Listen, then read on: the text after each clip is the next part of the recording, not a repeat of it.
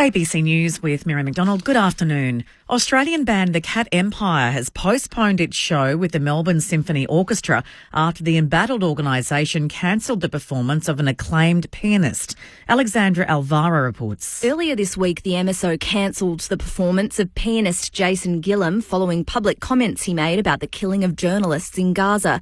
Since then, musicians have passed a no-confidence motion in the organisation's board, prompting an independent review. Now, the Cat Empire has postponed its shows at Hamer Hall next week in collaboration with the MSO.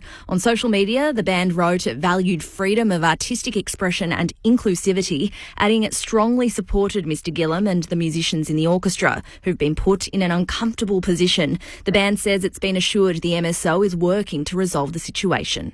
Staff at Victoria's largest public health service have been told to conserve IV fluids where possible amidst a global shortage. Melissa Brown reports. In a communique to staff seen by the ABC, Monash Health's Chief Operating Officer advises staff that a worldwide shortage of IV fluids has resulted in constrained supply across the organisation until the end of the year. In the meanwhile, she asks that teams implement conservation measures. They include restricting use to administration rather than wound flushing or eye irrigation, and reviewing patients' prescribed IV infusions, switching to oral administration as soon as appropriate.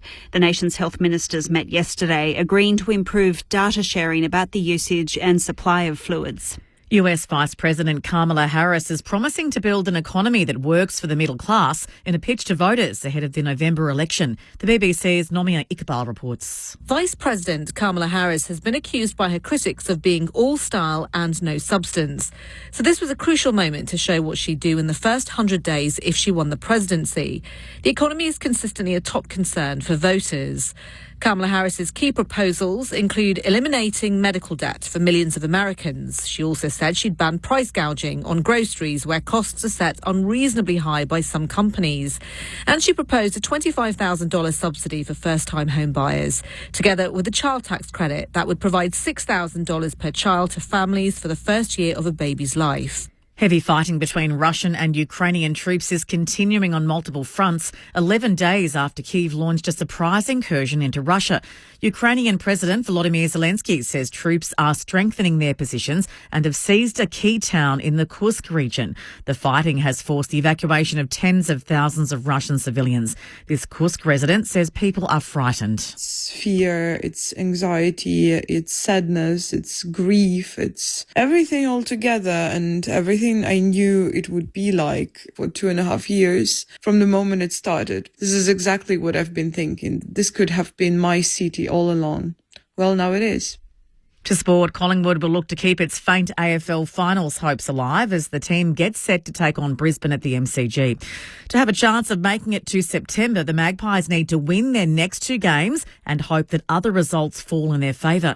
The Lions will receive a boost ahead of the grand final rematch, with forward Eric Hipwood returning from injury.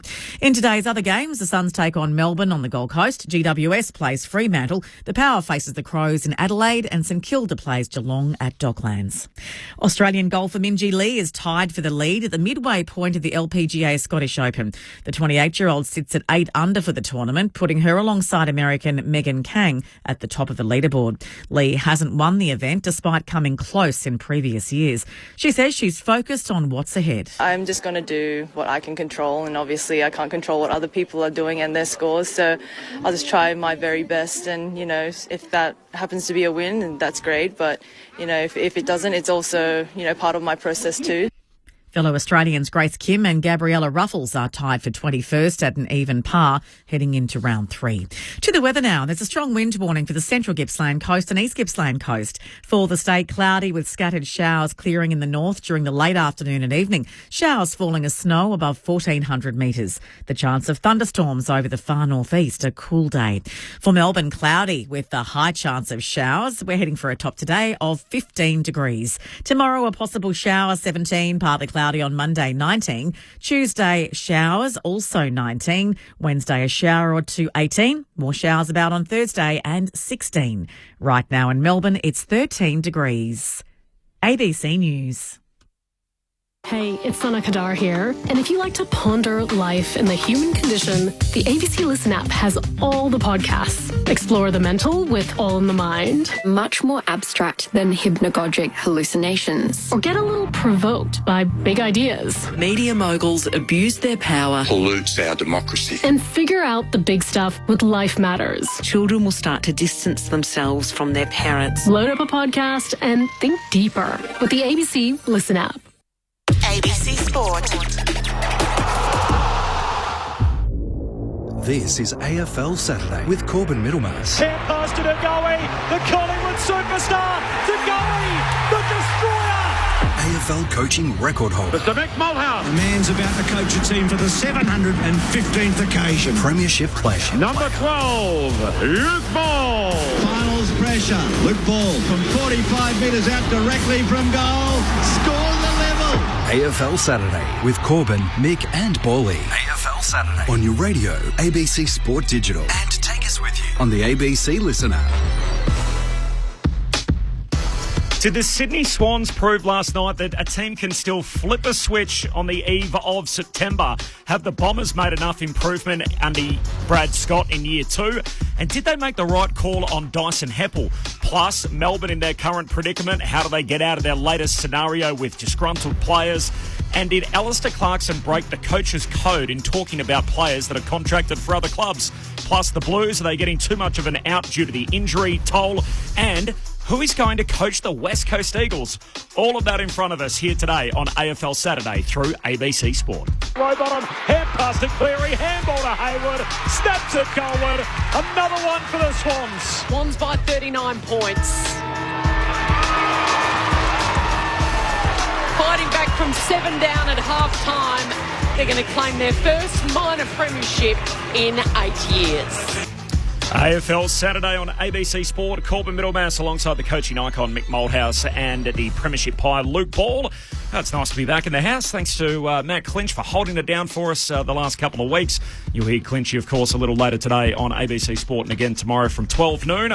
We've got a whole lot to pull apart today. First of all, Luke Ball's here. Hello, Bally. Welcome back, Corby. Great to see you back and a job very well done too. I haven't had a chance to pick apart your 3 weeks, not in Paris, but let's just pretend you're in Paris for the time being. You were caught up in the. I was in an undisclosed location in an Olympics hub. That's right. Yeah, but called it like you were there. So well done. But give me your highlights. Good to have you back. You're a big sports fan. I loved it. I miss it. Yeah, I loved it. What was great? It was great to be able to turn it on, and with the kids too, particularly my 8 and 9 year old. It was great to. Without that age where they're starting to like sport, but even sport aside, just even for them, it was about all the countries and the different colour flags coming together, and it does feel like it's one of the only things at the moment that can really galvanise the pretty sort of volatile world, isn't it? So, but yeah, the performance. I mean, watching the best in the world at anything, I think is fantastic. Even breakdancing, we won't mention that, but. I love the sports that you wouldn't watch. I mean, the swimming's fantastic. I'm a track and field guy, but the sports that you wouldn't necessarily watch, or you wouldn't watch year in year out, the skateboarding, our BMX riders, that was magnificent, wasn't it? So many great stories, and actually, I mean, even the women's marathon to finish it all. Yep. What an unbelievable way to finish. Incredible. I can't wait another 4 years. Can we have it every 2? It's going to be amazing, isn't it? What did you think, Mick? Nice to see you again, the coaching icon himself, Mick Malthouse. Corby, hello, Bally, and all our listeners. What did I think of the Olympics? Yeah. Just outstanding. You know what I was really taken by, more so than probably anything, was the story behind the stories. So many of them. And this is a little lesson to a lot of young kids out there that, and I know my granddaughter, she broke a leg and she's had some nerve damage to her leg, so she's really upset about that. And I look at some of the things that these athletes have been through, and what it does, it galvanises their thought process to go forward and be bigger and stronger and better. And some of the remarkable stories. Now they're the gold medal winners, but there's competitors, just straight out competitors that finish 8th or PB'd or whatever. And it's quite remarkable how much time and effort and what they've overcome. And it's extraordinary. And I take your point, Paulie. I think it's one of those things that can actually unite the world. It makes people feel good. And yet you mightn't win a gold medal in the 100 metres, for instance. We're not going to win that in the athletics. Just to watch it, or the 1,500 metres, or the 10,000 metres, it's brilliant. And well done, Corby. I've only heard great stuff, and I, as I said, I think you're one of the best going around. So it's a credit to you guys. So well done. I appreciate that, Mick. It was a whole lot of fun, and we're lucky enough to work with Bruce McAvaney there as well, who, of course, is one of the best who ever dealt. So, give us your highlight. So don't worry about us. I mean, I did. I had the cycling portfolio, so I did that along with the basketball and the boxing. So the cycling campaign was excellent. We were really bad in Tokyo by Australia's standards. I must say really bad, but it was the lowest return in terms of medals since Moscow in 1980. So to win as much as they did was awesome. So men's team pursuit won gold. Grace Brown won gold in the women's road race, but Saya Sakakibara in the BMX racing was a great story. So her brother had a tragic injury with a fall in BMX racing. She too had a horrific crash at the Tokyo Games, and to put all that behind her, and in the last 3 years has become the best in the world, and then takes the pressure of being the world number one into the Olympic Games, wins all of her races, and ultimately claims gold. So that was probably the highlight for me in her personal story. Boxing, how'd you go with the boxing? Best campaign since Rome in 1960. So they won 2 medals, both bronze. Yeah. Still without an Olympic champion in boxing in Australia, which first competed in that back in the sort of early 1900s, so it's been a long while. Did you call it the big heavyweight one? Yes. And he got beaten before the finals, didn't he? In the quarterfinal stage, so just before he was guaranteed a medal. But he lost to the guy who ended up winning gold. And did he? Big Huckalov, he's unbelievable. But we could digress all down this path and the Olympic chat. Before we move on any further... Our coach celebrates a birthday today on Saturday the 17th of August. So happy birthday, Mick Moldhouse. Sorry, Coach. Happy birthday. Thank you so very much. Yes, it's been a lot of phone calls this morning from my children and grandchildren, so it's been brilliant. He's done his best to try and keep it under wraps, so we thought we'd bring it out into the open. And what I've done superbly here through the first 7 minutes of the show is we've avoided talking about Essendon. I see what he's done there. It is time to get into that. Of course, Friday night footy last night and all the fallout. We will get to the issues relating to Melbourne, the North Melbourne Footy Club, and of course, in particular, Carlton and their injury woes as we progress on the program. 1300 558 222 is the talkback number, so 1300 558 222. I'll be keen to hear from some Bombers fans this morning about where they feel the improvement has been in year 2 under Brad Scott and whether the Bombers are still headed in the right direction. But we'll start with the Swans and how they did it last night. So we're probably sitting there thinking at halftime, gee, this hasn't gone too good bally for either team, and whether Sydney is still the yardstick in the competition. Felt like after halftime they flipped the switch, and when the game was there to be won, we saw their firepower on show. Yeah, it was a hard watch. Mick, you were there from the TV screen. Yeah, I thought they played like a bottom six side in that first half.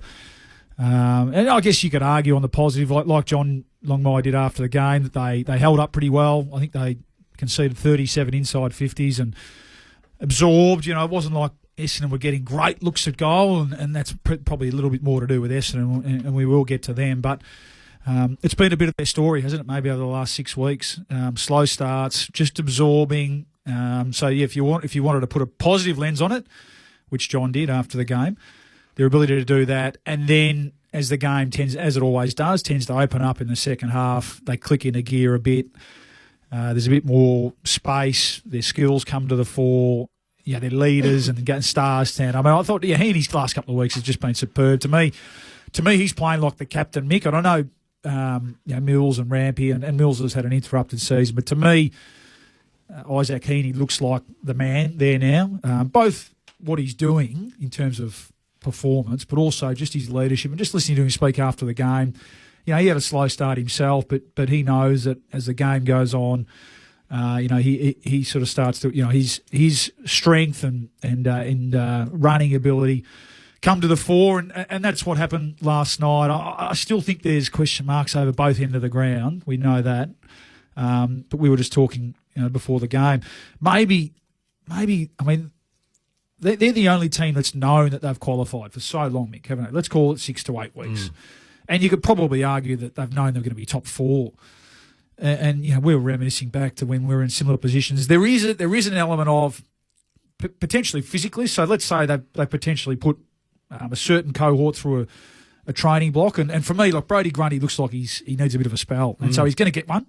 But he looks like he's labouring at the moment, and one or two others in that boat. Others are in that boat. And then there's just the mental, even if it's 5-10%. where you're sitting around waiting. You know you're there. You know you're qualified. So the season's too long, Wally. Yeah, well, we know. I think we say that every week, don't we? Yeah. I mean, this has been the longest season ever. So this is almost a season where you don't want to qualify too early because it's hard to stay up. You've got to stay up, and it started early March. So let's see. So I think to answer your long-winded way to answer your question, the second half we saw signs of their running power, their beautiful skills, and their efficiency going forward. Will next week be a full dress rehearsal, given they've got the weekend off after that? Yeah, we'll wait and see. Yeah, I totally agree. Just a couple of little stats. And I know stats are very dangerous because Essendon had more possessions, looked like they were going to have more inside 50s, may well have. Dylan Shield. I like Dylan as a bloke. Second quarter, 11 possessions. What come of it? Not sure. Third quarter, when you really need players to stand up against an onslaught, he had 1. And guess who had 12? Heaney. So there's the flip over. There's a midfielder getting 1, another one steps up and gets 12. I think he had 14 or 16 or something last week against Collingwood in the last quarter. So they're the ones that are missing from size. I'm talking about a no name here because there's no name. It's the type of player that goes missing for Essendon, for the Dogs, and I know Bontempelli's outstanding. Don't. There's no question about that. But something happens to sides when they get 5 or 6 kicked against them. And let's go to Brisbane last week. 4 goals, 7, 11 shots to 1. Last quarter, GWS take a bit away. Who stands up? That's my only doubt about Brisbane going further this year. Again, is that when the chips are down, who stands up? Heaney is standing up, so they can tick that box. You know who else stood up? And I reckon this is going to the death knell of maybe one of their players. Parker jumped in. He said, we don't need him. All of a sudden they find out that they do need him. I was never a buyer of that. He was always going to... I'm just saying broadly, he was always going to feature, wasn't he, in the second half? I think he had to prove he could feature. So the fact that they put him in the forward line for a start off to see if he was a defensive forward, he kicked 2 or 3 goals.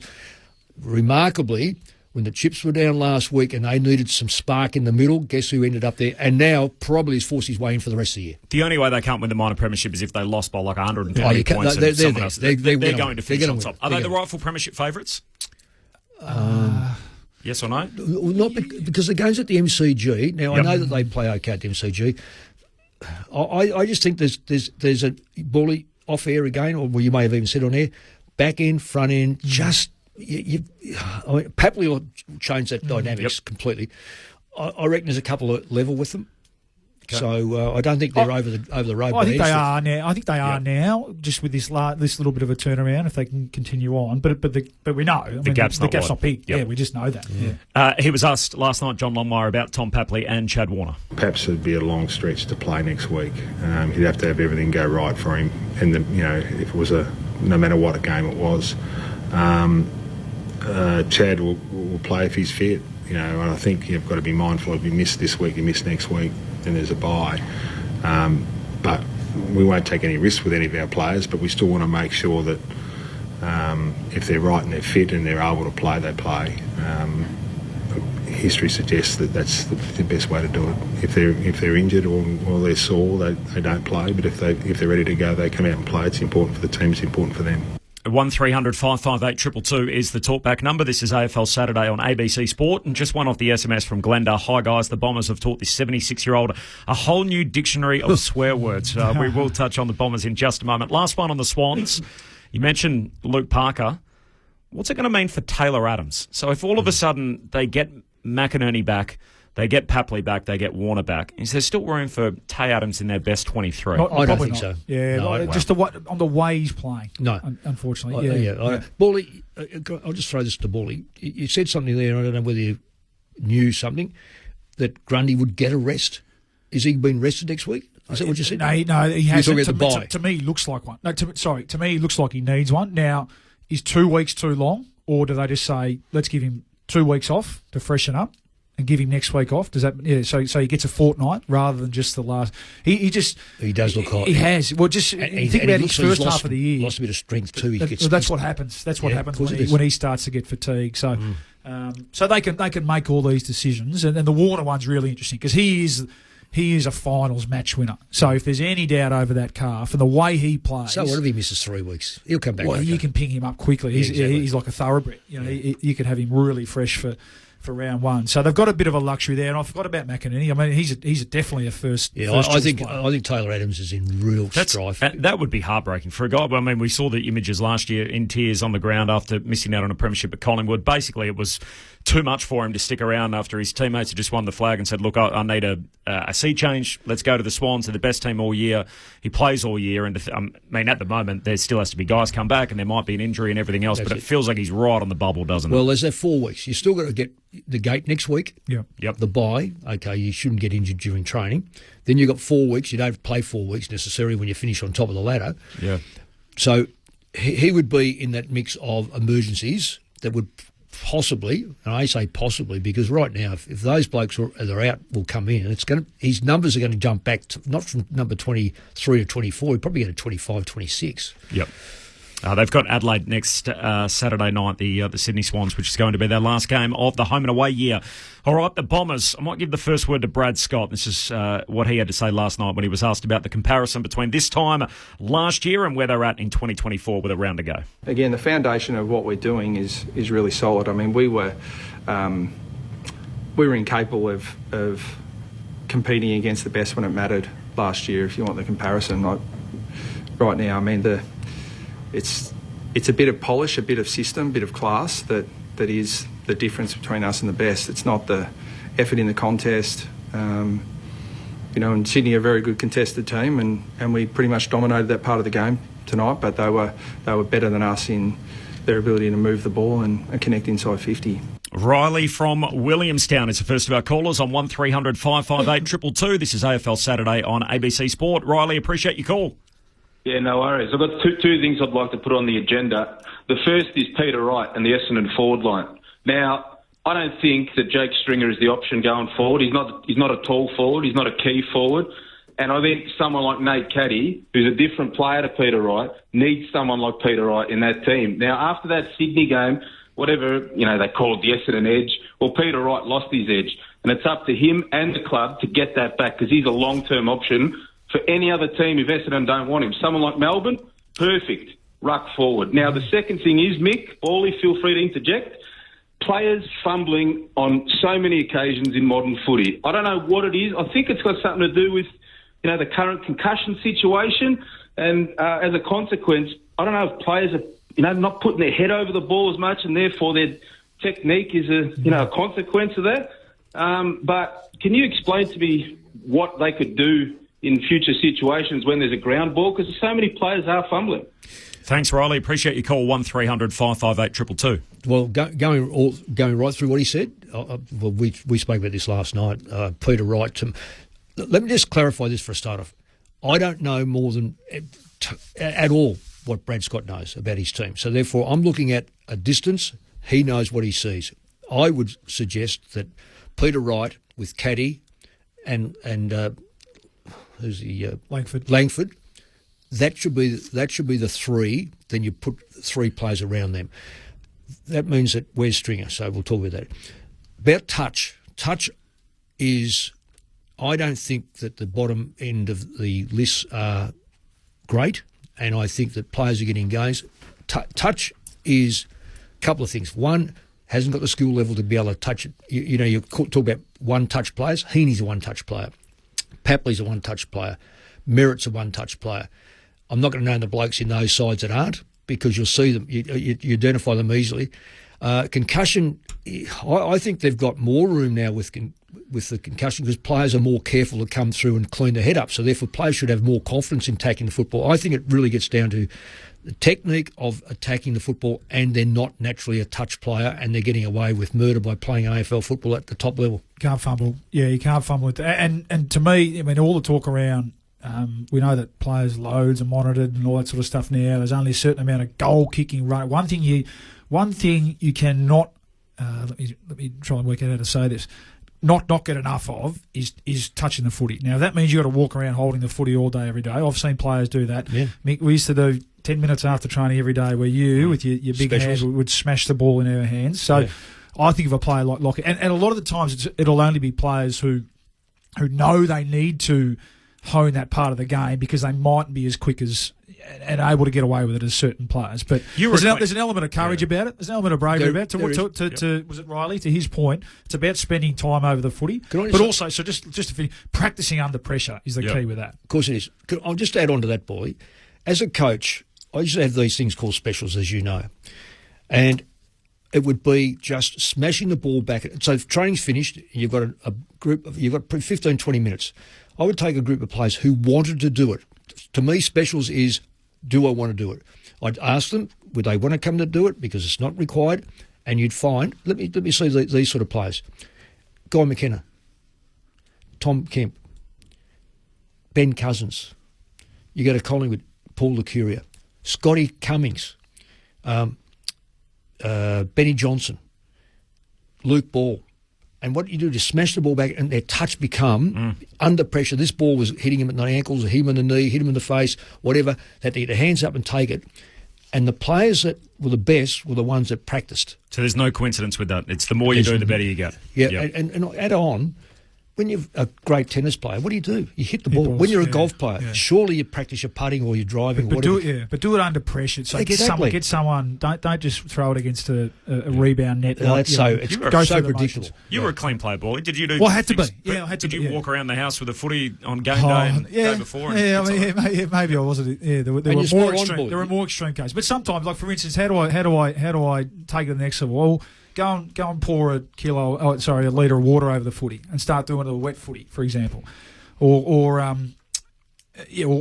someone buffet you. Yeah, that's right. That's the key. Do it under pressure. Anyway, it's an interesting observation, and it's going to come to the fore because in finals games there'll be moments if you fumble, and everyone has, but it can cost the team the game. But the Essendon forward line, that's an interesting discussion as well with Peter Wright. Mixed messages coming up in just a moment. I get the feeling that'll all tie together beautifully there. The talkback number is 1300 558 222. The big talking point leading in last night was around Dyson Heppell, the long-time leader at the Essendon Football Club. Brad Scott again was asked about it post-game last night and the fact that he wasn't afforded a farewell game at home. Dyson's been very, very clear that his decision to retire, a big part of it was, he talked to me about when someone has come through and is ready to take his spot and perform, that he would know it was time. We've had discussions for 4 to 6 weeks, but I mean, he is as strong as I am on our seasons. We were still in the contention. We pick our best team, and that's what we did, and that's what everyone would expect us to do. Now you're basically out of contention. You're considering the next week and a farewell game. Yeah, potentially, but that's. We're dissecting this one first. They get it right last night, the Bombers? Where do I sit on this one? No, I think let's start with they win last night. They're in the 8. Yep. So you got to pick your best team. Now you just said before, Mick, Brad knows his players better than everyone, and Bombers supporters. I haven't watched him as closely. I mean, I thought Dyson's first half of the year was terrific. He was playing that halfback role almost back to the future where he started playing really well. Now, you could probably sort of assume that he's referring to, say, Archie Roberts when he's talking about is a young player coming through that's going to benefit from that spot. I mean, you put Dyson Heppell on that side last night, they don't go any worse. We know that to be the case. So then it's just a bit of, and we know that Brad's not a. He's got a good ability to take emotion out of it, doesn't he? So Nick, I haven't landed on the spot. I mean, first and foremost, terrific career, terrific person, a great Essendon person, and had his moment, I thought, on the boundary line. So is that enough, or did he have to play for them to be able to send him off properly? That's sort of the question, isn't it? If Brad Scott rang you during the week and said, Mick, what do you reckon I should do? Do you think I should play this week? Yep. For this week. The one just gone. And basically said, hey, should I play Dyson Heppell or not? What would you have told him? Okay, so you got a 2 week, you got an opportunity to break into the 8. It became very evident last night, and I should have picked this up a lot earlier, that Dyson Heppell, number one, is a great bloke, outstanding person, in fact. Looking at Essendon last night, I thought, I cannot believe how slow they are. Slow of foot. Not only slow at moving the football, they are horribly slow across the back line and the forward line. Dyson goes into that side. He does not improve that one little bit. Would I play him next week? Yes, without a doubt, because they're gone. But last night, at half-time, well, put it this way, one kick to go at three-quarter time could have been within 2 goals and momentum shifts again. That's how close they were. So... Oh, they should have been 4 or 5 goals up at yes, half-time. and we would be saying, "Oh, look at this! Essendon have won the game, and they're in the 8. They're in the 8 now. Their destiny's in their own hands." But that's not the case. It's a bit more of an issue because they play in Brisbane next week. Yeah, if they had a game at the MCG, we'd be talking about the media narrative around this, though, was entirely predictable. Like, as someone that works in the media, I'm also an Essendon supporter, so I'll just put that out there on Front Street. But it felt like if they had played him last night, the whole conversation would have been Essendon don't have a hard edge, soft underbelly. They're just affording games to players that are legacy pieces. They're continuing, the Essendon 34 and these guys that have had a hard time, and they're still giving them everything right to the end, even with their season on the line. And then if they don't play him, culture's terrible. They haven't done the right thing. It just felt like they were on a hiding to nothing last night. They did the right thing. The narrative around I Dyson think Heppell. so too. Yeah. I think he plays next week. Okay, it's in Brisbane, but Brisbane will give him the send-off. He's universally respected. You heard Luke Parker say that after the game. So he had a lovely moment before the game down on the boundary last night for supporters. He'll play next week. He'll get chaired off, as he should. And I think he gets the send-off he deserves. 1300 558 222 is the talkback number off the SMS. Essendon's first half was incompetent, but they made an effort. When that fell away in the second half, that's when the despair sets in. No celebrations even when they scored. That's from Peter in Balaclava. Yeah, that's true. From Mark in Barwon Heads, don't get too carried away with Sydney. They've beaten teams placed 11th and 10th in the last 2 weeks. Happy birthday, Mick, from Mark. And from Pete in Ballarat, g'day all. I saw some of the stuff last night that would be keeping Horse Longmire awake. For the first half, Sydney had a heap of passengers, so just I agree with that. Sample off the SMS. Absolutely, yeah, I agree. Just to tie off Essendon, and it's the first time I think we've really heard Brad concede that there's a class gap. I think, I think he's been consistent on effort, and I agree with him. I think, okay, it's fallen away, but in terms of foundations, I think things that Essendon have been criticised in the last few years, really around contest and really essentially, are they tough enough to defend or win contest? I think they have improved it. So I think that is a good foundation for next year. It was the first time last night we really did admit, and the caller alluded to it there. They're just low on class. Merritt got held last night. He's their class player. You mentioned Dylan Shield. We love Durham. We love Caldwell. They give you their heart and soul. Well, but there's a class gap. So when the whip's cracking, Heaney goes to there. Warner didn't pass on, and without Merritt, that's the difference. There's a gap. Stephen from Launceston's the next of our callers on 1300 558 222. Hello, Stephen. How are you guys? I'm a Pie supporter, and I thought like last week we were okay, but as Mick said, take one thing off. You take your mind off the game for 1 minute or 1 second. Golden goes forward and kicks that goal, but Sydney didn't look that crash out last night. And just one thing on Dyson Heppell, would he have been as good as Sam Weideman last night? Yeah, different positions, but and that's the argument now. Yeah, and again, haven't watched Essendon as closely as their supporters and Corby, you might have, but that's the easy one now. Or could he have at least been sub and Jai Menzies? Take those points. In a way, I think there was last night's game and the week before against Collingwood quite similar. In a sense, when we talk about the class, really it was Warner and Heaney that elevated in that last quarter. Nick Dacos was pretty well held and then really dropped away from Collingwood's point of view. So at the moment, that's how they're doing it, and that's the concern for the Swans. Is that forward line of Amadi, McLean, McDonald, is that a premiership team winning forward line? Likewise at the other end, can McCartan and Melican and Rampy hold up against the Geelong, against GWS at their best? Thanks, Stephen. Appreciate your call. 1300 558 222 is the talkback number. This is AFL Saturday on ABC Sport, and it is now time for Mix Messages. On AFL Saturday. What do they reckon? They come to play marbles or football, or think they sat in their cars waiting for the game to start and go out there? This is Mix Messages. Yes, well, I'll clarify everything I'm saying by saying I don't know inside the football clubs, but this is an observation from outside.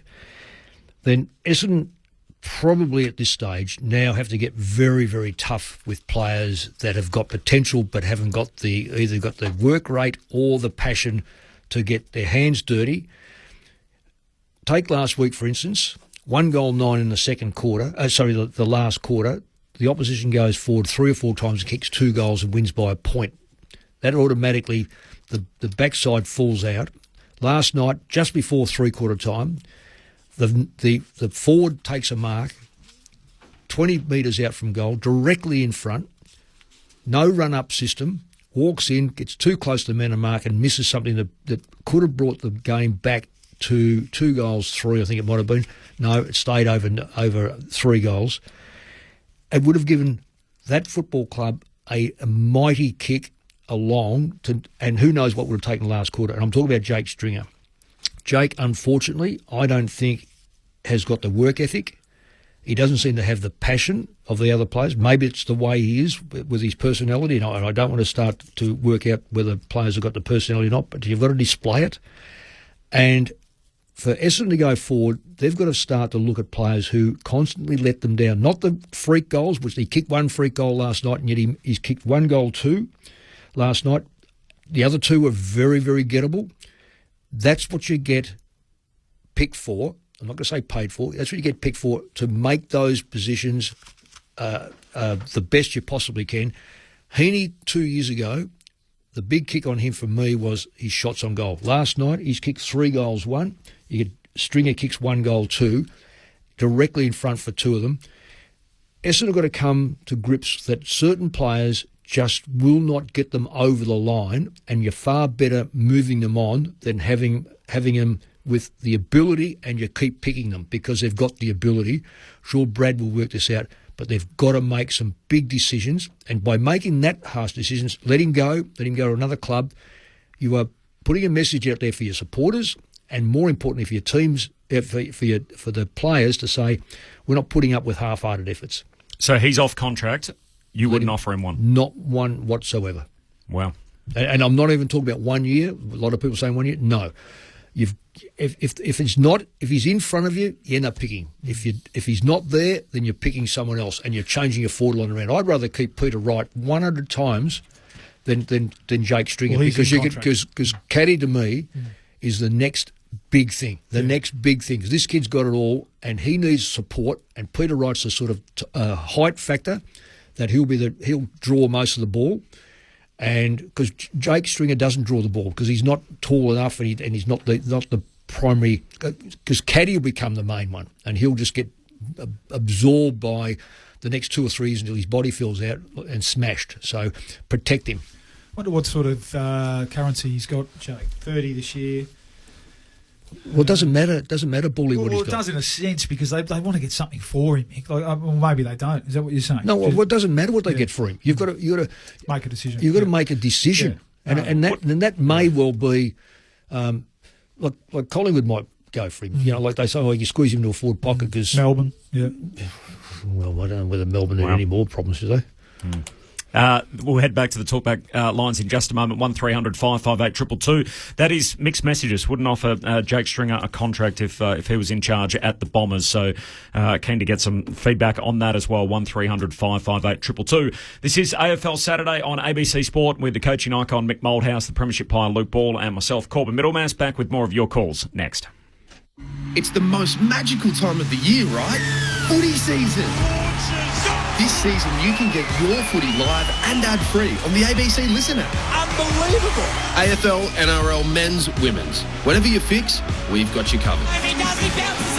Every goal, try, mark and tackle, called by ABC Sport's expert commentary team. A wonderful goal! Game, set, bingo! 100% pure footy, live and ad-free on the ABC Listen app.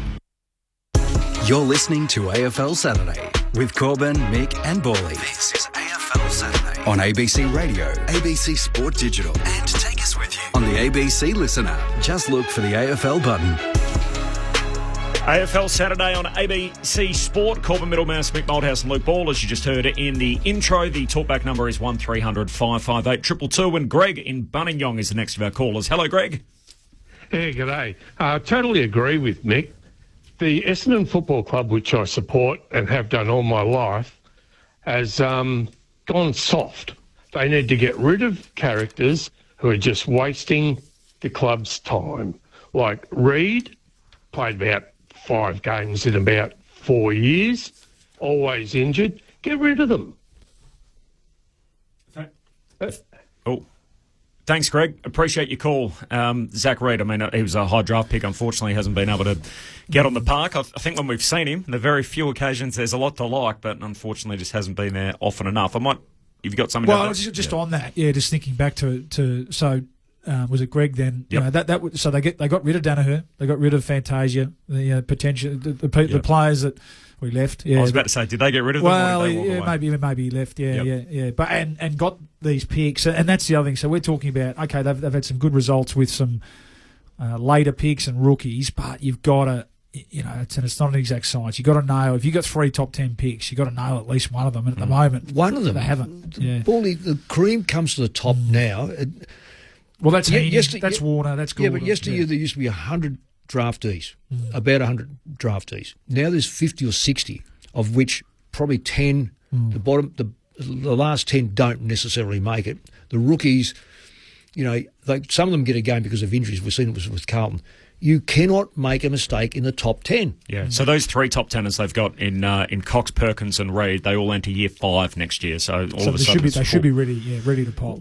Ready. They should be well and truly established. Brian from Thaguna is the next of our callers. Hello, Brian. Hello. Fire away, Brian. Yeah, look, just a question on fumbling the ball. I think they're more worried about getting rid of the ball before they've got it. It's not a bad shout either, too, Brian. I mean, we know that these days you could argue that the tightening of the holding the ball rule, perhaps, some players who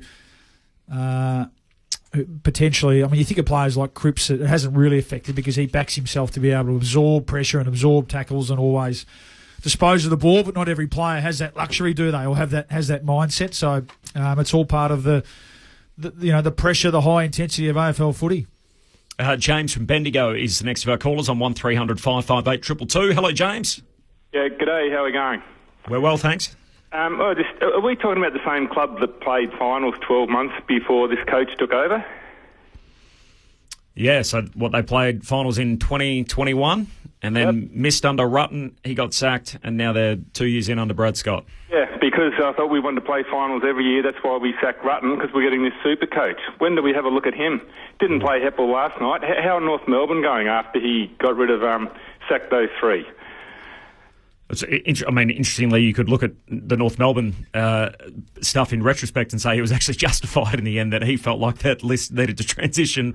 They disagreed with him. They went down a different path, and that ended terribly for them. And he probably had the best days at North Melbourne in the last 15 years while he was coaching there. But I don't know. I mean, what do you guys think? You guys obviously know it much closer than I do. But I like Brad as a coach. I don't feel like that's the biggest issue at Essendon at the moment. No. I think Essendon need to.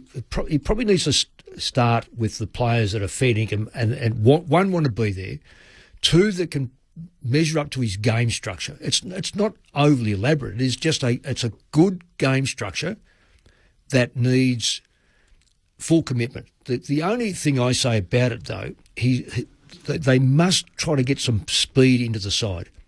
And I'm not talking. Speed of the ball is one thing, leg speed's another. Last night they were horrible with their speed. Now I know they had a few injuries, but they do lack the running power off the back line, which most good sides have, because they clear the football out of the back line. They put the ball quickly into the forward line. In today's football, if you can go over a line and put it in one-on-one in the back line, you've got a chance. If you go slow, they get in behind you, 2v1, or they block up the channels, the ball inevitably comes back. And that's what happened with Essendon last night. And over the last 7 or 8 weeks. So if it's the off-season you're looking at, and they're looking for one thing in particular, you're looking for speed. Speed. Without a doubt. Speed and kicking. Like good kicks too. That stood out last night as the game went on. I feel with Brad. I mean, he's been there 2 years. He's got to change a whole lot of cultural issues at the footy club. Yeah. People have moved on all over the place. They've got a president that is on message. I was impressed with Dave Barham. We spoke to him a couple of weeks ago, saying the same stuff Brad Scott's saying. And I think you can hear the frustration and the pain in Brad Scott when he presents. Exactly. I feel like he's the right guy for the job. But the problem that he's got there, and that everyone at Essendon's had, is the fans are impatient. I mean, it's been 20 years. They're carrying around this huge burden. They want success now. And unfortunately, as you guys know in footy, there's no shortcuts. You can't just hit the accelerator button and all of a sudden, catapult 2 years down the road. Unfortunately, you've got to have a plan. You've got to tick all the boxes on the way through. And that's, I think, the area that Essendon's at the moment. I think also, without totally knowing, but hearing through the grapevine, their coterie groups are very strong, very demanding, don't necessarily overly support. They might put their money in, and because they put their money in, they think they have a right of telling you how to pick the side or that sort of stuff. I've been at a football club like that. It's unhealthy. If you've got to let the baker break the bread. He's the coach. Give him a chance to work the system. He's going to next year have a new recruiting manager. The one that was there for so long was picking the same sort of players year in, year out. Did it serve them well? It served Sheedy well, but it hasn't served Essendon well in the last 20 years. So, and I only say about the Sheedy thing because they're all tall players coming through. Tall is great if it can win the football through the middle, and we've seen Hawthorn this year with their tall mids who are hard at it, change the dynamics of Hawthorn, have now gone from losing the first 5 games to now inside the 8. There's no coincidence in regard to the type of players you need to pick today's football. This is AFL Saturday on ABC Sport. Corbin Middlemouse alongside the coaching icon Mick Moldhouse and the Premiership Pie Luke Ball. Your calls on 1300 558 222. The big story of the week has again been the Melbourne Football Club and the reports from Tom Morris on Channel 9 that Christian Petrarca's disillusioned and that if he was off contract he would be requesting a trade. He's still got many years to run on the deal that he's just recently signed. It coincides with the fact that Clayton Oliver is done for the year. He's gone in for surgery. Clearly his year never got going after the off-season troubles that he had and was a lesser version of the player that we've come to know. Angus Brayshaw retired, was forced into retirement in the pre-season. There's been interest in Jack Viney from the North Melbourne Football Club, and Alex Neil-Bullen has asked for a trade back home and looks as if the club is going to grant that request to get him back to South Australia despite the fact he's got 2 years to run on a contract. Simon Goodwin fronted up at his midweek press conference. He was asked about Petrarca and Oliver in particular. Here's a little of what he had to say. Clayton Oliver and Christian Petrarca will be at the footy club next year. I can guarantee they'll be running around in red and blue jumpers. They're much loved players for our footy club. Clayton's a great story in a lot of ways for our club in terms of the challenge that he's gone through and where he's got to as a person throughout this year. And we're really proud of the work that's been done in that space, the care that the club's shown, where he's got to. And now for Clayton, it's about getting him really healthy from a football perspective and getting him back playing to a really top-end footy. And I've never seen someone that's more determined to do that, and he'll be a part of our footy club for a long time. Bawley, they're questions that just haven't gone away. You look at their last 2 games at the MCG and they've had less than 18,000 in attendance at both. Issues around culture at the footy club, and now you've got commentary through Christian Petrarca and through the media, basically, that's been aired. How deep do you think these issues are at Melbourne? And if you were involved at the footy club, what do you do? What's the first step to try and clean some of this up? Because it feels like the same discussion that we were having about Melbourne over the summer has continued right throughout the year, and ultimately it's resulted in a 10-win season. Yeah, and it snowballs, doesn't it, when you don't get the results on the field. And they've had some bad luck. And in some ways, I mean, it's a bit of a burden of winning the flag a few years ago. Don't you listen to Glenn Bartlett, though? What did he say? Go back through what Glenn Bartlett has said over the last 4 or 5 years since he was moved out. And he's on the money. Everything he said, he wanted to save the football club and he wanted mass change. He wanted to change the dynamics and also the culture that was in there. You win a premiership, everything gets smoothed over. Well, all of a sudden, the cracks have started to open up and appear, and all the denial you can possibly have has not changed the course of what's happening at that football club. So I feel that what they should be doing is looking at Glenn Bartlett and saying, well, okay, what do we need to do? How far do we have to dig? How far do we have to cut? And what's the club look like when you've done that? Doesn't sound like that's going to happen, though, anytime soon. Well, it may well happen. They may be forced in a position like that, Paulie, because this is a disaster happening at Melbourne at the moment. Is it a disaster? Hey, what about Houston? Is it a disaster? Yes, it is. It is a disaster, Paulie. You've got a player like Houston who said, yes, I'm going to come to Melbourne, and all of a sudden he starts to get wind of what the club is really like.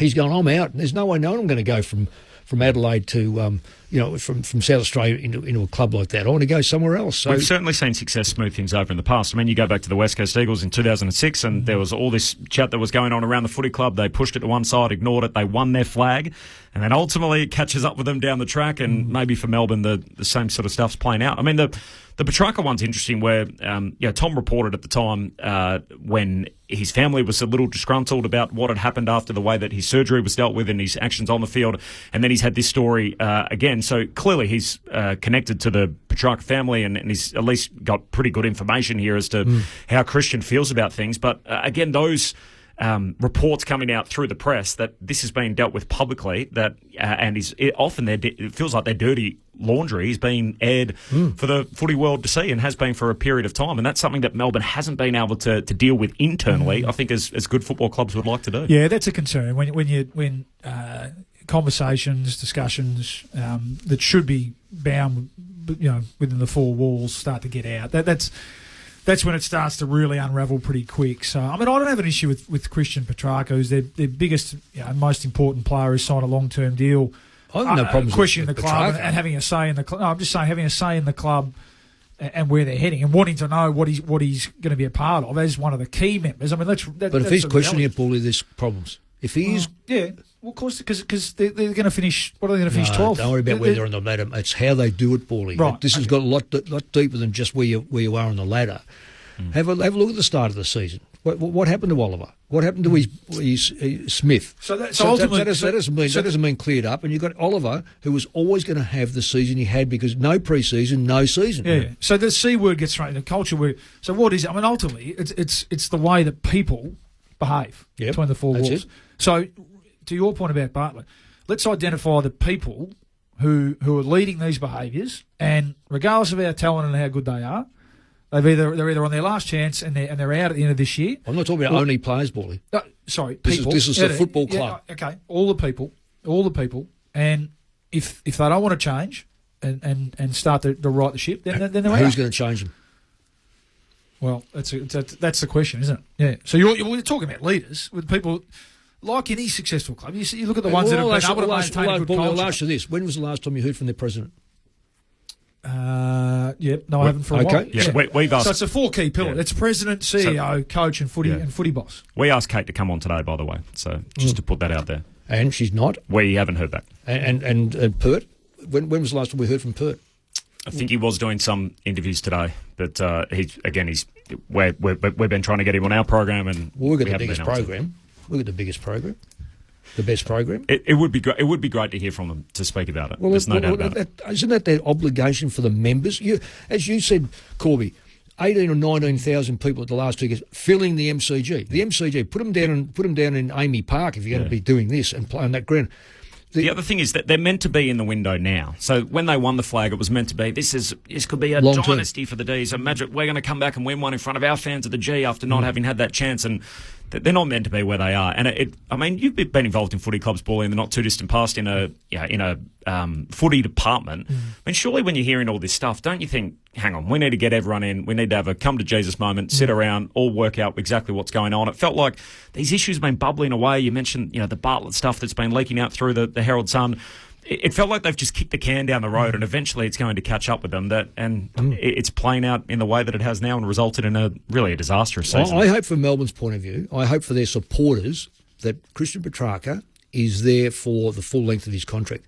I hope that Clayton Oliver wakes up to himself, gets this operation done, gets a good pre-season in, and gets back and aid one of the best blokes you'll see in football, who just carries that football club.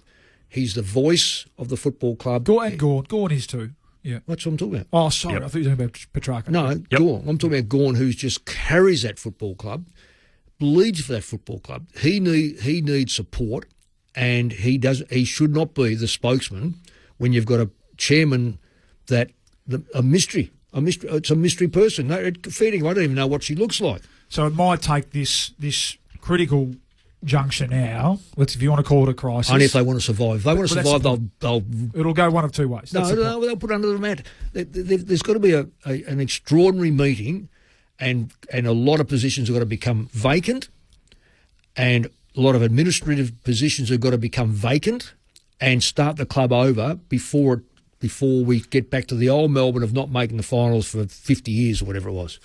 Off the SMS, we'll get to a few of those in just a moment. There's also, here we go, one from on the Demons here. Melbourne have had a dream list, yet Goodwin's stale and failed forward game plan has been persisted with for 3 years. Perhaps some players are now saying they might need to move clubs to achieve another premiership before their time is up.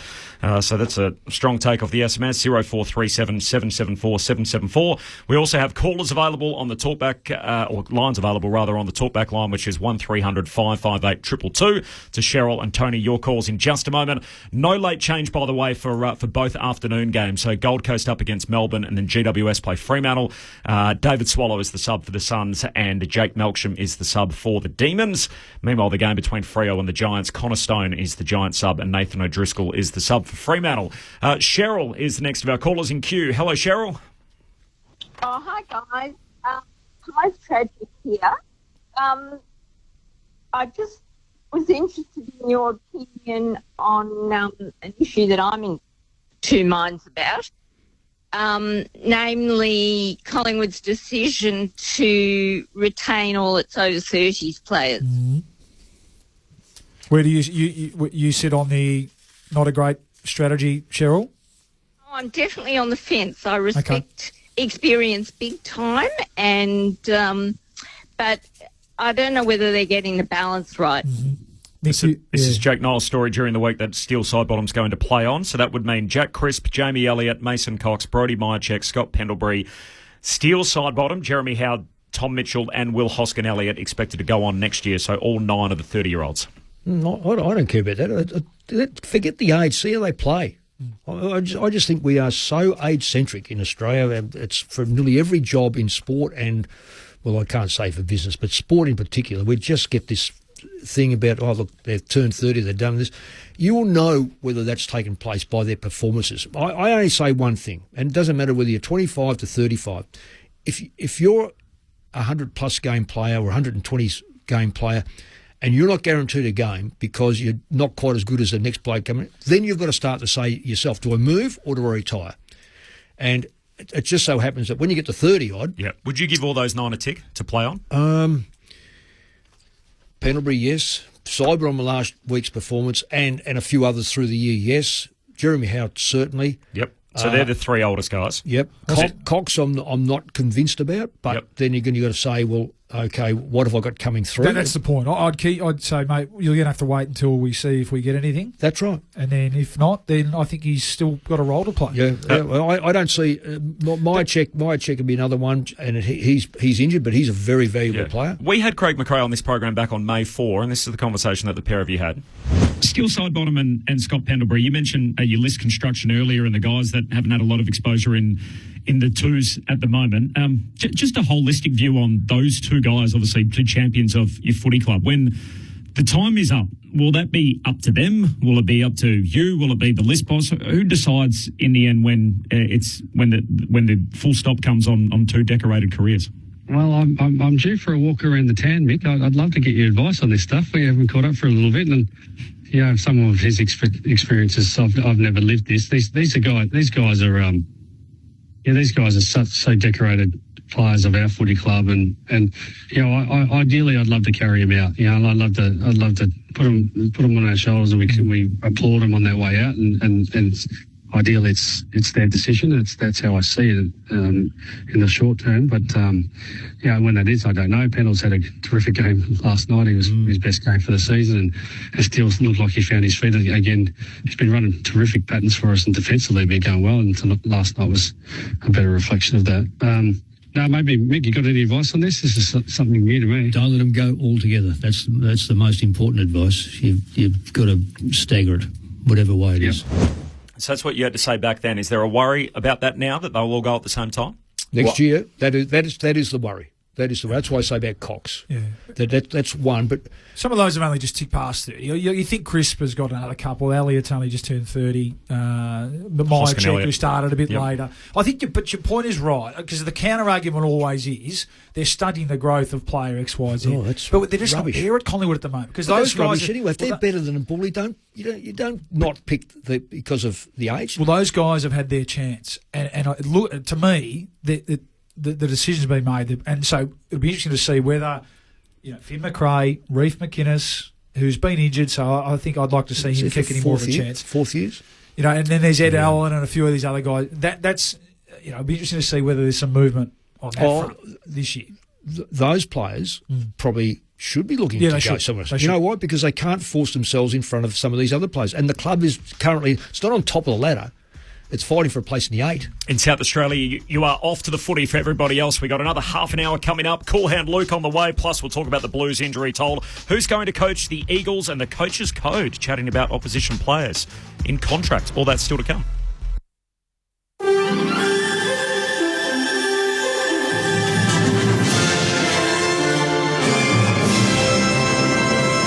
ABC News with Satyam Weinstein. US President Joe Biden says he's optimistic about the prospects of reaching a Gaza ceasefire and hostage release deal. Mediators are due to meet again in Cairo next week to potentially finalise an agreement. Mr. Biden says they're closer than they've ever been to reaching a deal. I don't want to jinx anything, but as my grandfather said, the grace of God, good little neighbors, a lot of luck. We may have something, but we're not there yet, so keep your fingers crossed. The World Health Organization is calling on wealthy nations to stockpile the Mpox vaccine amid fears the virus will continue to spread. The Sweden and Pakistan have become the first non-African countries to record cases of a new strain of Mpox, which has killed hundreds of people in the Democratic Republic of Congo. Bavarian Nordic produces one of only 2 approved Mpox vaccines. The company's CEO, Paul Chaplin, says they can provide enough doses if public health officials place orders. We can supply up to 2 million by the end of the year, but decisions need to be made very, very soon. We're already in mid-August. So it's not like they can come in a few months' time and say, OK, we'll buy those doses. We need to know very, very shortly what we need to produce this year because vaccine production takes time. U.S. Democratic presidential nominee Kamala Harris is vowing a crackdown on price gouging if she wins November's election. Ms. Harris has outlined her economic priorities in the state of North Carolina, promising to lower the price of medicine, housing and food. She says big companies took advantage of the COVID pandemic to increase their profits. My plan will include new penalties for opportunistic companies that exploit crises and break the rules. And we will support smaller food businesses that are trying to play by the rules and get ahead. A global shortage of IV fluids is prompting Victoria's biggest health service to conserve supply. Alexandra Alvaro reports. Manufacturing issues and unexpected increases in demand have caused a shortage of IV fluids worldwide. In a letter to staff, the Chief Operating Officer at Victoria's Monash Health asked staff to adopt strategies to conserve IV fluids. They include not using the fluids to flush wounds and eyes and reviewing patients' prescribed IV infusions. It's estimated the shortage will last until at least the end of the year, with a national urgent response group agreeing to meet weekly until the situation improves. The president of the New South Wales Liberal Party is hoping to secure an extension after a blunder jeopardised dozens of seats in next month's council elections. The application forms for about 140 pre-selected Liberal candidates hoping to run in the local elections weren't lodged by the deadline on Wednesday. The ABC understands Liberal Party President Don Harwin has asked the New South Wales Electoral Commission for a 7-day extension. There'll be a statement later in the day about my application to the Electoral Commissioner. Otherwise, I'm just happy to be here to be taking part in the selection of our candidate for Epping, and we look forward to the campaign. Why should you keep your... The Queensland Government has announced new funding to provide children with digital devices for school. Around 140,000 free devices will be provided to Queensland's most disadvantaged schools at a cost of about $152 million over the next 3 years. Education Minister Di Farmer says the new funding's in addition to about 42,000 devices that have already been provided since 2020. She says families shouldn't have to choose between their children's education and basic essentials. We know a lot of families are at that point. So we can't have haves and have-nots amongst our kids. We've got to make sure every child has access to an online education. Police are investigating the alleged sexual assault of an inmate at a correctional centre at Lithgow in the New South Wales Central Tablelands. The ABC understands it's alleged up to 4 other inmates were involved in the incident on Wednesday afternoon. A man's been charged with murder over the death at Stones Corner in Brisbane's east. Police were called to a unit at Vine Street yesterday morning for a welfare check and discovered a 61-year-old man dead inside the unit. Investigators believe the death occurred as a result of an altercation a week earlier. They arrested a man on the Sunshine Coast last night. He's due to appear in the Maroochydore Magistrates Court on Monday. An Australian golfer, Minjee Lee, finds herself tied for the lead at the midway point of the LPGA Scottish Open. The 28-year-old sits at 8 under for the tournament, putting her alongside American Megan Kang at the top of the leaderboard. You're up to date with the latest from ABC News. Get more news at any time by downloading the ABC Listen app. WORDGURU. Out of Tim Minchin, Zoe Coombsma and Tom Gleeson, who's best at spelling? Does anyone really give a hoot about spelling anymore? Based on the international hit series, join Guy Montgomery and Aaron Chen, challenging Australia's top comedians in a brand new contest of skill. It's like mixed martial arts, but with words. And no martial arts. Guy Montgomery's Guy Mont Spelling Bee. Watch them squirm. Stream all episodes free on ABC iView. You're listening to AFL Saturday with Corbin Middlemass, Mick Malthouse and Luke Ball on your radio, ABC Sport Digital. And take us with you on the ABC Listen app. Just look for the AFL button. No late change for the Saturday afternoon games. David Swallow and Jake Melksham are the subs for the Suns and the D's. They go at it coming up next. And the other game in the same time slot is a juicy one. GWS up against Fremantle. Connor Stone and Nathan O'Driscoll are the respective subs there. Off the SMS, so 0437 774 774 from Prue. Hello, as a member, I want to hear from Petrarca and from Roffey. She is absent from duty and it goes on to say, and that is pathetic. Petrarca needs to speak about the allegations, are they true or not? Roffey needs to stand up or step down. Shame, shame from Prue. Thanks, Prue. Appreciate that. From Mike, Corbin, let's get a better fixture. Then we will turn up. Footy in the daytime, please. So not happy as a Melbourne supporter playing the night games. Melbourne have a dream list yet. Good. Oh, we read that one about Goodwin's game plan, critical of that. I'm a fanatical demon, and I can say that the time I felt the best about the off-field leadership was when Peter Jackson was at the club. Hi, gents. When you have Stephen May telling Jake Melksham you're not a premiership player, then there is something wrong with the culture. Of course, that was a report that came out obviously after their little dust-up that we heard about. So there's just a little sample of a few Melbourne supporters off the SMS. The talkback number is 1300 558 222. We'll just pivot for a moment off the Demons. Some of the other big stories of the week. The Carlton Footy Club. So they had 28 fit players to choose from to put their 26 in. They will have 6 forced changes. They are outside of the 8 as it sits at the moment. But is it giving the Blues too much of an out to just focus on the injury concerns as to the fact that they're likely to miss September? Well, the injuries happen, and I've never seen a side lose 6 players in one game, and the quality too. Oh, absolutely! 2 key forwards for a start off. So I don't know. I think the public and the press have all made a thing of this because it is such a rarity. So I don't think Carlton are going out of their way to go, oh, look, this is stopping us. In fact, they've been the opposite. They haven't said a great deal at all. They've just got on with it and said, we'll name these players and go for it. I like Michael Voss's up front. Here we go. Yeah, we know what's in front of us. We're going to see if we can win this game of football. He said that this week. He did. Yeah, so I applaud Vossi.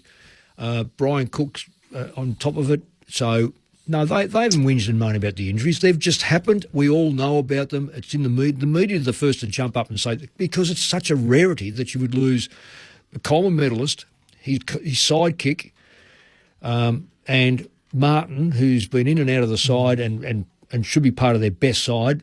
And two players collided. One broke his collarbone, and the other one did his hamstring on the same incident. I mean, that's just such a rare thing to happen. Is it the reason they're not playing finals, though, the injuries? Yes, it is. It is? Yes, I do reckon it is. Yep. Reason they're not playing finals. By the way, they can still beat West Coast tomorrow, and then they're live going into the last round. They will have a team tomorrow that is actually more reflective of North Melbourne in terms of the amount of experience per play that they're going to have. So it goes to show just how much it's not it's not the reason they didn't beat Collingwood.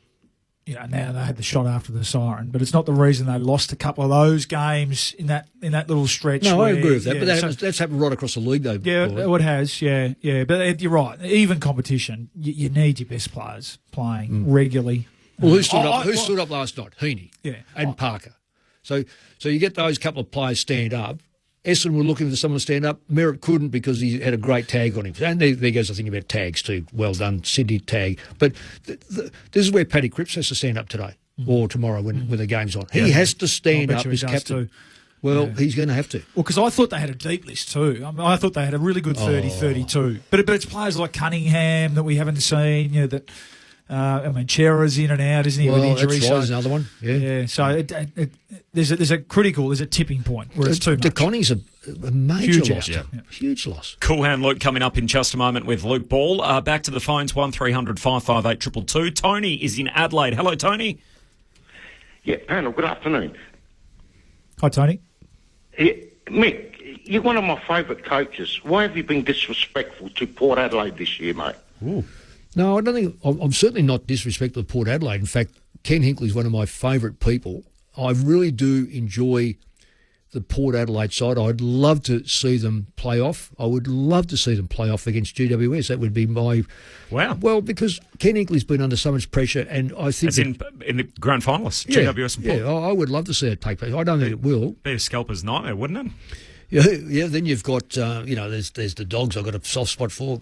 Collingwood probably won't make it, blah, blah, blah. Anyway, so, no, that is incorrect. What I try to be, in this CT, I try to be as factual as I possibly can. I don't think the forward line stands up, this is Port's forward line stands up against the better back lines going into a major final, and I say that Butters, Rosie and Horne-Francis are fantastic when they are allowed to be fantastic, but struggle against sides that put a bit of pressure on them, and I'm talking about one tagger there, and I reckon their back line has improved dramatically with their kicking ability that gets them out of trouble, and I reckon that's the difference between them, the way... This is what gives them a hope this year is their back line. So, no, I am anything but against Port Adelaide. In fact, I so much enjoy Ken Hinkley's as a bloke. Yeah. Does that answer it for you, Tony? No, okay, Mick. Just hear me out, please, Mick. Can you hear me out? Let's go. Okay. Mick, I heard you 5 weeks ago going through the top 8 teams. Port Adelaide was 6, and you dismissed them. Not a word on them. Why? Probably because I'm living in Victoria. No, I would have been. Blame Corby because he cuts me off. I don't have any control whatsoever over this microphone. He's probably cut me off for the last. I probably spoke with the first 5, did I? And the 6th, 7th, and 8th were. No, well, have a look at that now. Have you changed your mind? No, I haven't, unfortunately. So you still don't have them in the top 6, Port Adelaide? Yes, I have them in the top 6, but I don't have them in the top 4 because I think they'll get beaten last round. Yep. And that's in Ballarat. That's a very difficult... It's in Fremantle. Yep. Oh, so that's in Fremantle. Sorry, that's in Fremantle. And you know what? I hope I'm wrong, but I think Adelaide might get them... Wow. Because Adelaide got... It's a bad saying to say they've got nothing to lose. They have got a lot to lose, Adelaide. But Port have got a lot more to lose. I think this game will determine whether they make the top 4. They've got to get over the line. Appreciate your call, Tony. They've won their last 3, by the way, Adelaide over Port, so they've got good recent history against them. This conversation just sort of piqued my interest during the week. This was from SEN, where Kane Corn's chatting to Alistair Clarkson, the coach of North Melbourne. Do you want Jack Viney?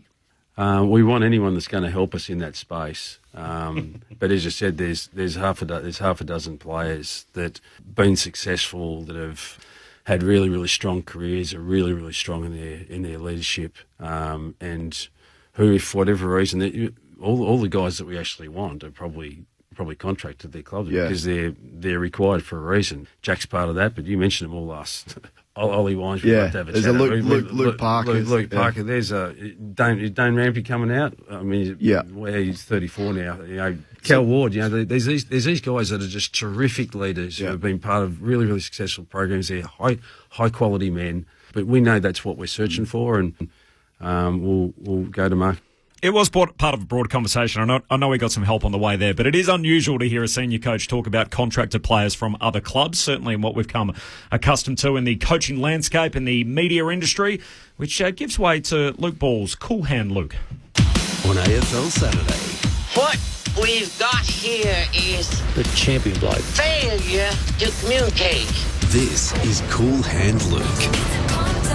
Well, got to cue the tempered outrage at four-time premiership coach Alistair Clarkson talking about players from other teams and the fact that he'd like them to play in this team. And even Craig McRae had a little snipe at Christian Petrarca's discontent this week, saying he'd look good in Collingwood jumpers. Now, Mick, I'm a bit like you said before. I'm certainly not a passionate footy fan in terms of that tribal passion that I had as a kid. So maybe I'm being a little bit ignorant saying, but I had no problem with that. And I think I actually didn't mind it. And I think I'm wondering whether as an industry, and there hasn't been a huge fallout, but there's been a little bit of outrage about Alistair talking about other clubs' players.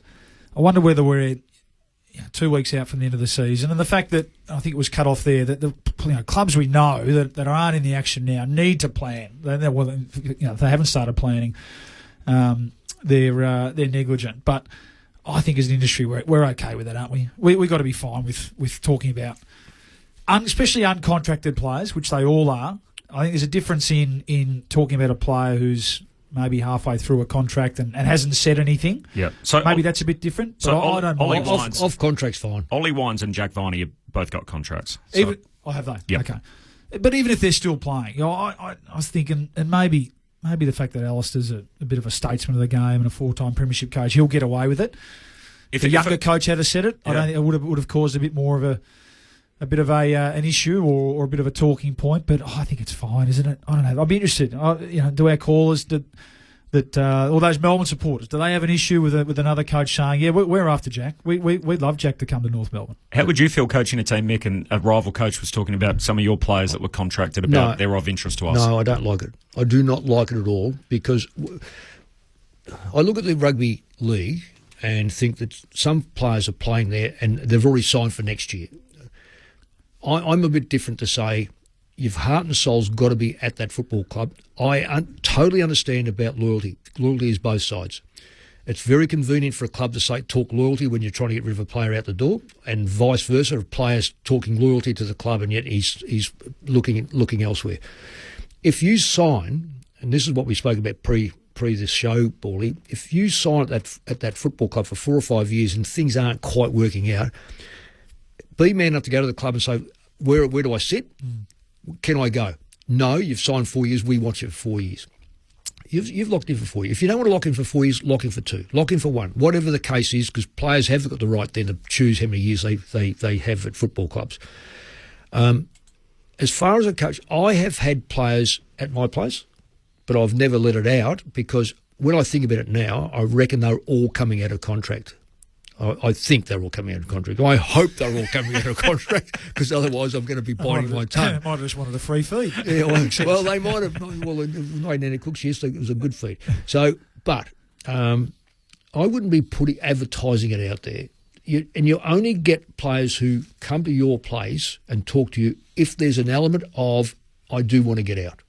Because otherwise you say, no, I'm quite happy. Once you find out they're happy, you move on. I'd love to do a whole show on the people that Mick's had over his house, the players, and just the nature of the conversation. Mick's dining table. Everybody knows what you're there for. You're there to try and recruit them to your football club. But at what stage of the dinner does the conversation actually come up? They walk in the door and you say, right, do you want to come to Collingwood or West Coast or whatever? No, you've got to hit it right between the eyes, verse up. Straight up. Do you want the meal or not? Right. So the conversation is, this is what we're here for? Well, no, they haven't come along to have... We're not talking about the weather to look at the view or the nice Olympics or whatever. They know full well that if I've already spoken to them through their manager, that they've got a legitimate thing to say. So you're selling the club as soon as they walk in? I'm selling the game plan and I'm setting it up to say, this is... Because if you're going to get a player in, you've got to get a player in where you are going to put him and he has to know this is what I want, and this is what these are the ramifications. You're going to be playing here. You're going to have him behind you, this in front of you, and you're going to be asked to do. If you're going to come here, you're going to be playing on James Hood. You're going to be playing on Matthew Pavlich. You're going to be playing. I'm not sure I want to be. So the obvious question here, Ball, is did you have this dinner? Is this how it went down? I didn't have dinner. I didn't get invited to dinner. So I must have been on the top tier. Maybe I was morning tea. Maybe I had a tea and scotch. There you go. So maybe that's, as you said, maybe that's a podcast for another day. Yeah, mixed dinner table. But correct. Just back to Alistair, do you think that the fact that North Melbourne are where they are and have been there for so long, that there's a bit more of an understanding that for him to talk about that, so this isn't a club trying to go from 6th to 1st, talking about, who's going to guess it, that there's a bit more of I can cop what he's saying there. It's a good point. And there's almost apart from, say, Melbourne supporters, if Jack Viney went to North Melbourne, or Luke Parker went to North Melbourne, that'd actually be it'd be done so with well wishes, and it'd be well received. And they're going to fulfil a very specific role, aren't they? Right. As a senior player, as a culture setter, they're not going there to top up to win a premiership. No, and that's what he's very clear with that. I'd also be saying that he's doing it so that the Larkies of this world are going, oh, look, I'm not going to be in the bottom all the time. I mean, I couldn't imagine being in a football club when you know full well you're 4 or 5 years off, really. But I don't know, 4 or 5 years is probably appropriate time. But so let's say 3 or 4 years, because players can't think time. Players only think immediate, and you're going, I should. Well, that's right. It's very difficult. So I can understand why he's looking for senior players to stiffen up the place. No late change for the afternoon game. So Gold Coast and Melbourne, while GWS will play Fremantle in Canberra. So we're off to different directions shortly. Back to the phones, 1300 558 222. Tim is the next of our callers. Hello, Tim. Yeah, this is to the panel and Mick. It's marvellous how you run down Essendon a few minutes ago. All those comments you said, you wouldn't have said that at round 8 when Essendon were flying high. No, not at all. Why would I when they're flying high? It's only when they've bottomed out like they have. Why waste breath on when they're going okay? If they're going poorly, what do you want me to say? How great they are? Because have a look at how poor they were in that first half, and they led by 7 points. Everything going for them, and they get smashed by not manning up, by not covering their man, by missing shots on goal. That's my job, is to evaluate. I'm not going to come away. Sorry, what's this? Tim, you there, Tim, I'm not going to come away at today and go, oh, geez, Essendon were fantastic at third quarter. They had 6 or 7 goals to 1 kicked against them. Hello. AFL footy, the facts change very quickly. Weekly. Even Brad said last night, 4 weeks ago is a lifetime ago. So, call it as we see it. That happens in other matches. Like Freo had Geelong the other week. Yeah, exactly. Don't worry, I didn't miss Freo either. You think it's too specific about Essendon? You're saying for players string and all them move on, and Moldhouse said, oh, well, Collingwood might snap him up and put him in the forward pocket. Well, if that's the case, why don't Essendon put him in the forward pocket? Well, that's where he's been for the last 5 years. Do you watch him, or what's going on? Hey, they chase Stringer to win a premiership, and that's the only way they're going to get a premiership. Hang on to Stringer till they do it. Okay. Oh, well, I'll tell you, he'd be 50. Appreciate your call, Tim. Thanks for that. John's the next of our callers. Hello, John. Hello. Fire away, John. Yeah, g'day, boys. How you going? Good, John.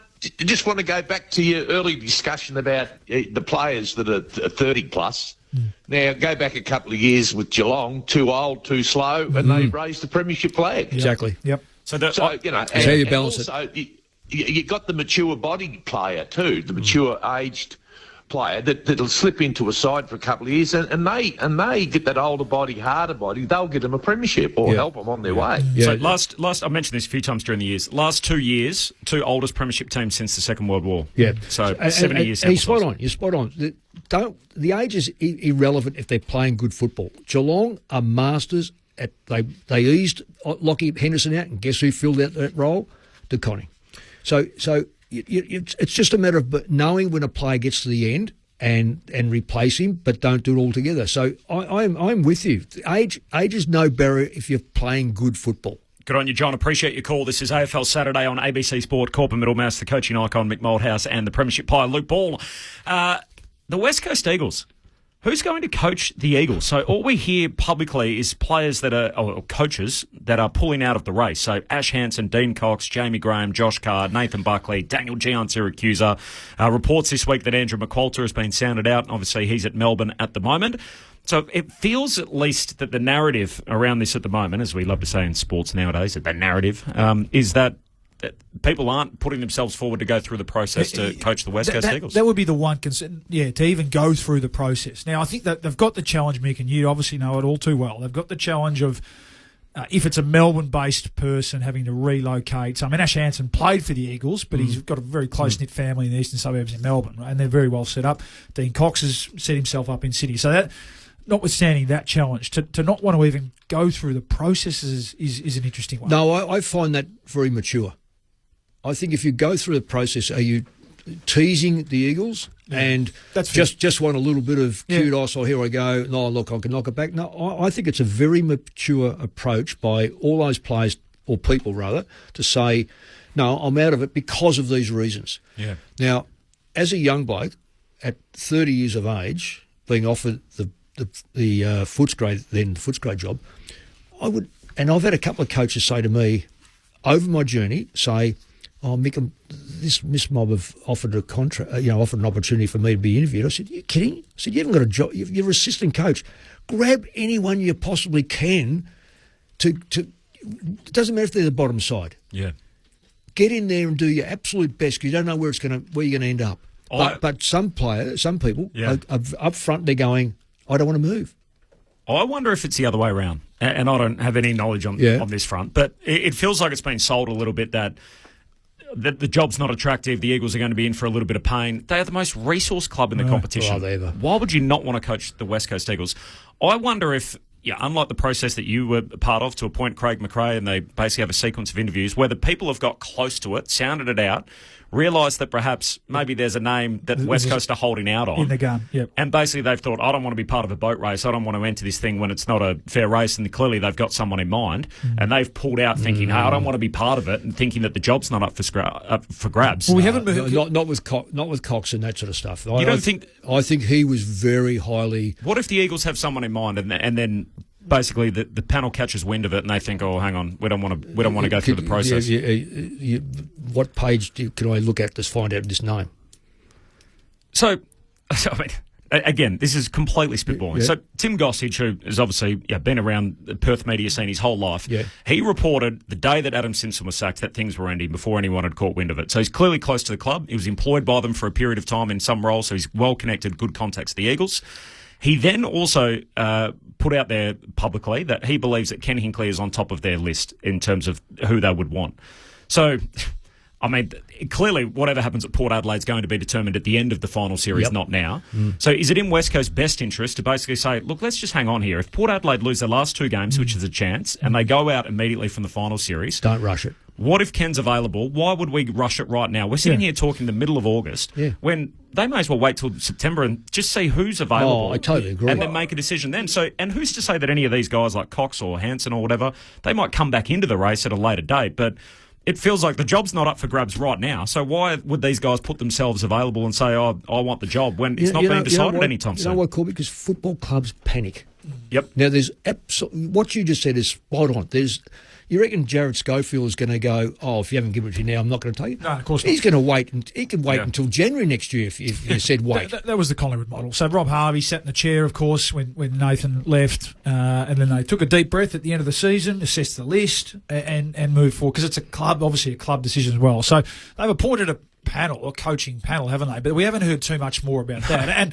and look, it's worked well. Jared Schofield's come in. They've got some life back into the team. The supporters involved. The only thing the devil's advocate would be, does it stop Tom Barrass from saying I'm out, or is that just fait accompli anyway? Is it regardless of who comes in? Does it give them a chance? They're still going to sign to talk Tom Barrass out. Yeah, of but they're still going to sign the document to say you're gone. Yeah. So wait. Yeah, true.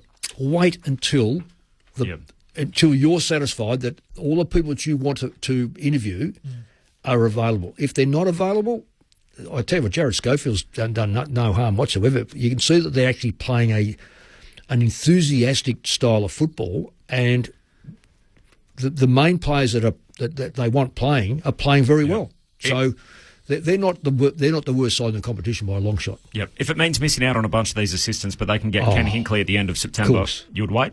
Oh, absolutely, you'd wait. Yep. Absolutely. This is what I just don't get about football clubs. Why they panic and rush things and then go, we've done that. Why do it? Yep. Why worry when of the 18 clubs, what have we got, 16 that are all set for next year or not? Well, it's going to be perhaps 17. 17, yeah. I don't think there's anyone else. No. We've got, West Coast. Yep. And you're talking about Port Adelaide. I mean, depending on what happens there, they've clearly seemingly got some sort of a handover process in the wings with Josh Carr. Hinkley's got a year to run, but I mean, hell, if Ken Hinkley is doing a great job at the moment, they keep winning their top two, they win their home finals, we might see them here on the last Saturday in September. Absolutely. Then West Coast certainly will be looking for somebody else. Or maybe not, Mick, depending on... I shouldn't just say that as if it's an absolute guarantee. One other topic, which we are going to run out of time here, but I did think of you, Mick, during the Olympic period when I saw Mitch Cleary's report that the AFL Commission is set to sign off on the wildcard game. Oh, good God. 7v10, 8v9. We call-out-looped it last week. Yeah, I'm with you. The season's long enough, isn't it? This is it. We're in it now. Love it. Yeah. I think extra content... It won't surprise you at all. Big fan. Well, that's the only reason. Let's be clear. That's the only reason. Two more it's not games. really to give other teams a crack at it. They've had enough. Yeah, I think. Yep. Do you know what? I'd love to do the demographics of that because I reckon that probably 45 above would say go away, and younger people may because it's Americanism. We're off well done, Corby. to the footy. Have a great birthday, Mick. Thank you very much. Happy birthday, Mick. I'll see you at the footy. See you, Corb. We'll be there for the grand final rematch a little later on. Up first, though, the Giants and the Dockers, and for everyone else, the Suns and the D's. Tune your mood with the ABC Listen app. Get swept away in a podcast. Do you do that? Oh, Richard, of course. Choose the news that suits you. I'm Sabra Lane, and you're listening to AM. Call live radio shows. So you were terrified? I don't know. Listening to your show got me through it. And find a playlist that moves you. Anytime, anywhere, every day. Life sounds better with the ABC Listen app. This is ABC Sports coverage of the 2024 AFL Premiership season. On ABC Radio. ABC Sport Digital. And take us with you on the ABC Listen app. Look for the AFL button. 2 wins and percentage from the bottom of the 8. Only optimistic mathematicians without a feel for footballing reality could tell you Gold Coast and Melbourne are playing for anything but pride in the final fortnight of their seasons. The Suns, though, were on the brink of a new club high. The D's, well, they need any positives they can find. So be the scene for round 23 action at Carrara. Welcome along, just as Melbourne run out onto the ground in their traditional deep blue and red. And a sun-bathed scene here. The heart's beating true for the Demon supporters that have come along today. And there's not a stack of them, not a stack of Gold Coast Suns supporters either. Perhaps both sets of supporters realise that their fate has been decided for the season. But what can they achieve in the next couple of weeks? Certainly the Suns, what's that new club high I speak of? Well, they've never won 11 games in a season. 14 years in, and they have never won 11 games in a season. These days, with the addition of Gather Round, there is an extra game to try and get to that stat. But at 10 wins and 11 losses, they've got a chance in the next couple of weeks to register, win 11. They won 10 games in 2022, 10 games in 2014. So they've equalled that this year in the first year under Damien Hardwick, but looking to exceed it either today or with their trip down to Melbourne to play Richmond next week. And what about the Demons? Well, the headlines have been negative. They haven't won a game since round 18, where they were in the 8 after their round 18 win against Essendon, but have lost to the Dockers, the Giants, the Dogs, and to Port since, even though 2 of those losses have been very tight ones by less than a goal. Quentin Hull and the team to take you through Saturday footy on ABC Sport. We'll keep you close to the game between the Giants and the Dockers as well. If you want to hear it, you can through the ABC Listen app. Look for the AFL Extra button.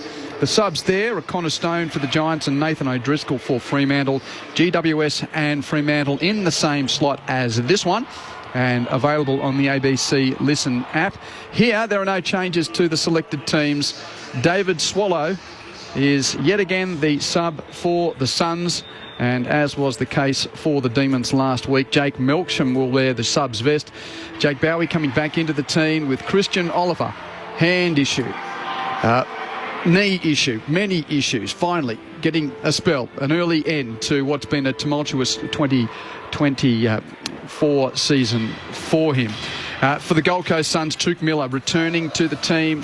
He's had a month out with a wrist injury, so he comes back in. Alex Sexton is omitted, and as is the case for the D's, they've got the same sub as last week. David Swallow was the sub in their 1-point win over Essendon. I'll be alongside Michael Price to call the action. Pricey, nice to have a reacquaintance with you after a couple of weeks on other issues. What a day for football. Yeah, this is magnificent. What a beautiful day it is on the Gold Coast. 27 degrees for everybody else around Australia, sort of enviously looking back into the glitter strip. A magnificent day for footy, just a few clouds in the sky. We've got the breeze blowing across the ground from the left as we're looking at it through to the right, and I'm just looking forward to a good contest. The Gold Coast Suns could give their home crowd something to celebrate with that 11th win of the year, Q, and quite frankly, apart from a couple of missed opportunities, they could be playing for their finals future if it wasn't for a couple of dodgy losses. Yes, and well, for the Demons as well, who have been well around the fight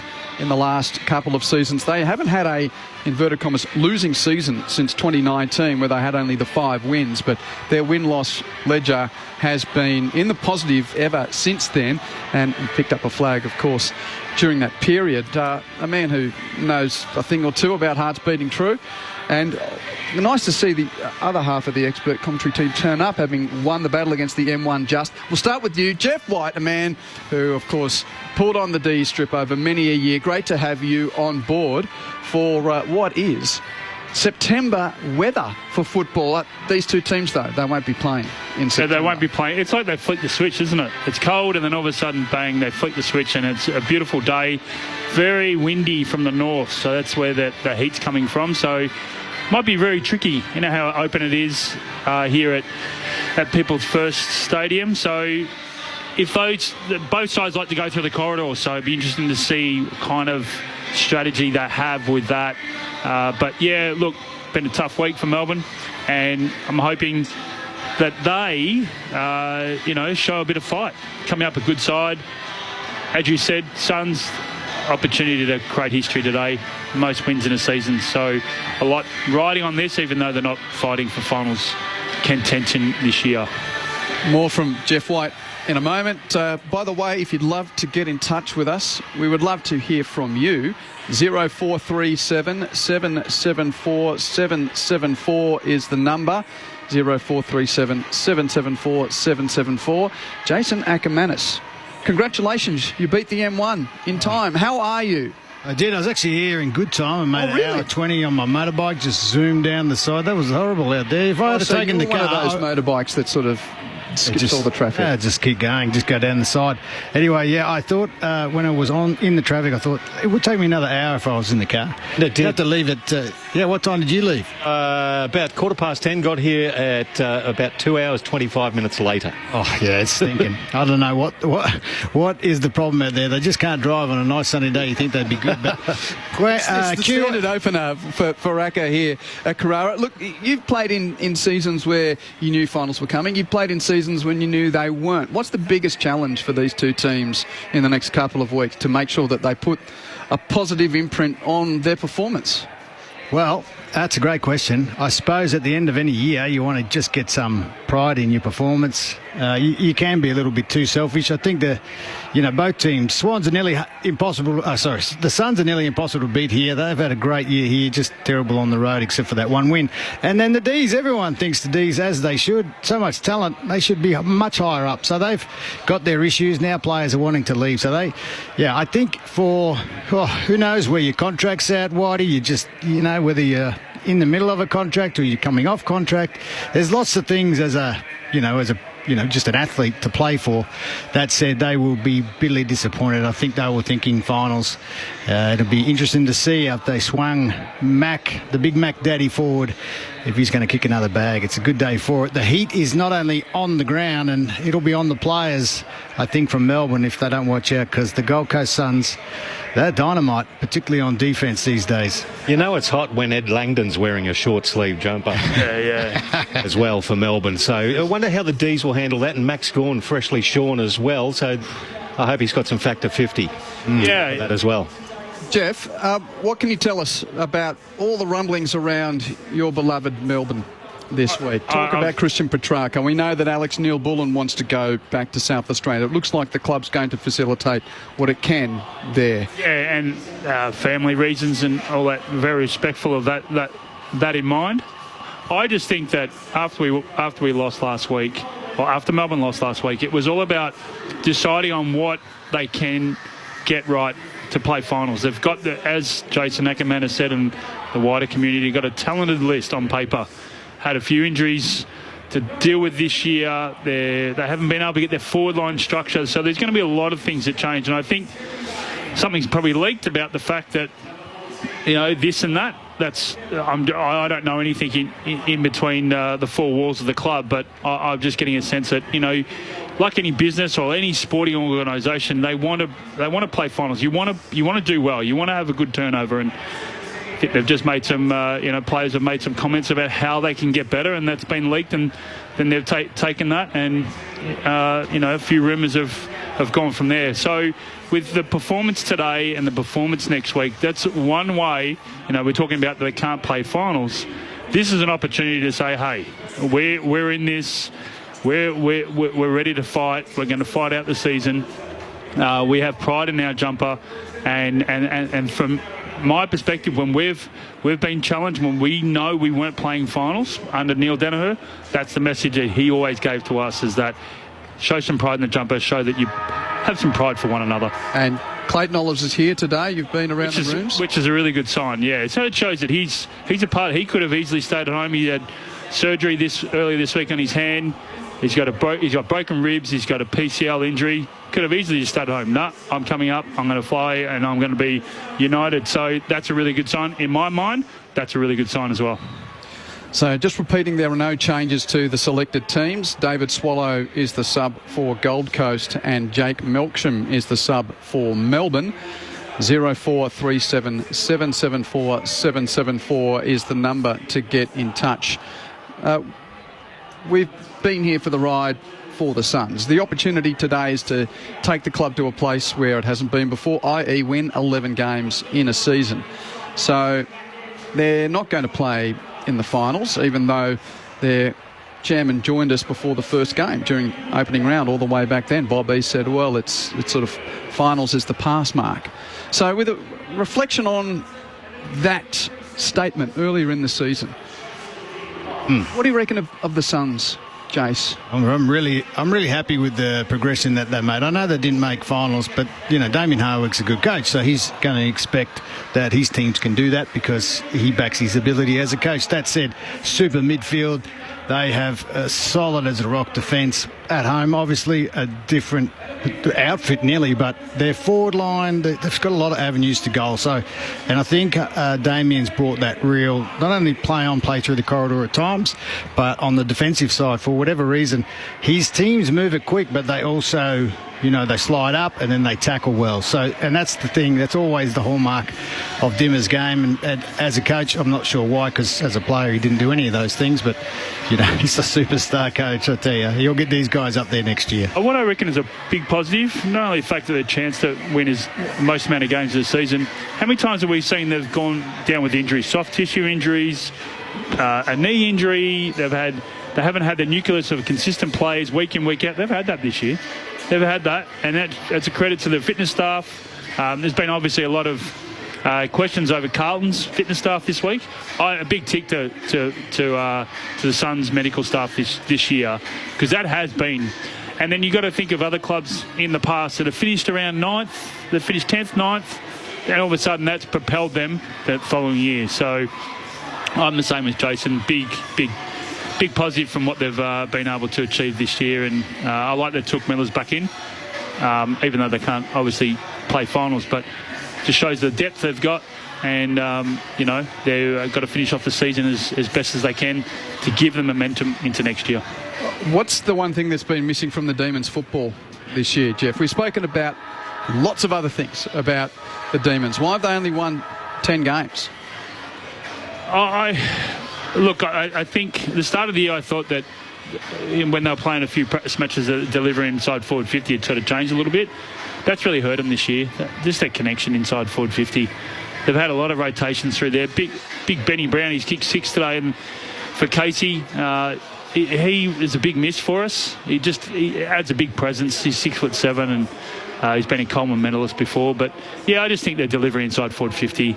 It was one of the things that they spoke about over the last couple of years, and it sort of was once again this year. They were winning out of the centre, not as clean as what they had in the past, but their connection inside forward 50, in my opinion, was a bit of a letdown. Yeah, I think, though, even the connection being terrible, some of the passes not that good, but I'd love to know how many shots on goal. I reckon they might be the highest percentage team that actually has set shots, and they weren't very good at that. So the other part of their game, they do get goals, that scrambly footy, the crumbs. They have a lot of that, but I'd like to see more of that, and I'd like to see more goals from midfielders and more goals on the run. I think they shouldn't rely on those big forwards to go back and slot them, because it's not always lock it in the back of the bank and you'll be laughing. Well, how many times do they rely on Petrarca to go down forward and kick 3, 4, 5 goals to win the match for him? So he's a midfielder. They certainly need to address that. On the SMS, Pete from Ballarat sends a nice text about our Olympics coverage. Thank you, Pete. Jeff White, haven't heard that name for a while, was my absolute favourite player as a kid. He's an unnamed texter here. Is that your mum? Send us your name and where you're texting from, please, on 0437 774 774. Brett from Canberra, who's a Blues supporter, text, "Hi team, is the problem with Melbourne similar to Carlton? Key injuries, rely too much on talent, not system, too slow and have trouble getting it into the forward line." Thank you from Brett, 0437 774. What do you think? Yeah. A little bit of a thought there? It's all of those things. But that said, they don't play enough fast, aggressive, outrageous footy. Who wins, Jose? Suns by about 3 goals. I'm going Melbourne. Michael Price, here's the opening bounce. It's a perfect one to start with, 2Q, as Witts gets it down right into the path of Rowell, tackled by the other tough nut in Viney. The ball escapes the lot of them now. Into the corridor, picked up by Gawn, shoots a handball over the top. Viney gathers, he's tackled again by Rowell. The two balls at each other early. It spills now into the hands of Salem, now coming out of the square.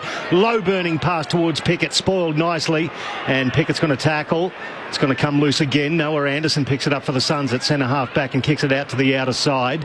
Holman in a big battle against Bowie. Bowie did well, got it out to Salem. They shoot the handball now to Langdon. Langdon a grubber handball towards Rivers. Just forward to centre wing. His short kick cut off there by the Suns, but picked up by Melbourne. They'll shoot it out now. Van Rooyen, 70 from goal. Loose handball, scrappy early. The Suns should get out here through Anderson. No, he's dropped it as well, Q.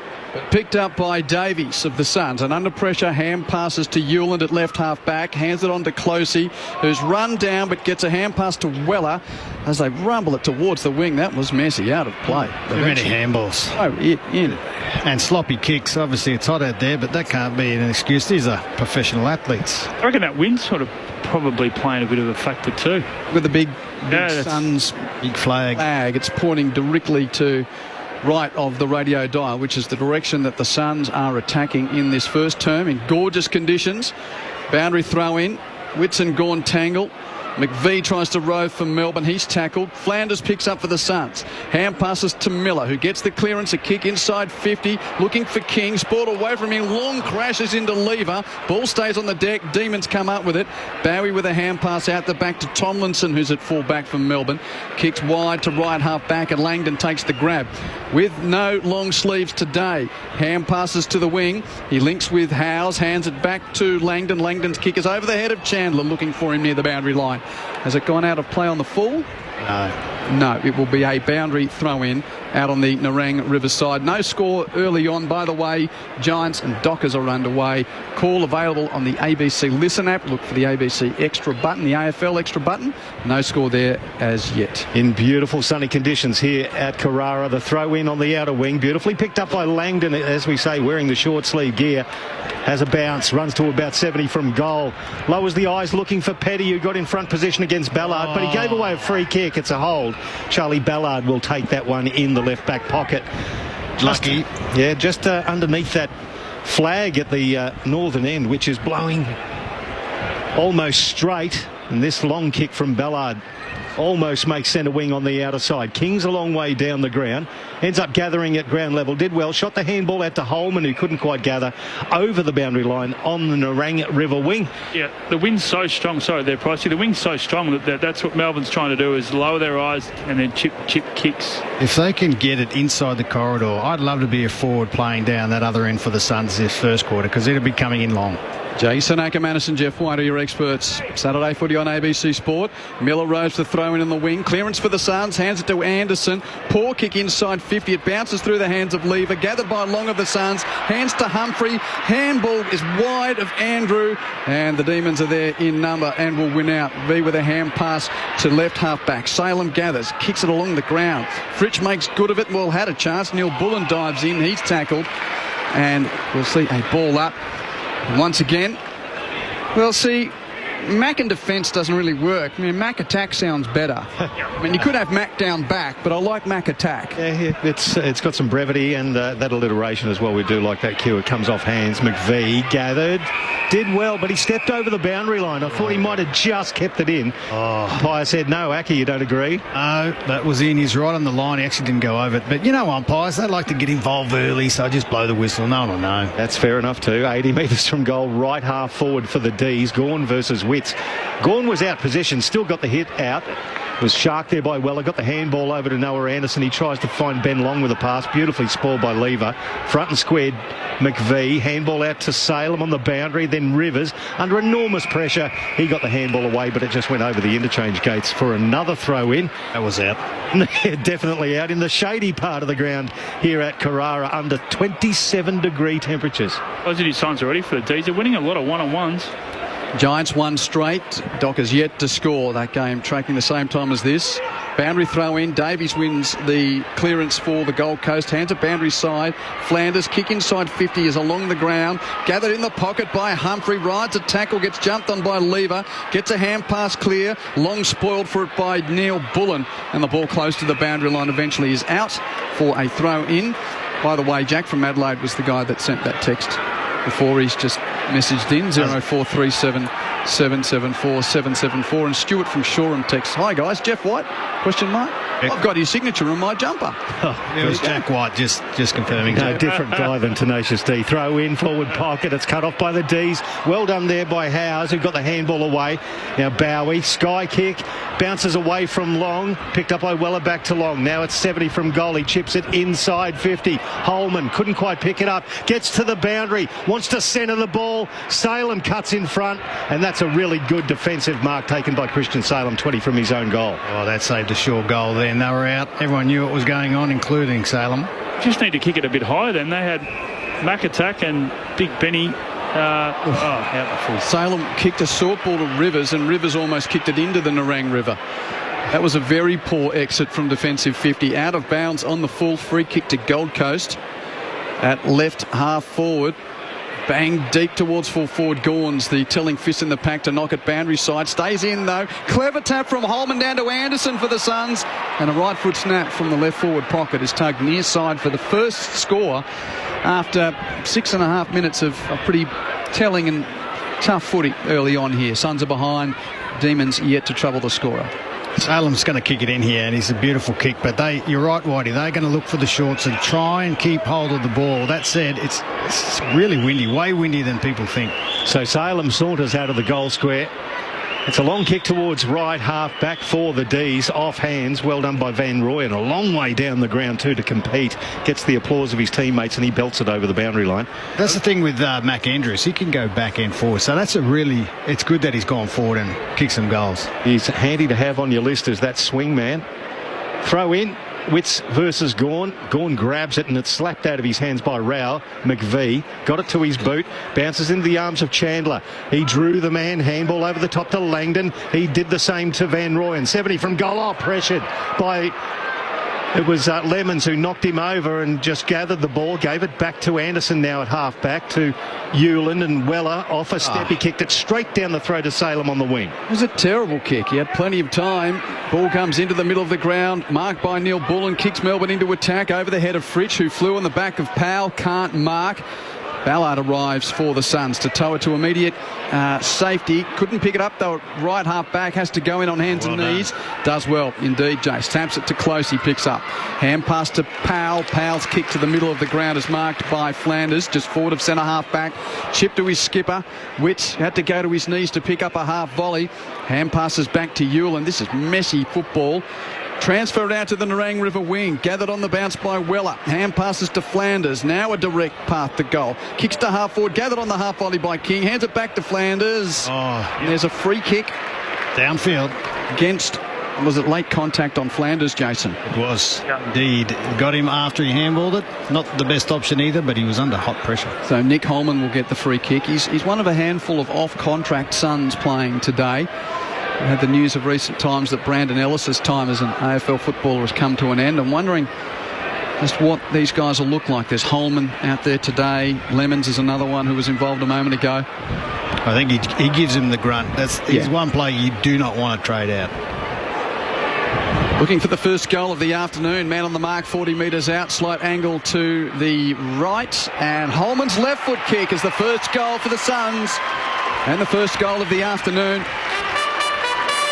Cue the bugler on the coast. Gold Coast 1-1-7. Melbourne yet to score through 9 minutes. Meanwhile, in Sydney, it's Greater Western Sydney 1 straight 6, leading the Dockers 2 behinds. It's over that game.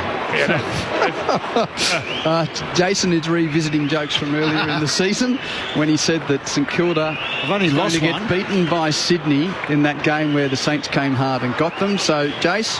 Hey, I did it again and I was correct, so I'm just, I'm going to be ahead of the ledger if this comes off and GWS win. I'll just give the scores. Yes. That one. I'll reiterate. Greater Western Sydney 1 straight 6. Fremantle 2 behinds. Make it 2 straight to the Giants. They've got another one. Jeff? A good work ethic there from Flanders. He got that on the half-back line and was able to get the free kick inside forward 50, so great work ethic. 7 inside 50s to 3 in favour of the Suns, and they get another clearance here via Anderson inside 50, and beautifully read there. It is just cut out by... It was Marty Hall, was it? Out the back. Yep. It's onto the left foot now. He's got the left leg bandaged. It goes to centre wing. It was beautifully read by Ballard against his opponent there in Petty. Right on the logo here, Charlie Ballard, boy from Sturt, in the shade, gets it back to Touk Miller, back into the side this week, more important for the Suns. Nice little measured pass again. So they're keeping hold of the ball here. Connor Butterick is the recipient just in front of the interchange gates as you see Miller get handed over with Alex Davies, who comes back onto the field. Now a long kick towards right half forward from Butterick. Off the hands of Holman. Neil Bullen did beautifully. The handball in close quarters to Salem. Then Rivers. Cut off there by Rao. 60 from goal. Gets onto the left foot. Lowers the eyes. Gets it in front of King. But once again, beautifully read there by McDonald. Picked it up. Just hacked it down into the corridor. Now it's loose on centre wing. Butterick got the handball over to Davies, who's on the wing and chips very wide to his co-captain. Witts takes the mark, 70 out at right half forward. He's kicking straight to his opponent here if he doesn't get an option. With the wind favouring the Suns this quarter, that's what Max Gawn's trying to do, get behind the ball. Yeah, Gawn's loose and does spoil that contest. King was the target. Gawn makes the spoil. Ball coast to the boundary line and out of play for a throw-in in the right forward pocket for Gold Coast. 1-1-7 to nothing. The Suns lead it early. Quentin Hull and Michael Price calling the action with Jason Ackermanis and Jeff White. Sun is beating down. It is beach weather today. There's a bit of breeze around too, but 28, 29 degrees. And blood rule here for Rao. Bit of a pause. You sure that's not just because of his... He does beetroot up, doesn't he, at Rao? You've got to look close to see the blood on him, because when it's a hot day, that complexion of his with the red hair. It's like Joel Selwood. Comes off every couple of games, blood rule. So Mac Andrews slowly jogging onto the field to take his position. And we can restart with this boundary throw in the left back pocket for the Demons, right forward pocket for Gold Coast. Witts with a double fister from the throw in to no great effect. Ball's rolling back to the boundary line. McPhee sees it out and will do it all again. This is where the Gold Coast Suns they have improved. If they do generate more shots than they've ever done from these forward stoppers. Let's see if they can't sneak a goal here. They lead by 7 points. Throw in right forward pocket for the Suns. Both Gawn and Witts went down without touching the ball. Picked up by Rivers. He just throws it onto the boot, hacks it out of there. Nice mark. Taken by Charlie Ballard in front of Harrison Petty. He started the game well, the boy from Sturt. He's 80 from goal, just forward to centre wing. He flares it out to the right, finds Will Powell. Powell down the line. Once again to Connor Butterick. It's like two giraffes just falling over at the zoo then. Gawn versus Witts as they hit the deck, Acker referring to, and Butterick. But once again lowers the eyes. Rivers got into a dangerous spot. It went through his hands, picked up by Holman. His handball cut off the deck. Salem's ball cut off by Touk Miller. He has a snap from in the middle of the pack and just wide of the goalpost to the right. So it's one behind, 1-2-8. The Suns, the Demons yet to score. 13 minutes gone to the first term on ABC Sport at Carrara. Giants 2-1-13 lead the Dockers 2 behind. Short kick in from Bowie to Howe at no, that was Hoare in the right back pocket. Kicks it to right half back. Langdon takes the grab. Trying to get this chip going because of the wind. Chip to Bowie, hands it back to Langdon. Runs through right half back. Now a kick towards the wing. Turner flies high for the Demons, couldn't mark. Ground level rove by Collins of the Suns. Hand passes to Powell. Hand pass defensively, put his teammate Lemons under pressure. Petty wraps him up. No Pryor, and a ball up at centre half forward for Melbourne. Ruckman are finally coming. Yeah. Maybe not. No, they're not. It gets back down to Walter. He slapped it down. Now the Suns have got numbers at ground level. Goes through the hands of Flanders and the Will Powell. The handball forward to Anderson made it hard work for him. It's picked up by Graham. He's tackled into the ground. He turned it over now. Sparrow. Boy, this is scrappy stuff in the middle of the deck. Davies picks it up. His handball misses Graham on the logo. Graham picks it up. He's tackled into the ground by Lever.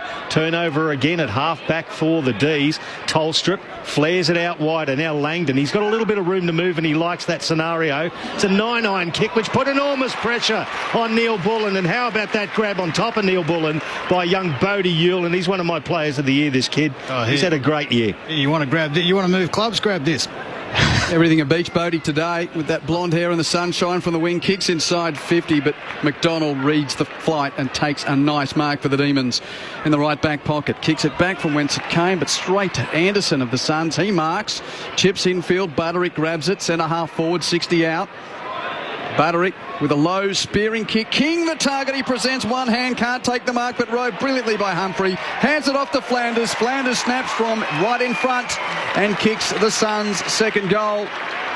Gold Coast 2-2-14. Melbourne yet to score. 15 minutes played first term on ABC Sport. Oh, they're controlling the game at the moment. The Suns, the forward half, the ball is living inside their forward half at the moment, and turnovers galore from the D's. They're not hitting their foot skills, and then they're getting turnover straight away. They're just getting more numbers to the play at the moment, the Suns. Great work. I'll tell you right what, there from Flanders again. I think I'm going to say that all the games I've watched, I reckon Flanders has been their best player this year. If he doesn't win the BNF, he won't be far off. His work rate and his ability to get to contests again and again, he just turned his game into an elite AFL player now. Isn't it amazing considering he was struggling to get a game last year as well? This time last year he was proving himself worthy of a contract. He only missed the one game so far this year. Back into the middle, 13 inside 50s to 3. Make that 4 now for the Demons as clearance goes their way. Tolstrup under pressure, got the handball away. Now here's a chance. Oh, it's a nice long kick towards the goal square, coming back in. It's hit the post. Oh, was that flying? There was it. Sorry, I was going to call Todd.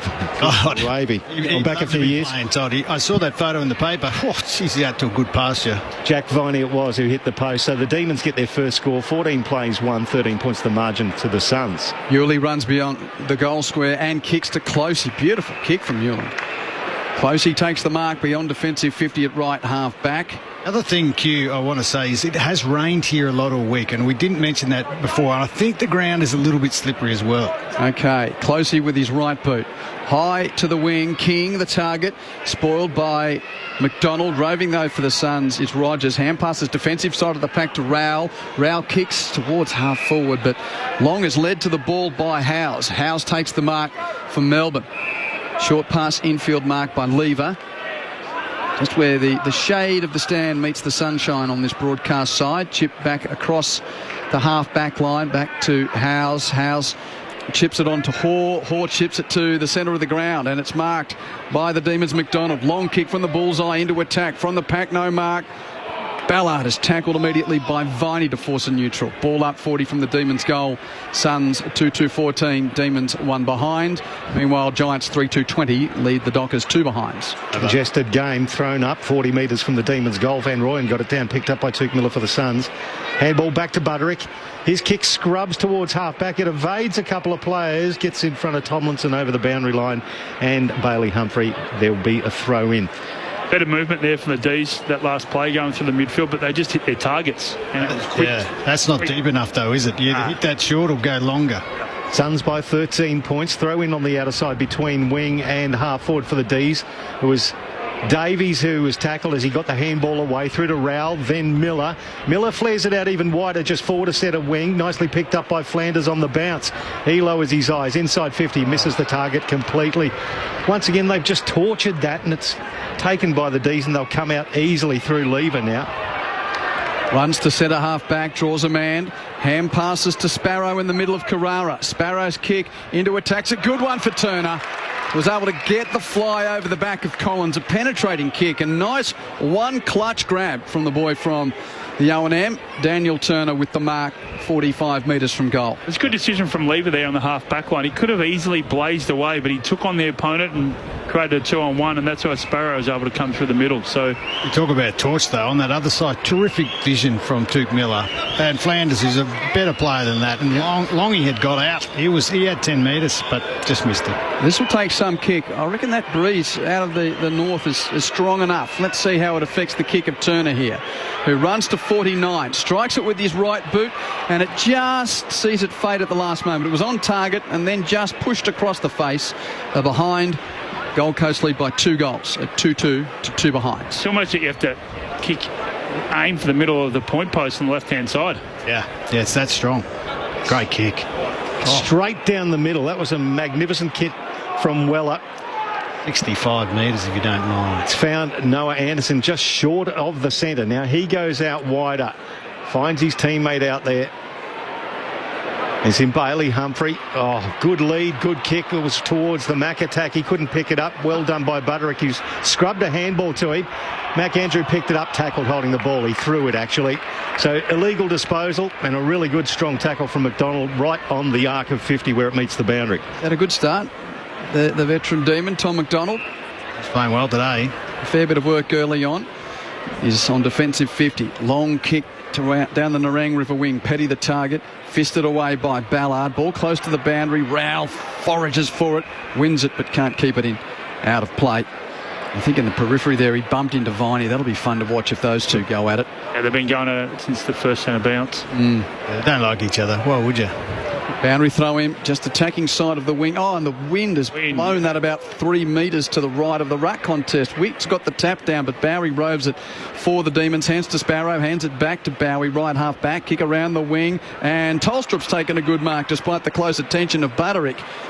Protected the flight of the ball, takes the grab defensive side of centre wing. Gold Coast 2-2-14.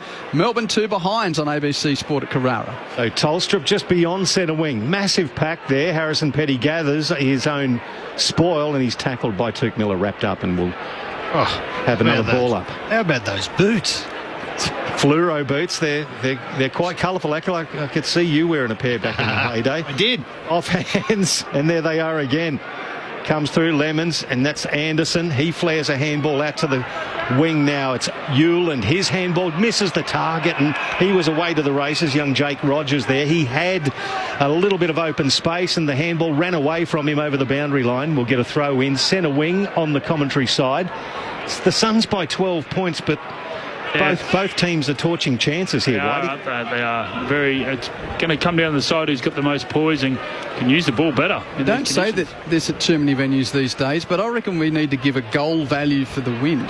The Suns are definitely kicking with a something worth goal wind in this first quarter. It's a couple of goals easy. Couple of goals in it, Acker? Yeah. He's winning clearance on the wing. Gawn playing handballer to the run of Billings. Kicks it deep. Turner's out the back. Ball rolling to the goal square. He gathers and goals.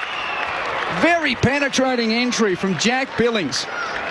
And Daniel Turner did well to read the flight, gather the ball in the goal square and kicks Melbourne's first. Gold Coast won 2-2-14. Melbourne 1-2-8. Oh, that is a great tactic, Jeff White. If you can get them up the ground, I don't think it was meant to be that way, but a deeper entry, all of a sudden, the defender is turned, the spare couldn't get back, and you're kicking it from 4 metres out. Well, the work happened on the wing where Max Gawn used the hands and they drew on their opponent. So they didn't actually... those loopy forward hand pass that puts a bit of a hospital pass for your teammate. So they were able to use it really, really well. And all from that basic handball error here from the Suns.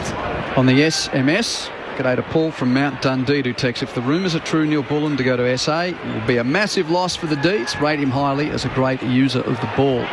He's a good player. 0437 774 774 the number. It's a great ruck contest. Gawn, his second attempt at it, sitting on the shoulders there of Witts, got it down to Viney. He hacked it out beyond centre wing, commentary side. It just skids over the boundary line in front of Chandler, and Bud reckon we'll get a throw in right in front of the Pricey. I reckon the average height of these two ruckmen is 208.5 centimetres. Well, 209 versus 207. I reckon you might be right, Acker, between the two of them. Well, that'd be 208, wouldn't it? Oh, it was. I thought he was a centimetre high, but you take that back. Half a centimetre. There you go. So it comes off Witts. Witts now. It's picked up by Viney onto the left foot immediately. Some big body work happening. Everybody missed the ball as a result. Beautifully picked up by Turner. The handball to Keziah Pickett in a phone box. Handball back to Van Rooyen, and another goal to the D's. They square it all up with 24 minutes gone to the first term. 2-2-14 apiece. Bang, bang. And once again, that's Viney from the stoppage. Just really well balanced. Didn't get sucked in the ball. Good little dinky hand pass and the kick it forward. But then the work rate of the Smalls inside forward 50 for the D's to create that opportunity. Oh, Keziah Pickett. Yeah. How dangerous does he look? When he gets going, he's had a fantastic year. Oh, hadn't he? And I'm glad he's playing more in the midfield because he's so creative. It's probably been the biggest plus for the Demons all year is him and his improvement and ability to go to the middle. Well, most sides have a bit of a dashing, someone in the middle that's got a bit of toe. Jake Stringer is one that comes to mind from Essendon. So you love it when he's in there because he creates movement. And Rayner. Jeff White and Jason Ackermanis, your experts on ABC Sport at Carrara. Scores locked at 2-2. Centre bounce. Ruckman tangle. No clean clearance. Viney with a very strong tackle on Rowell. One of the umpires has paid too rough, has he? He should. The one over there is created. There are two umpires looking at each other. Now the third comes in. I think Viney's going to get a free kick, and he's slow getting up from that tackle from Rowell. So they paid. But it's not his free kick. Oh, yes, it is. He's quickly dished it off. McVie kicks into attack for the Demons. Over the head of Gawn, but rove by Turner. He snaps beautifully from 30 metres out. And the Demons have kicked 3 in a row to hit the lead at Carrara. And Dan Turner's got 2 of them. Melbourne 3-2-20, lead Gold Coast 2-2-14, 25.5 first term. And what I like about this, this is Viney out of centre. It's his shoulder again. He's got gets a bit of a nerve, a bit of a stinger in his shoulder, on his right shoulder. Can't be funny. There's been a lot of talk during the week about him, the connection with North Melbourne, all that sort of stuff. This is the response you want from someone who is not going anywhere. Yeah. The way he's performing right now is a person who's not going anywhere. The Demons faithful. He is monstering them in the middle at the moment, and he's going up against Noah Anderson and Rowell, and he's getting the clearances at the moment for the D's. Heart-beating true from Jeff White, who does still have a little bit of that red and blue go through him, even though he has the unbiased eye of ABC Sport on with the cans. Who got the clearances then? Yep. There you go. Viney did get the clearance. It's cut off there by the Suns, though. Butterick at left half back for them once again. Tries to bite off the kick. It was beautifully cut off by Langdon. Got the handball back to Rivers. That's a nice tackle from Graham. Rivers still got the handball away to Bowie. His kick semi-smothered. Suns now on the wing. Anderson back inboard the corridor to Flanders. Just aside the centre circles. Flanders sets it up to right half forward. Here's a go for the Suns if Bailey Humphrey can gather it. He drops what he might have taken and then puts it into the second row. That was awful from Bailey Humphrey. A top 10 draft pick. I've just got to say, this is a very scrappy affair so far. The Demons lead it by a goal. I can see Damien Hardwick as Demons come back and they're off again. He will be saying, mate, hit those targets. Switch made. Tomlinson with a long kick to right half back. Langdon takes the mark in space. Forward of right half back. Closey's on the mark to close him down a little. And, kicks backwards Langdon on the head of Salem. Andrew makes the spoil. Ball up for grab on attacking 50 for the Suns. Tomlinson's first to meet it from Melbourne. And he runs out of play with the company of King. So we'll see a ball up. Meanwhile in Sydney, 1-point ball game. GWS 3-3-21. Fremantle 3-2-20. Call available on the ABC Listen app. Look for the AFL Extra button. Throw in across the arc of 50. Both Witts and Gawn missed the ball. Gathered by Rivers. Got a handball to Viney under pressure. Under extreme pressure. He got the handball away. It was hacked forward out of the pack. Bodie Hewland for the Suns. He gathers. Handball backwards to Lemons. He's confronted. Back to Hewland on the boundary. They do the 1-2. Lemons. His handball forward to Weller was over the boundary line on the Nerang River side. We'll get a throw in the beautiful 27-degree temperatures here. The sun is shining at Carrara. Football might be a little scrappy, but it shows the intensity of both sides. They haven't put this one down to a dead rubber, Q. Windy and sweaty, dare we say. Yeah, it's hot enough to be sweaty and it's definitely windy enough. Rowell wins the crumb of the throw-in on the outer wing. Rush kick to half forward for the Suns. Met by Howes of Melbourne. And he got held without the ball. So Howes gets a free kick at centre half back for the Demons. Kicks it wide. Langdon, you can see he's actually sweating. With, usually wears the long sleeves. He's got the zinc across his nose. He takes the mark. And from the wing, a long high kick to half forward. Gawn gets to the front. Takes the mark. As a big man should in the pack. He's 60 out at right half forward. That right calf heavily strapped. Max Gawn from 60, chips to the pocket, and Powell is there to punch it away from the leading Fritsch. Kept in though, Van Rooyen gathers near the boundary line, and with the advantage of the breeze, he almost created a miracle. It landed on the goal line, and it's been marked by Closey of the Suns. That was through. That get pushed through? Yeah, it was through, and the wind pushed it back, I swear, Q, as the ball's hacked out of there by Lockie Weller. Usually a better kick than that out of bounds on the full.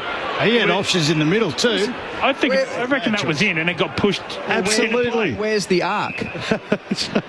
Rowell has to come off again with the dear. Yep, there's umpires involved here on the sideline, the blood rule. I'd actually love to see the replay of that, because he put his hands up and the crowd behind put their hands up and then they come back and long marked it. Still, it was a bad choice. Yeah, three blokes. I agree with that 15 minutes, 15 metres out. So it's going to be a Melbourne free kick in front of the ABC Sport commentary box. He goes backwards to Blake Howes. So Howes just behind centre wing in the shade. He's probably getting relief from that. It's a nice kick in the Gawn direction. Over the back as Hewland flies over Gawn. An unrequited fly, nicely taken by Petty. He gifts it off now to Billings. Long kick to the top of the square from Billings. Van Rooyen being manhandled. The ball spills. Chandler tackled. He let it loose. Suns now with numbers. Anderson picks it up. From still inside the 50, his kick. Holman made good of a bad situation. It wasn't the greatest kick. He brought it to ground, picked up by Butterick, back to Anderson, who followed up the ball to half forward. Flanders versus Lever. Lever shepherding the ball, did well. He was getting held there by Flanders. Free kick to Lever. Plays on quickly, kicks it wide to Salem, who gathers the bouncing ball near the wing. Hand pass to Rivers. Chip pass was a little bit lazy and smothered by Miller of the Suns. Gathers his own crumb. Kicks into the middle of the ground. Flanders marks. Kicks the Suns to half forward. Long grabs it. 60 from goal. He's got options aplenty. Chips it to Davies.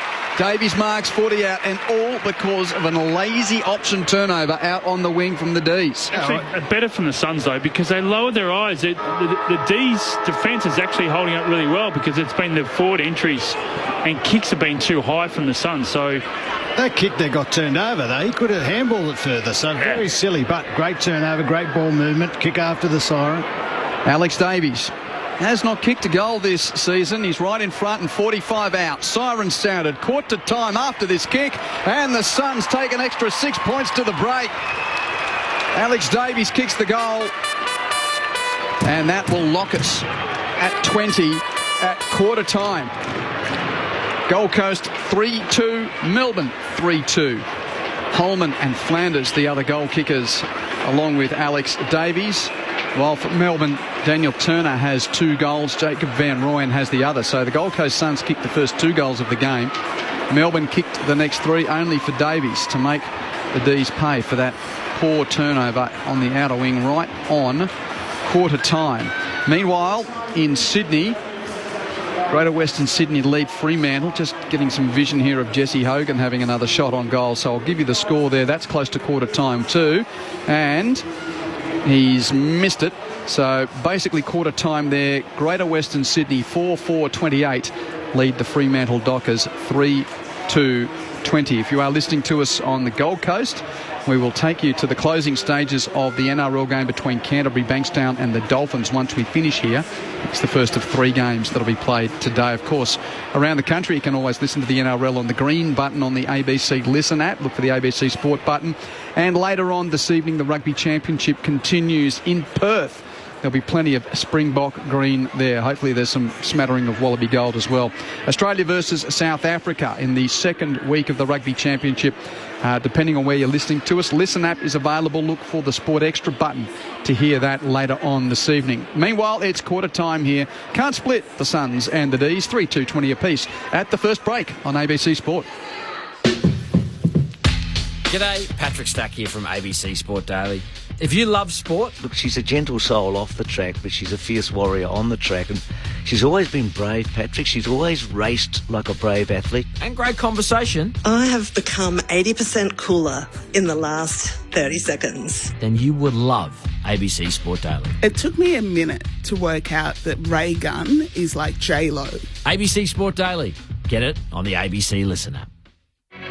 This is ABC Sports coverage of the 2024 AFL season. Every match on the ABC Listen app. Look for the AFL button. Butterick grabs it, centre half forward, 60 out. Butterick with a low spearing kick. King the target, he presents one hand, can't take the mark, but rode brilliantly by Humphrey. Hands it off to Flanders. Flanders snaps from right in front and kicks the Suns' second goal. Clearance on the wing. Gawn playing handballer to the run of Billings. Kicks it deep. Turner's out the back. Ball rolling to the goal square. He gathers and goals. Very penetrating entry from Jack Billings. And Daniel Turner kicks Melbourne's first. It's picked up by Viney onto the left foot immediately. Some big body work happening. Everybody missed the ball as a result. Beautifully picked up by Turner. The handball to Keziah Pickett in a phone box. Handball back to Van Rooyen. And another goal to the D's. McVie kicks into attack for the Demons. Over the head of Gawn, but rode by Turner. He snaps beautifully from 30 metres out. And the Demons have kicked 3 in a row to hit the lead at Carrara. And Dan Turner's got 2 of them. The 2024 AFL Premiership season. On your radio. ABC Sport Digital. And on the ABC Listen app. Loving your company on this sunny Saturday afternoon at Carrara. Quentin Hull in place with the team. 3-2-20 apiece. Quarter time between Gold Coast and Melbourne. Your texts are welcome on 0437 774 774. And good day to JB from Elwood, who says, I'm listening to you guys watching Freo and the Giants on my iPad. Talk about one song to the tune of the other. Yep. So Giants just in front at quarter time in that one in 3rd versus 6th. G'day to Karen, texting in from Larrakia country. She's a Crow supporter, listening in from Darwin in the Northern Territory. Fran, one of our great old supporters, interested to see how the D's go and what they'll come up against next week, as in she says she's a Collingwood supporter. Of course, Collingwood and Brisbane is our next stop. Big stakes there. And Simon and Sean listening in from the York Peninsula. They enjoy the call. Experts, both great players. Acker, a great entertainer of the golden era. Many games this year decided by less than a kick and or dubious umpiring. No wonder the players don't know if they're Arthur or Martha. Hence the topsy-turvy season for all teams. Thank you, Simon and Sean. 0437 774 774. Well, it's windy, it's hot. But what did we make of the footy? Jeff White and Jason O'Camanis. Well, for me, the D's, it started with out of the centre. They were 5-1 out of the centre. 3 of those went to Jack Viney. He's had a great start of the game. So the clearances was where the Suns have got to try and tidy up a little bit. As we know, we've spoken quite a number of times this year. When they've played at home, they've been really dominant out of the centre, and that's where they've been able to put the scoreboard pressure on. So it's one area they've got to lift. I think the D's will be pretty happy to be even at quarter time, Acco, with that strong breeze. They've actually pulled the flag down the northern end because it's so windy. And look at the goalposts. The goalposts are swaying quite heavily as well. That just gives you a bit of an indication of how windy it is today. Yeah. So now Melbourne's going with the wind, and that's what caused a little bit of sloppiness from the Suns. I think they kicked it out of bounds 3 times in that quarter. Is that a touch of the old Windy Hill, Kevin Sheedy? Let's tape the windsock down. Let's take the flag down so the opposition don't know how strong it actually is. Well, better conditions today. It would be 10 degrees and raining there at Windy Hill. That said, the Suns, if you're their coach, you'd be like, hey, come on, basics, let's get them right. 3-2-20 apiece as we get set for the second quarter. Michael Price. So Max Gawn in against Jared Witts, and a nice bounce from the umpire to start proceedings. Witts gets it down. In front of Viney, though, who's imposed himself on this contest. Immediately inside 50. It's spoiled away from Petty, front and square. Rivers tackled, still gets the handball away into the goal square. Tracking it back. Butterick couldn't quite pick it up. He takes it over the boundary line. Well disguised, or just well disguised. There's going to be a throw in right beside the point post.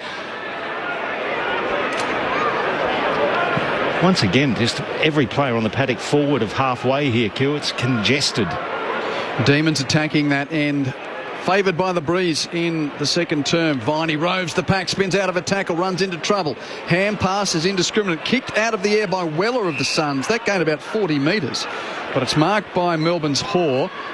60 metres from goal at right half forward. Marty Hoare with his left drives Melbourne back to full forward, and a great mark in the pack taken by Petty. He had 3 around him, but Harrison Petty takes the mark at the top of the goal square. I really like that Gawn went down. Normally what happens is that Gawn stays out, sets up the wall. Witts goes in, takes the boundary throw in, but Gawn went in there, so it's not Witts versus Van Ruin. So good setup there. When you got the wind, that's what you got to do. I don't know why the Suns didn't kick it to that spot where he took the mark just there, Petty, which is about 15 out more in the first quarter. That said, taking advantage of it. No angle to speak of. Elementary set shot for Harrison Petty to make it a Melbourne lead off his boot, and he's kicked the goal to start the second term and put the D's back in front. Melbourne 4-2-26 to Gold Coast 3-2-20. Second term about to begin in Sydney. Giants 4-4-28, Dockers 3-2-20. That's a very important game, that one. This one not as important, but still very entertaining. What's going to happen here, Jeff White? They are dominating in the centre square. And they've got to do something about Viney. Yeah, they do. He won the centre bounce clearance, then that forward stoppage, he won the clearance there. So he's a problem at the moment. A problem for the Suns. And he's playing on Rao, so Rao's got to lift here. 6-1 centre clearances to the D's, but the stoppage clearance is 10-8 to the Suns around the ground. Mike from Bellamble texts, I'm enjoying the call. Us beachgoers are hugging the southern side of Hastings Point, the Tweed Coast, in this wind. Listening not too far from here in the windy conditions. Well played. Slapped down there by Gawn. A couple of midfielders take themselves out as it's towed forward. Picked up by Flanders. Into the path of King from Flanders. It's got to be paid. A late spoil came from McDonald, but Ben King takes the mark. Good hands. 30 metres out directly in front. Talk about laconic. Oh, that's a better kick. He missed that first one early, Flanders, and then the next two were really good, and that one was really good. He looks so relaxed going for that mark. Ben King out of 10 this year, Jace. He's been very good. I mean, 8.5, 9. Okay. It's a super year. He's a super year.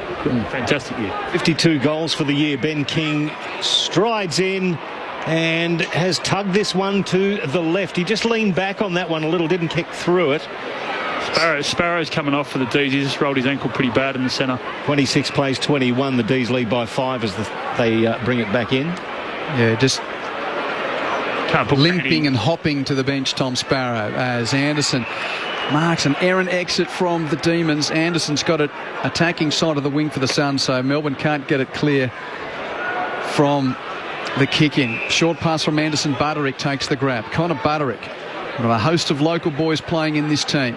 Now, at least Wish has gone down onto Maxi Gawn. 60 metres out. Butterick kicks it into the teeth of the breeze. King flies the pack. Can't mark. It's 2-on-2. Gawn's down at the front of it. I think he's okay. Long does the roving for Gold Coast. Hand passes fumbled by Flanders. Viney crashes in. Gang tackled. Hand pass stolen by Anderson of the Suns. Hands it to Davies. Davies to Lemons. Lemons is squashed by Petty. Slipped into the tackle.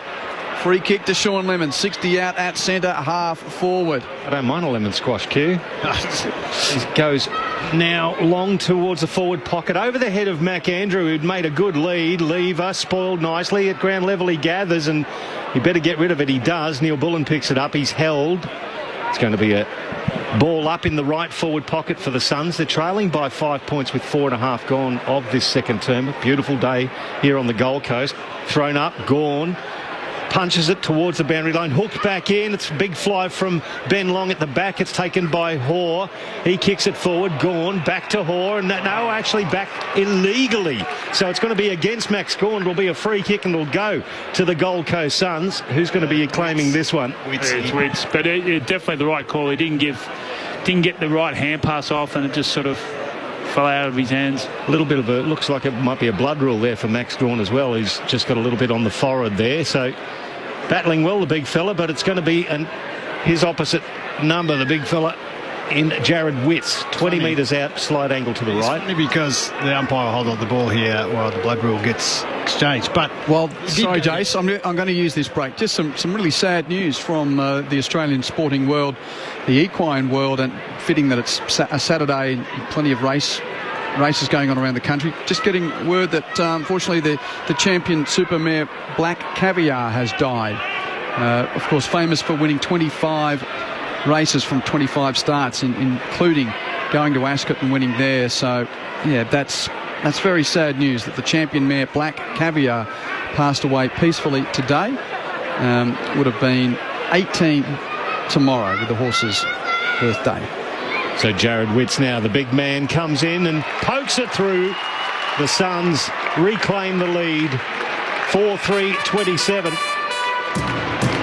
Plays 4-2-26. It's a 1-point lead with 6 minutes gone of the second term here at Carrara. What I was going to say was he actually went down because he wasn't really looking like he wanted to, Jared Witts. He saw Maxi Gawn, who's doing that role extremely well. He's off at the moment with the blood rule. But, you know, as a ruckman whitey, that's what you want. At least go one-on-one. You're down there. He just can't go down there by himself. He's too good to do that. Yeah, you've got to make them accountable. So you go down there and then make yourself dangerous. So whether it's a dinky lead, what happens is you create the urgency of the other ruck, and even if you lead and don't get used, you're creating space behind you, but you're actually sucking them out of the forward 50 and sucking them out of the hole that they're trying to fill in. Giants by 3 points in Sydney. 4-5 to 4-2. Centre bounce. Thumped cleared by Witts of the Suns. To half forward, Anderson gathers.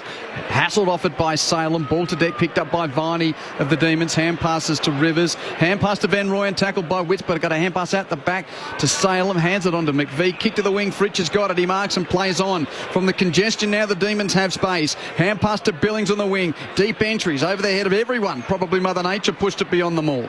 Ballard retrieves close to the goal line for the Suns. Hand passes to Lemons. Hand passes to the left half back line for Hewland. Has a bounce and kicks to Davies. Takes the mark and plays on quickly for the Suns. Hand pass infield to Rowell. Kick to the middle for Flanders. It's good to halfway. What's the build up from here? Flanders kicks it to Rogers. Marks on the half forward flank. Hands it to Closey. Chip is smothered off the boot by Bowie, and there it comes unstuck. Demons have got it now. Langdon from half back chips it to the wing, and Tolstrup takes the grab. unlucky. Goes back into the corridor. It's a really aggressive kick, looking for Salem, but it was well read by Noah Anderson, who tracked it back to the arc. He taps it into the hands of Collins. The handball a little loose back to Tuke Miller. His handball aggressive into the middle. It's set a task and it's cut off by the Demons in Bowie. He lowers his eyes, hits inside 50. That's a really, really good pass and hits Viney.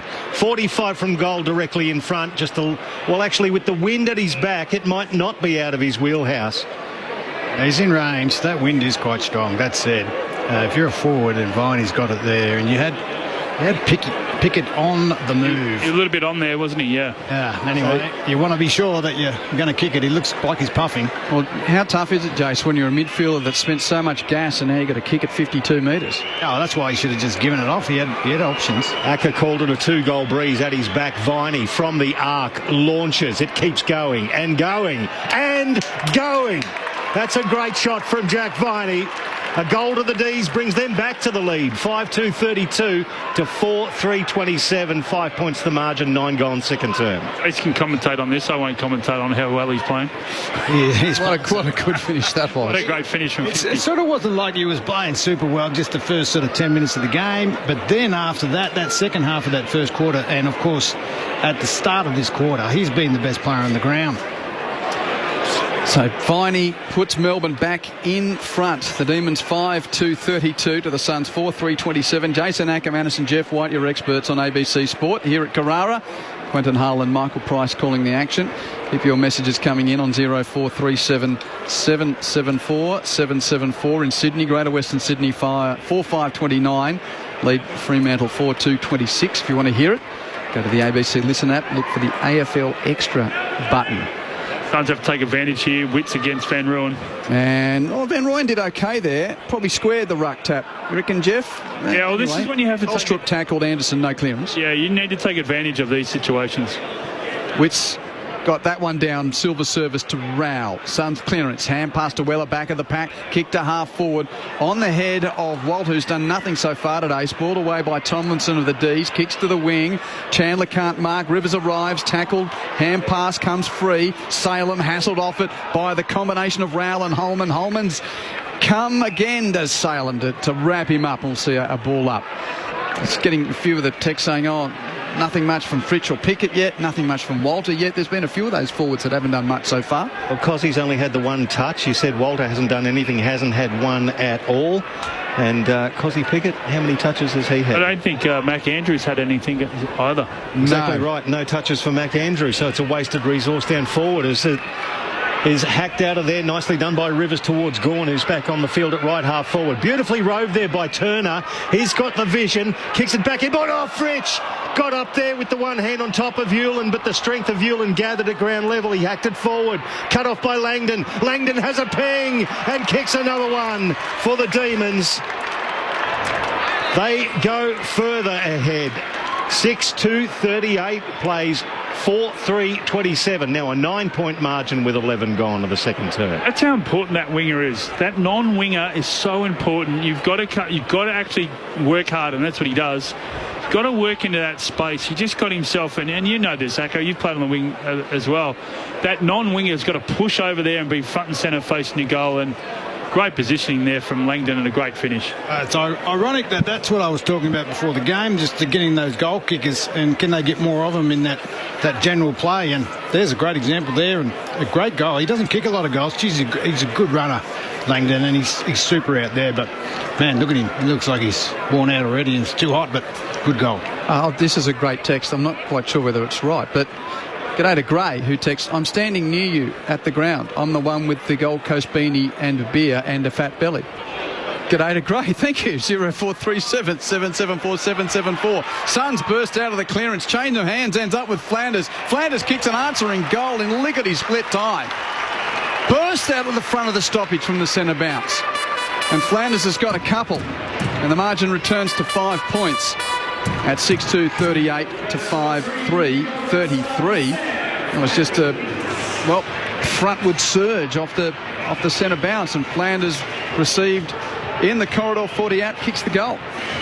And just his ability to work both ways, Flanders. He's come off the square, come out of the centre, and then his ability to put the jets on and his finish, outstanding. He's so underrated this year. I'll tell you, he's their best player all year. Another very, very important. There you go, Mac Andrews gets the touch there, but getting it out of the centre, anything can happen. So the clearances, 16 apiece, or get this one. Andrew flips it forward. He got over the top of Gorn with the big leap, and it went to Graham. Graham handball back to Anderson. Possession number 16 goes out to right half forward. Miller gathers. Now he puts it in a dangerous spot. King, best served by the kick. Off hands, it's Rove there by... it was Howes who couldn't quite pick it up, but he comes back to smother the kick from the Suns. Front and square was Graham, gave it back to the neighbouring Flanders, back to Weller. Weller from 45 launches. It's got the distance.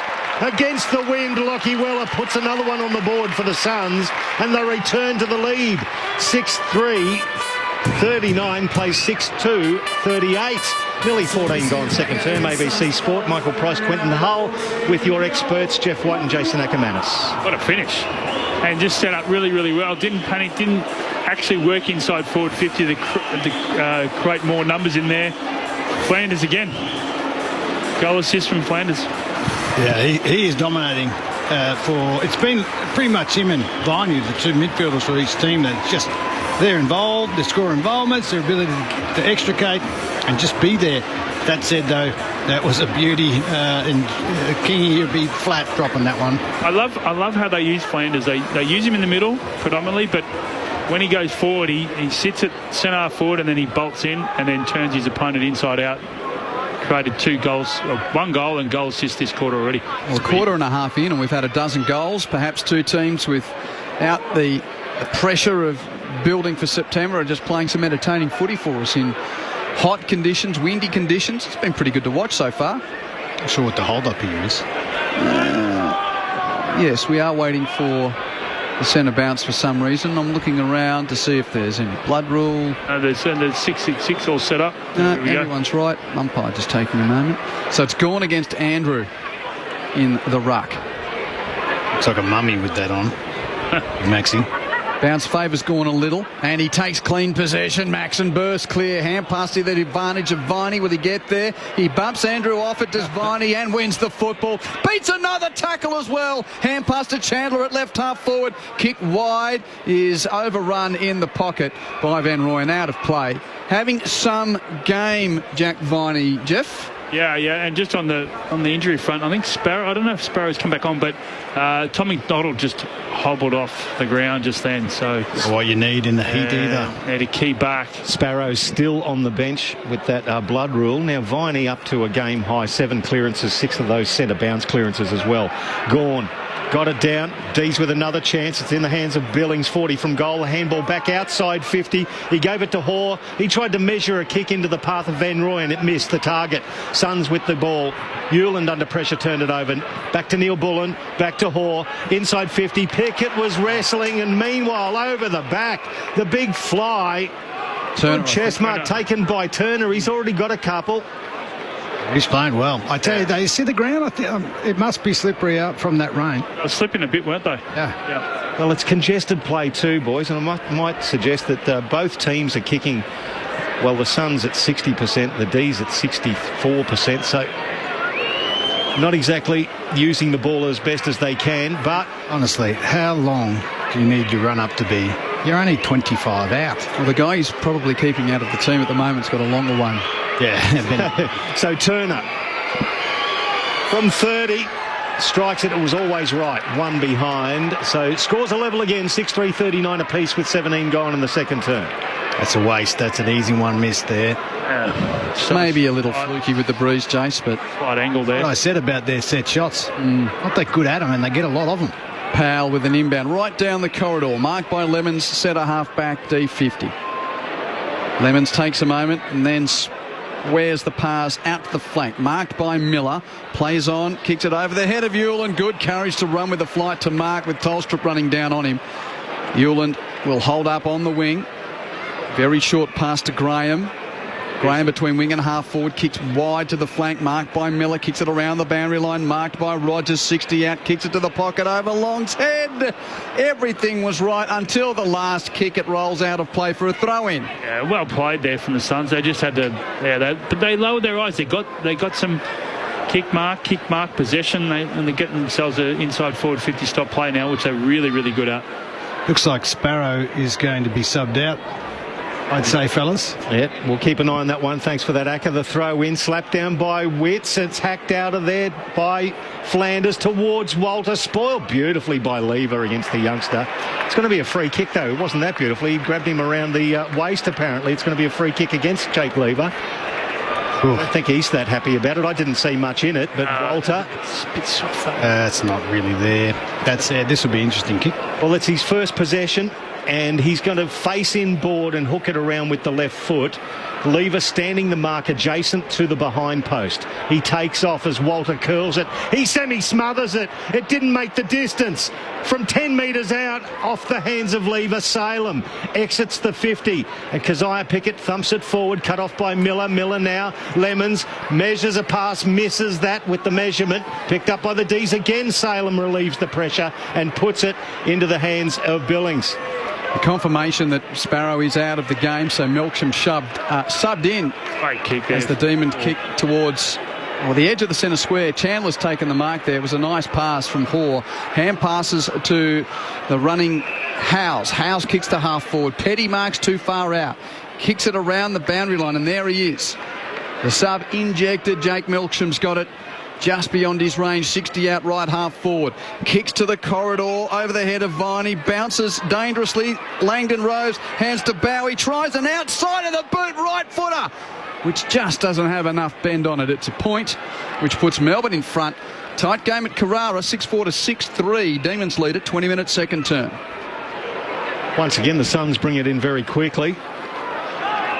It was Will Powell into the arms of Collins. Collins back to Powell with his back 40 from goal. Now he flares it out to the left half back flank. There was a lovely kick to Bodie Hewlin. Down the line to Anderson. Now the handball swept forward for Closey.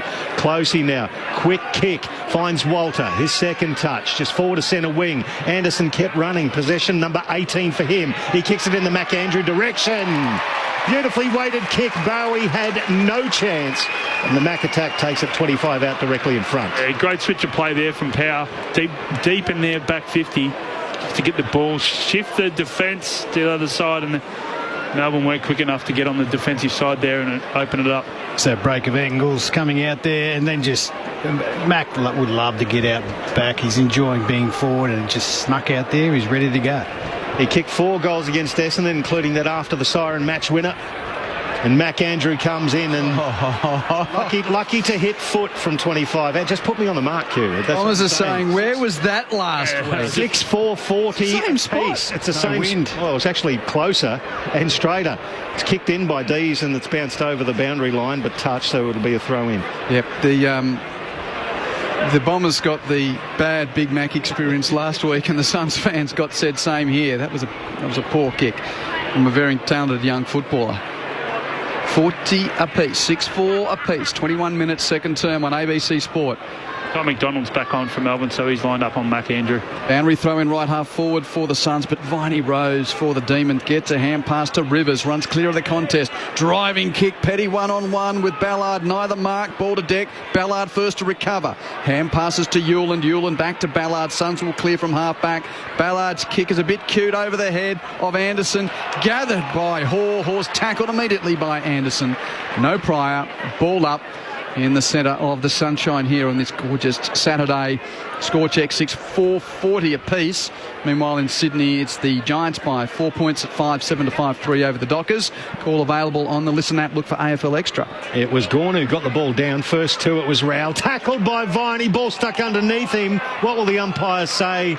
It was held to him. Very fortunate there. Good battle. Ball at centre. It is a great battle, isn't it? Worth the price of admission, the pair. Umpire throws it up. There's another great battle between Gawn and Witts. Gawn took it out of the ruck. He did a 360. Umpire allowed him that latitude as he got it to his boot.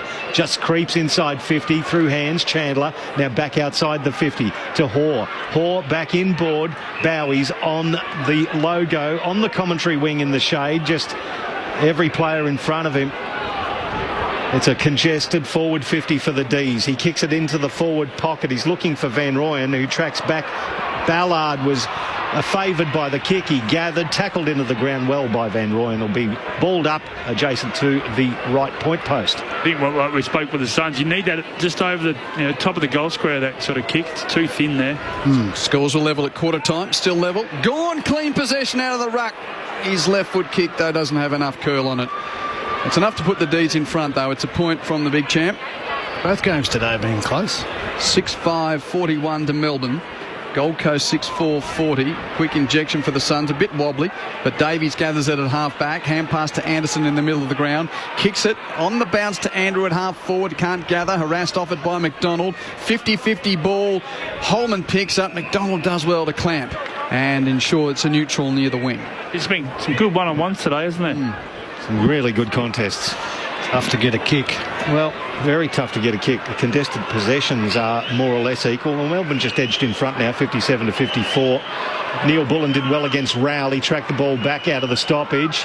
Gone through, Rowell out of the way and cleared a path there for Rivers, who gathered possession number 17 for him. He puts it to Melksham now, the activated sub for the D's. He centres the ball, looking for Fritsch. The body work was great. Now he peels off Butterick, who was lazy on the mark, plays on and kicks a goal for the D's, his first, and they go back in front, the D's, or extend their lead, 7-5-47 to 6-4-40.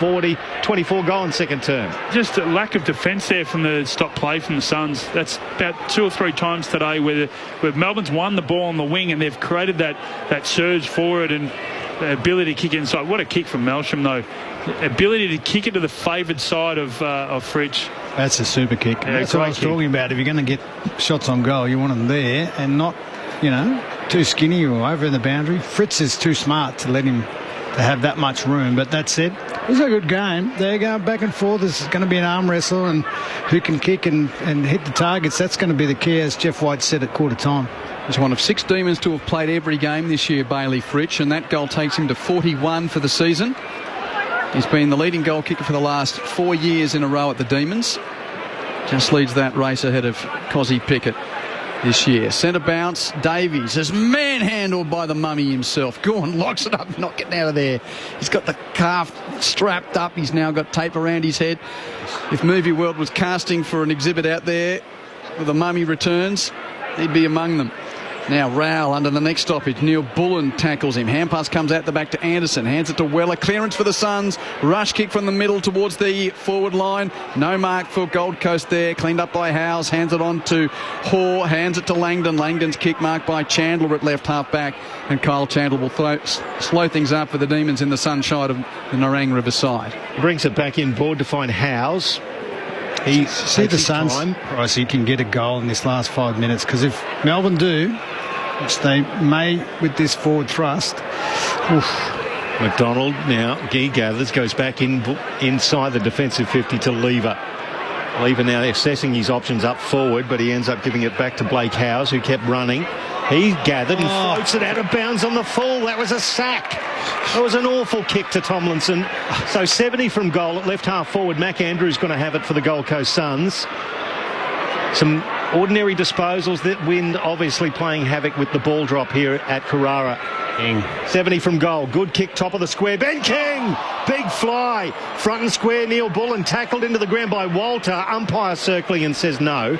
We'll ball it up 20 out from goal directly in front. The Suns attacking. He did all the hard work. You are the most lamented guy every time a hanger doesn't work, Jeff. Yeah, from the stoppage, Andrew is tackled. We'll have another neutral. It was a favourite part of my game. Yeah, he had the sit though, didn't he? Oh, man. Nothing like seeing the 34 fly for a hanger, Jeff. Oh, man, he's going to be spewing about that one. Jeff White's old number, of course, that Ben King wears. Clean possession, Witts out of the ruck. Oh, he evades a man near the stoppage and kicks a brilliant goal. Rivers is right in his face, and he gave the little whoop to the left and then whoop, come back to the body. What a goal from Jared Witts, the big fella. He kicks the Suns 7th. There's 1 point in it.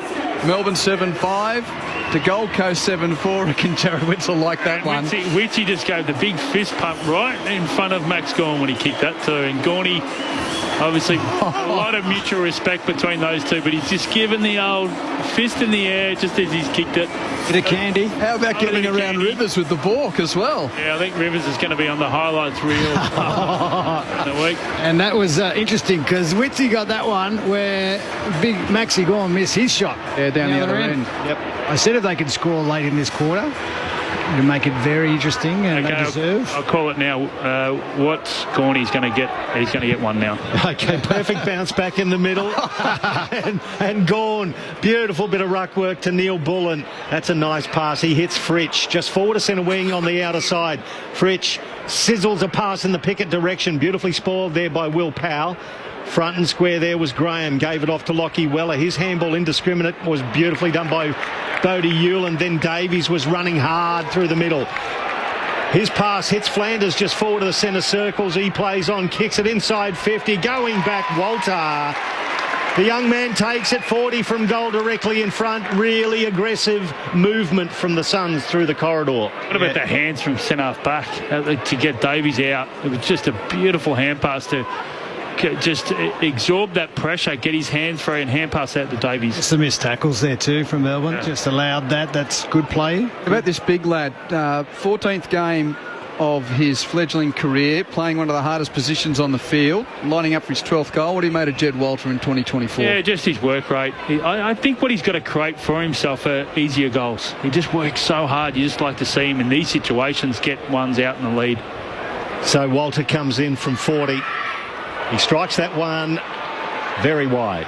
He's just sneaking in for one behind. 47 apiece. 29 gone. Second term on ABC Sport. Strong man. Super he's big. You know, he's got a lot of learning to do, but it's been a positive for him. A great experience this year. Bowie runs out of the goal mouth, no one coming at him. So he has a bounce and kicks long to the wing on the inbound. Gawn the target in a pack of about 6. No one can mark. Ball to the foot of the big man. Miller trying to forage for it, but he's tackled by Neil Bullen. Ball up. Quentin Hull, Michael Price, Jeff White and Jason Ackermanis, your company on Saturday footy on ABC Sport in gorgeous hot conditions at Carrara.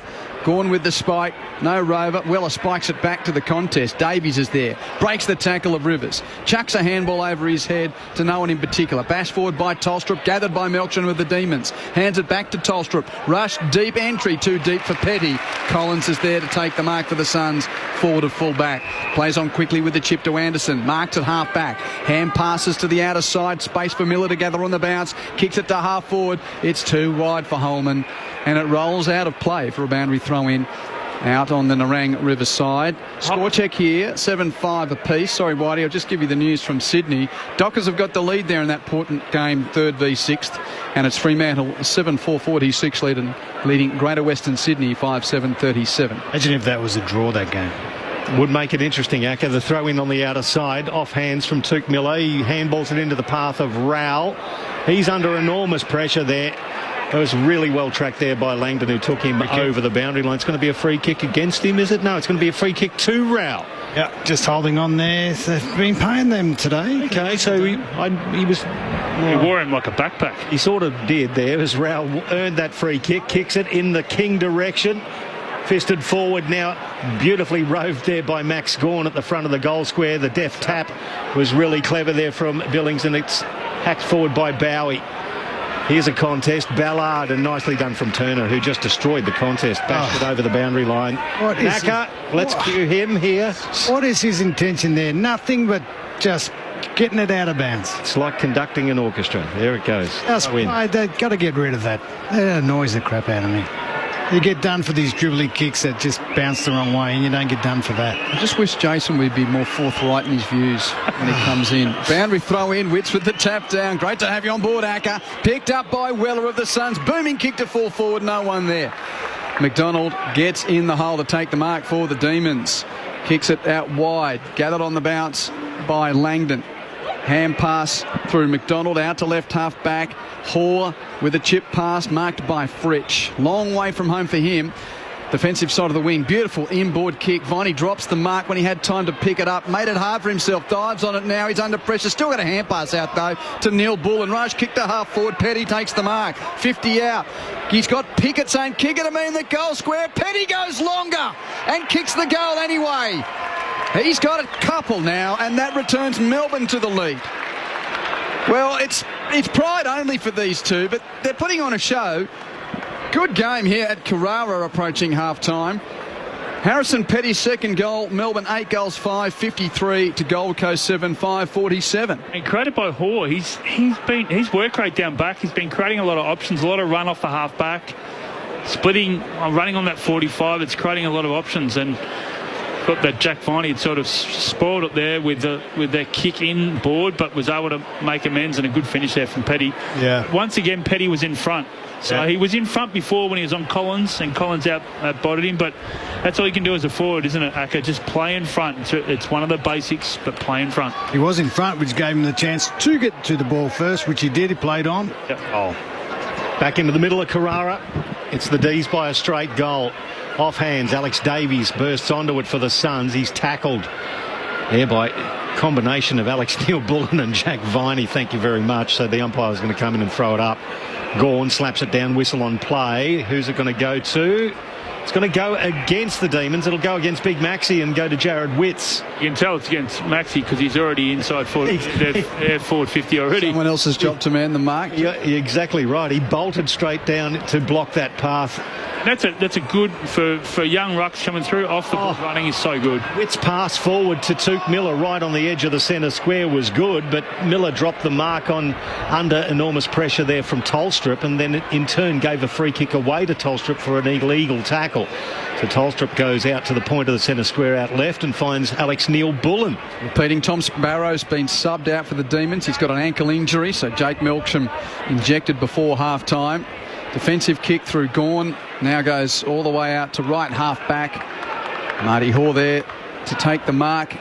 Short pass to Bowie. I reckon they've seen the message. There's only 20 seconds to go, 2Q, so they've put the 10 seconds in the ruck for icing the clock on what is a warm day.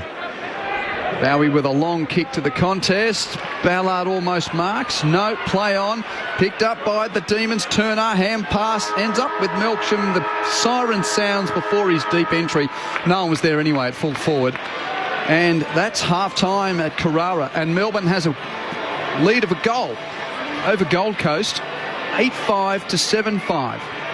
After it was level at quarter time, the D's kicking 5 goals 3 to Gold Coast's 4 goals 3 in that second term. So 8 goal kickers for Melbourne. Daniel Turner's got 2. Harrison Petty's got 2. 4 singles. Van Rooyen, Viney, Langdon and Fritsch. While for Gold Coast, Sam Flanders has got 2. Singles to Davies, Holman, Weller, Witts and... no, Witts has got a couple. So 2 for Witts, 2 for Flanders, singles for Davies, Holman and Weller. Melbourne 8 goals 5, 53. Gold Coast 7, 5, 47. We've also hit half-time in Sydney. Fremantle has a 9-point lead over Greater Western Sydney. The Dockers 8 goals 4, 52 to the Giants 6 goals 7, 43. For the Dockers there, 2 goals for Michael Frederick. He's the only multiple.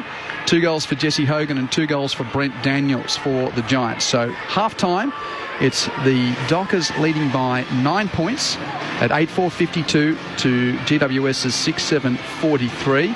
But let's have a thought here from our experts. Jeff White and Jason Ackermanis. It's a handy game of footy. It is a handy game of footy, and it's been the contest in the centre that's really intrigued me. Jack Viney, we spoke about him in the first half. He's had 6 clearances. Noah Anderson, Rao, and Took Miller, all three of them only have one. And that's to I think, to Noah Anderson. I think he's the only one that's had one. They've got to correct that. They've evened up the clearances around the ground, but the centre bounce clearances is playing a big factor. And we saw that a few times in that second quarter where they got it out of the centre, both the Suns and Melbourne, and resulted in goals. So putting that forward pressure on, especially with this wind, especially with the conditions, both sides have been able to get turnovers between the arcs, which has been giving them inside forward 50 is quite a lot. So for mine, I think that centre bounce, that's 6 clearances for Jack Viney, centre bounce clearances, that is. Well, not only that, Jack Viney's had 5 tackles, so he's doing it on offence and defence. The other thing I like from the Suns mainly is that you've got their captain and ruck, starting ruck, of course, Jared Witts has kicked 2, and then Sam Flanders has kicked 2. So that's good. That's always a good sign. That said, they probably want a little bit more from some of their forwards, Mac Andrews and these kind of, and Kingy. But that said, I think that is a game. This is a really good game. They are taking the game on. At times they're slowing it down. They're playing to their structures, but then bang, when they can, with this sort of craziness of these conditions, they are making it happen and making it work. Jeff, this is the moment where you can give us the red and blue assessment. You've been very good. It's been a tough week. They've turned up for the first half anyway. Yeah, they have turned up, and I think that just shows a sign that, you know, the backs have been against the wall. They've had a lot of heat go their way this week, and for them, it's about we can show it. We can show it inside. Once we get on that field, we can show how passionate we are for this jumper, and they've shown that. Another 2 quarters to go, obviously, but there's definitely a lot of good signs there. I've been really impressed with Marty Hoare on the back line too. We said it that in the second quarter, his ability to run off, create a bit of havoc, and it's getting some scoring involvements, that's for sure. Demons by a goal. We've asked you this question at intermittent times throughout the season because of our close relationship, but how's Kalani's day going today? This is Jeff Boy, who's a part of the Suns Academy, but was also father-son eligible for the Demons. We said g'day to him as he came in. It's funny you mention it because, he has a decision to make. Made the under-18s as an underager this year for the Allies. Yep, he's got a decision to make this time next year. Look, he's... how tall is he? He's 6'7". Very is the answer. He's 201. 201 centimetres. Kicked 6 today. Oh, is he going to grow anymore? Playing for Colts, Broadbeach, kicked Broady. 6. Okay, yeah. So he played really well. It's funny. He's come to the footy a number of years. He's come to the footy with his Melbourne jumper on. He said to me today, Dad, I don't think I'll wear that today. I think I'll just wear a normal T-shirt. Which rooms has he gone into, though? He'll be going to the rooms in Melbourne afterwards. So, he's he knows some of the players. He's developed a really good relationship. He's developed a good relationship with the Suns players as well. But he's excited to come. And my twins are here as well, and their mum's here, so it's a little bit of a family gathering, which is really good. Yeah, a choice to make. Yep, at least he's got a choice. Some footballers don't have a choice. So. Well, 100%, and he's very, very grateful for that. He gets the opportunity to train with both clubs over pre-season. So once this draft's finished, you train with the D's with pre-season for 3 weeks before Christmas, and then he'll do 2 weeks with the Suns after Christmas. So is he undecided? He's undecided. Yeah, he's been a Melbourne supporter his whole life, but he's loving the opportunity he's been given with the Suns, and the Suns give him that opportunity to play in the Coates League, which is what I played, which I came through in under-18s, under 18s, which is such a great, back in my day as a TAC Cup, but he gets the opportunity to play against the best kids in Australia, so that's the opportunity he's got. And good young man too. It was nice to see him coming in, so thanks for that little update there. Kalani White, who's Jeff's very, very tall young man who is interesting. It'll be one of the stories probably of next season to see where he ends up. See, that's the thing though, Key. When you've got a name like White, it's pretty common, so your first names have got to be far better. They've got to be interesting, they've got to be unique. Unlike Ackermanis, where you don't need any special treatment, you just give them nice plain names because they've already got a very unique last name. I love it, Whitey. Thank you, plain Jason. We'll go to the news on that. Melbourne 8-5-53, Gold Coast 7-5-47. Meanwhile, it's the Dockers leading by 9 points over the Giants at halftime in Sydney. Saturday footy on ABC Sport returns after a trip to the ABC newsroom.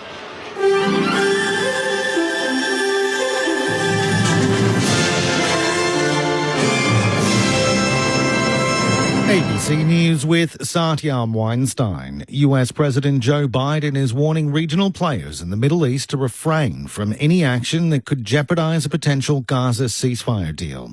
As the BBC's Tom Bateman reports, the US Secretary of State will travel to the region to help clinch an agreement. Antony Blinken's trip had already been postponed once and has hung in the balance all week as Washington watched to see whether Iran would act on its threat to retaliate to the assassination believed to have been carried out by Israel of Hamas political leader Ismail Haniyeh in Tehran. The fact this trip is back on shows that the US believes a breakthrough on the Gaza ceasefire for hostage and prisoner release deal is achievable. But with technical talks continuing and another session due in a week in Cairo, meaningful progress is still far from guaranteed. Meanwhile, Palestinian health officials say the first case of polio has been recorded in Gaza after the virus was detected in environmental samples last month. An unvaccinated 10-month-old baby has been infected in the central city of Deir el-Balah. The General Director of Public Health of the Palestinian Health Ministry, Dr. Afif Antanwa, says conditions in Gaza make for a fertile environment for disease to spread. Having one case means that the virus is inside the Gaza Strip. That means we can confirm that there may be people infected and not discovered yet. We warned about this since the beginning of the war. U.S. Vice President Kamala Harris has outlined her economic priorities at a rally in North Carolina. The Democratic presidential hopeful is promising to give parents of young children a tax break and to lower prescription drug costs. Ms. Harris says she wants to increase economic opportunity and strengthen the middle class. As president, I will be laser focused on creating opportunities for the middle class that advance their economic security, stability, and dignity. Doctors in India are embarking on a national strike in an escalation of protests over the rape and murder of one of their colleagues at a Kolkata hospital last week. The Indian Medical Association says it's time the authorities act to ensure the safety of doctors in hospitals and on campuses. The 24-hour strike will see all non-emergency hospital services shut down across the country. Prisoners have broken out of a jail in the Haitian city of Saint-Marc after setting fire to the facility. Local officials say at least 12 inmates have been killed in the violence and the police dormitories were burnt down. They say the situation's under control, but it's not clear how many prisoners have escaped. Member nations of the Organization of American States meeting in Washington, D.C. have adopted a resolution calling on Venezuela to publish the details of results of last month's presidential election. Venezuela's Electoral Council proclaimed the left-wing incumbent Nicolas Maduro the winner, his third six-year term in office. But it was declined to provide a breakdown of the vote, with the opposition saying its candidate, Edmundo Gonzalez, won by millions of votes. The U.S. ambassador to the organization, Francisco Mora, says the situation demands a timely and clear response. This resolution calls upon the National Electoral Council of Venezuela to expeditiously release the detailed election results. We know that recently the UN panel of experts released an interim report on the election and found that the CNE had fallen short of transparency measures. The New South Wales Electoral Commissioner is considering a request to grant an extension to the nomination period for next month's local elections. The state's Electoral Commission says the request was made in a letter from the New South Wales Liberal Party President Don Harwin. The party's been trying to recover after missing Wednesday's deadline, resulting in the application forms for about 140 candidates not being filed. Meanwhile, the New South Wales Liberal Party's endorsed a candidate to run in October's by-election for the Northwest Sydney seat vacated by the former Premier, Dominic Perrottet. Monica Tudhope's been pre-selected to stand for the party at Epping, winning 89 votes out of 115. Ms Tudhope is Mr Perrottet's former Deputy Chief of Staff and the daughter of Shadow Treasurer Damien Tudhope. And a woman has been arrested in the U.S. state of Missouri, accused of trying to defraud Elvis Presley's family of millions of dollars and steal its ownership of the interest in the singer's home, Graceland. They say Lisa Janine Finley's been charged with mail fraud and identity theft. She's accused of falsely claiming Elvis Presley's late daughter, Lisa Marie, had failed to repay a fictitious loan and had put up Graceland as collateral. You're up to date with the latest from ABC News. You can get more news at any time by downloading the ABC Listen app. The Good Scissors, Lucky Socks, Tony Armstrong action figure. You know, you can tell a lot about someone by asking what they'd save if their home was about to be destroyed. I'm Sean McAuliffe, and that's exactly what I'll be doing to Australia's best and brightest celebrity guests on my brand new TV show. Not destroying their homes, I'm asking them what they'd rescue. Sean McAuliffe's Eve of Destruction. Wednesday nights on ABC TV, and always free, always entertaining on ABC iView. This is ABC Sports coverage of the 2024 AFL season. Every match on the ABC Listen app. Look for the AFL button. Turner, he's got the vision, kicks it back in. Oh, Fritsch got up there with the one hand on top of Hewlin, but the strength of Hewlin gathered at ground level. He hacked it forward, cut off by Langdon. Langdon has a ping and kicks another one for the Demons. Suns burst out of the clearance, change of hands, ends up with Flanders. Flanders kicks an answering goal in lickety-split time. Burst out of the front of the stoppage from the centre bounce. And Flanders has got a couple. Howes, who couldn't quite pick it up, but he comes back to smother the kick from the Suns. Front and square was Graham, gave it back to the neighbouring Flanders, back to Weller. Weller from 45 launches. It's got the distance. Against the wind, Lockie Weller puts another one on the board for the Suns. Clean possession, Witts out of the ruck. Oh, he evades a man near the stoppage and kicks a brilliant goal. Rivers is right in his face, and he gave the little whoop to the left and then whoop, come back to the body. What a goal from Jared Witts, the big fella. Finally drops the mark when he had time to pick it up. Made it hard for himself. Dives on it now. He's under pressure. Still got a hand pass out, though, to Neil Bull. And Rush kicked the half forward. Petty takes the mark. 50 out. He's got Pickett saying, kick it to me in the goal square. Petty goes longer and kicks the goal anyway. The 2024 AFL Premiership season. On your radio. ABC Sport Digital. And on the ABC Listen app. Sun beating down at Surfers Paradise. This is Saturday footy on ABC Sport. Quentin Hull welcoming you back to Gold Coast versus Melbourne at Carrara, where it's the D's leading by a goal at half-time. Melbourne's 7 goals, make it 8 goals, 5, 53 to Gold Coast 7, 5, 47. That after it was locked up at 3-2, 20 apiece at quarter time. So D's by a goal at 8-5 to 7-5. Meanwhile, in Sydney, the Dockers lead by 9 points at half-time in that vital game, 3rd v 6th. It's the Dockers 8-4, 52, leading the Giants 6-7, 43. National Rugby League game between Canterbury Bankstown and the Dolphins about to, or just getting underway in Bundaberg. So if you want to hear that, if you're local, you can twiddle the dial to the close frequencies, or wherever you are, just jump on the ABC Listen app, look for the green button. So 3 games in the NRL today. Dogs v Dolphins in Bundy. Then North Queensland taking on Canberra, and the West's Tigers taking on South Sydney. So if you are with us on the coast, you'll pick up the closing stages of that Bulldogs-Dolphins game. And the rugby tonight features Australia against South Africa in Perth. Springboks winning the first week of the Rugby Championship comfortably in Brisbane last week. Argentina with an upset win over the All Blacks. So if you want to hear the rugby tonight, gets underway at about 7:45 Eastern time. Call is available on the Listen app right around the country. Look for the ABC Sport Extra button. Of course, to come in the AFL today, our next stop is Collingwood versus Brisbane at the MCG. And then this evening, the showdown, Port versus the Crows, and St Kilda hosting Geelong at Docklands. Your messages continue to be welcomed on 0437 774 774. Please send us your name and where you're texting from. 0437 774 774. Jamie sends a text saying, what's with the trumpet after a Suns goal? So American. It's pathetic. No, it's Mexican. It's a mariachi trumpet. G'day to Stan from Victoria who texts, g'day guys. Oh, you can sing music. Not my team. I look forward to see how Gold Coast go in 2025 playing in Melbourne.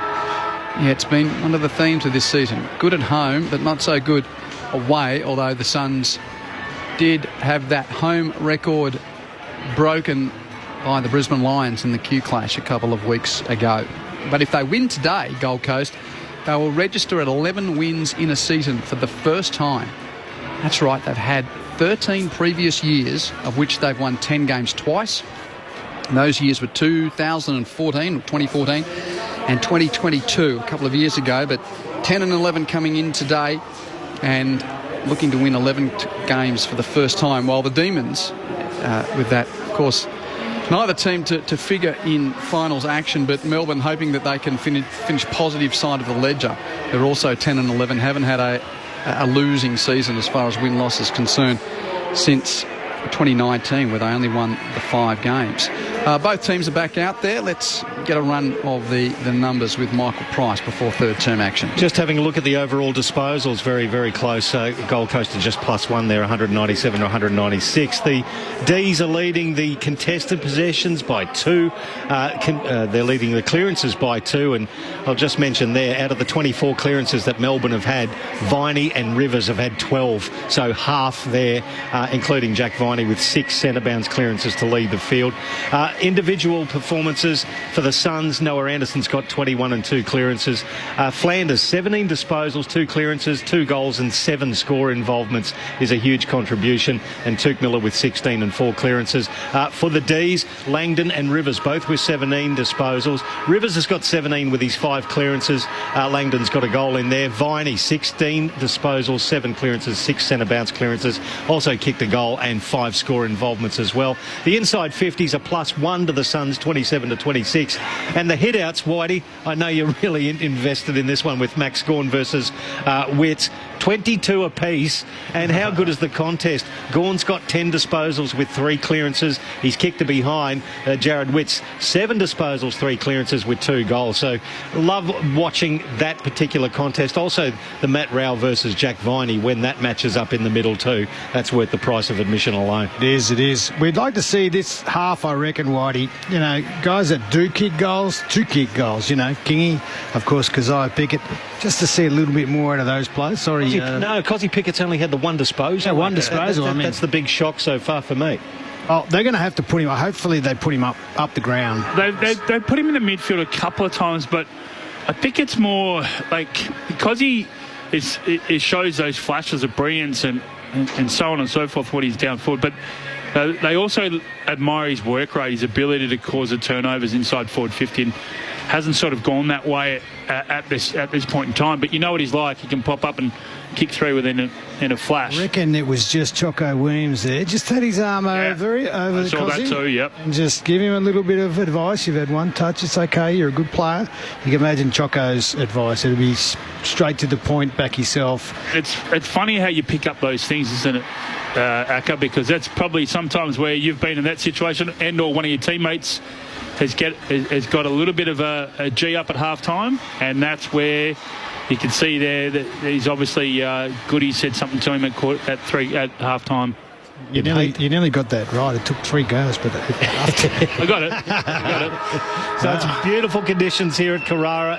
27-degree day, and the shadows of the stand we're in and the commentary box side just getting over towards the centre square. Umpire bangs it down in the middle. It's gone straight across. He's going to call that back. So we'll do it all again from the centre circles. Big Max Gawn versus Jared Witts in the middle. Umpire throws it up this time. Gawn with the body work and then slaps it out wide. Rivers under pressure from Miller. They turn it over, but Langdon comes in, picks it up. Oh, beautifully tapped down by Rivers into the path of Neil Bullen to Viney. Viney on the left foot to the top of the square. Well done by Colin Spoiling Van Rooyen. Oh, that's he's tried to evade everybody, Charlie Ballard, and he's been tackled, and that is holding the ball at the top of the square. It's going to be a free kick to Melbourne, and let's go to the young fella, Van Rooyen. After he competed for the ball in the air, Ballard just got lost in the traffic there. He actually did well, broke the first tackle, but that slowed him up, which enabled Van Rooyen to get him pretty easily, and that is dropping the ball, unfortunately, every day of the week, and only 11 metres out. So he's kicked 1 goal, and this will be a great start for the D's. They already lead this contest by 1 straight. Jacob Van Rooyen. Could go anywhere though. 27 goals for the year. I'll back him in, Akka. Oh boy, he made the umpire work there, but it's through. I'll just back him in from now on in. That's 2 goals to Jacob Van Rooyen, and the D's lead by that margin. 9-5-59, playing 7-5-47 after a minute and a bit of the third term. It's that ability to work for one another. It was Petty who was the one that put the pressure on initially and then was able to have good balance. Van Rooyen had really good balance. He didn't get sucked in the contest. With the replay, you could see that he was the one that was backing Petty to make sure he got the tackle. He missed it, and then he was able to finish off and get hold of the ball in the end. So good balance there for two of those tools down forward for Melbourne. Yeah, the other thing too, Touk Miller is going into the centre. They sort of, eased him back in from the wing, and now looks like he's not going to only start, he's probably going to be there most of the game now. Well, that's Melbourne's biggest lead in a game which hasn't seen really any margin blowout whatsoever. The Suns kicked the first 2-2 to lead by 14 points at that point. And outside of that, it's been very tight. From the stoppage, great tackle applied by Anderson allows Rao to play on with the Suns getting the advantage. Hands it to Miller, who's under pressure and dispossessed at half forward. D's come away with it. Langdon with a hand pass from Viney onto Tolstrup from the centre of the ground. Kicks inside 50, but Ballard leaves his man to take the mark, as he does so often. He reads to play well, doesn't he? Yeah, he's playing well today too. Chest mark forward of the goal square that he's defending. In the sunshine at the open end of Carrara. Chisels off a 25-metre pass to the right half back flank. Will Powell's there to take the mark. Signed a big contract this year through to 2029. Will Powell, his future secured here at the Suns. Runs around the man on the mark. Boundary hugging run before a high kick to a pack. 2-on-2. Gone at the front. Max. Too good. Yeah. Boy, he's a good warrior. What a player he's been, Max Gawn. Close to 7 jackets, you would think.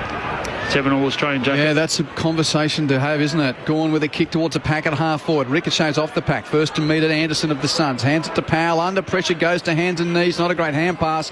Ballard cleans it up. He's tackled immediately by Melksham. Ball up. Who are the other rucks in that conversation, Jeff? Oscar, surely, big Oscar. Sherry. Sherry from North has had a magnificent year, hasn't he? Thrown up. Left half forward here for the D's. Nicely roved there from Witts to Anderson. Anderson with the handball to Touk Miller into the middle of the ground. Aggressive kick. It was King spoiled there by McDonald. At ground level, that's a free kick for too high. It's going to go to the Gold Coast Suns. A little bit of remonstration there as well. Yeah, he's trying to hold it up. That wind, he's not back there. Well done by Tolstrup, who did well not to give away the 50. It was Bailey Humphrey who flared it out wide to Lemons. Forward of the wing and holding it up. Very congested forward 50 in front of Sean Lemons. So he's going to run on and play a booming right boot deep to the goal line. King almost takes a one-hander trying to get rid of McDonald. Can't. Spillage is cleaned up by Rivers of the Demons. A hoping exiting kick to a 2-on-2 at right half back for Melbourne. Van Rooyen gathers. He's tackled by Closey. Took him on. The ump says ball up. On the text, I really like this one from Ron in Adelaide. He goes, "Hi guys, enjoying the call as my wife mows the lawn. ... Broke my ankle." Wow. Thank you, Ron. 0437 774 774. Langdon with the clearance from the Demons at right half back. Bangs it to the wing on the head of the pack. Half a chance for Powell. Couldn't mark. Petty handballs it out to Neil Bullen. Demons have got it under pressure. Hands it to Rivers. Hands it to Viney. Hands it to Salem in the bullseye. Here's the kick. Wide and precise for Melksham. Marks at 45 from goal. Into the teeth of the wind. He doesn't go for goal. Kicks to the corridor. Tolstrup takes the grab 35 metres out. And he does the Babe Ruth and says, "I'm kicking it there." Great running there from a young fella, Tolstrup. He was over there on the wing where there was a stop play and then just took the ability to go forward and hard offensive running. So they just create space. It's opportunities. They did that with their last entry to the Suns, but they took too long. They had Kingy just one-on-one deep. He had no one to come in and spoil, and they just took too long. Colton Tolstrup, 19-year-old in just his 9th game, looking for his 3rd league goal. Great kick on the right boot. This is the biggest lead in the game. Demons are out by 3 goals. Melbourne 10 goals, 5-65. Lead Gold Coast 7-5, 47.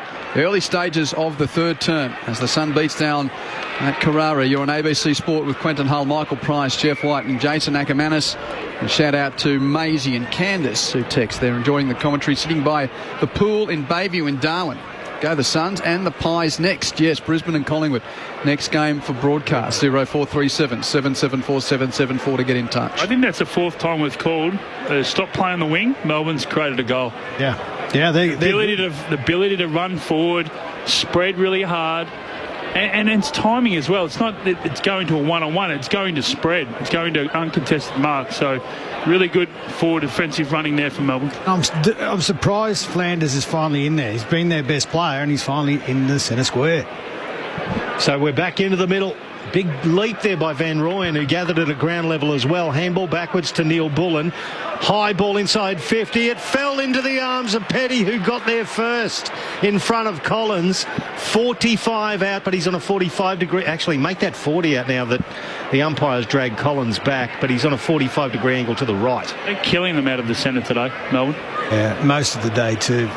Too good. You know what's starting to enter my head?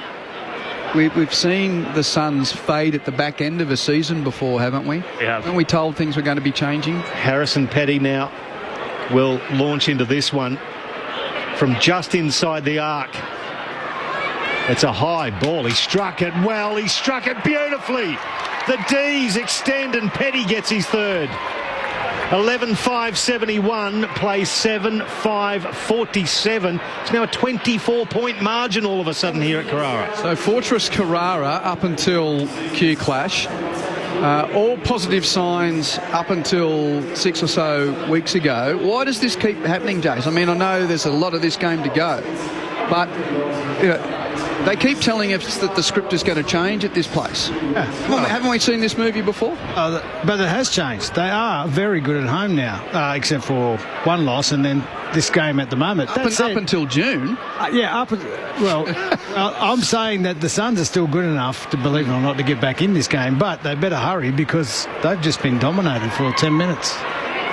So they've got so much to play for today, Gold Coast, I reckon. I mean, they come out and talked about being a destination club and all this type of stuff. Well, show us. What have they got, this team at home? And the Demons, again, out of the centre here. Neil Bullen out the back of the stoppage. They're supposed to be the team with the culture problem, the Demons. They're winning this one at the moment. Neil Bullen's kick marked by Viney. Viney's kicked a full forward, intercepted by Ballard, who meets it with his chest. And I reckon there's a real question of the Suns to be asked in the next quarter and a half. And if it wasn't for Ballard, there'd be more goals down. Yep. Short pass from Ballard to Hewland. Hewland's going to chip it wide to Powell, who takes the mark at right half back. I must say, when the first and third quarter, when they've had the win, they've played this stop-start brand of footy, the Suns. So it's a long kick towards centre wing. Gawn in the front position, spoiled nicely there by Walter. Front and square was Graham. Looping handball over the top to Jakey Rogers. He kicks it inside 50. Getting out, got out-muscled. There was Holman, picked up by McDonald, who hacks it back towards the wing. Witts unceremoniously dumped by his big man opponent in Max Gawn. If the ball goes over through the interchange gates, there'll be a throw in. Jeff White is cacking himself here. That was as obvious as... It was on the side. It was on the side, but geez, it looked funny. Dare I say it, the Suns are on the brink here of being branded same $2 T-shirt, just the expensive logo sewn on it this year, with everything that they've spoken about, all the hype and hope. Here's Hewland, back of the stoppage. He's kicked it out of bounds on the full. Had it work. So the reason, Jeff, I had a chat with local radio on the Gold Coast talking about this game today and thinking, so all the talk was about how they made this place a fortress, trying to be relevant and so forth. I mean, they've got to run out this season. And the D's here with Neil Bullen kicking to half forward. No Petrarca, no Oliver. They're the team that's, probably entitled to fade away. But no, they're putting up a really strong fight here as Walter marks on the wing for the Suns. Melbourne lead by 4 goals. High kick to half forward and a great mark taken by McDonald. Third man in, takes the grab for the D's in the left back pocket. As we spoke before you went on air, what's the response going to be after you've had such a week in the media? Well, here it is. Yeah, well, they're presenting well, the D's. Long kick just short of centre wing. Walter drifted in front, the young fella. That was a good strong mark. Now, this is the kick.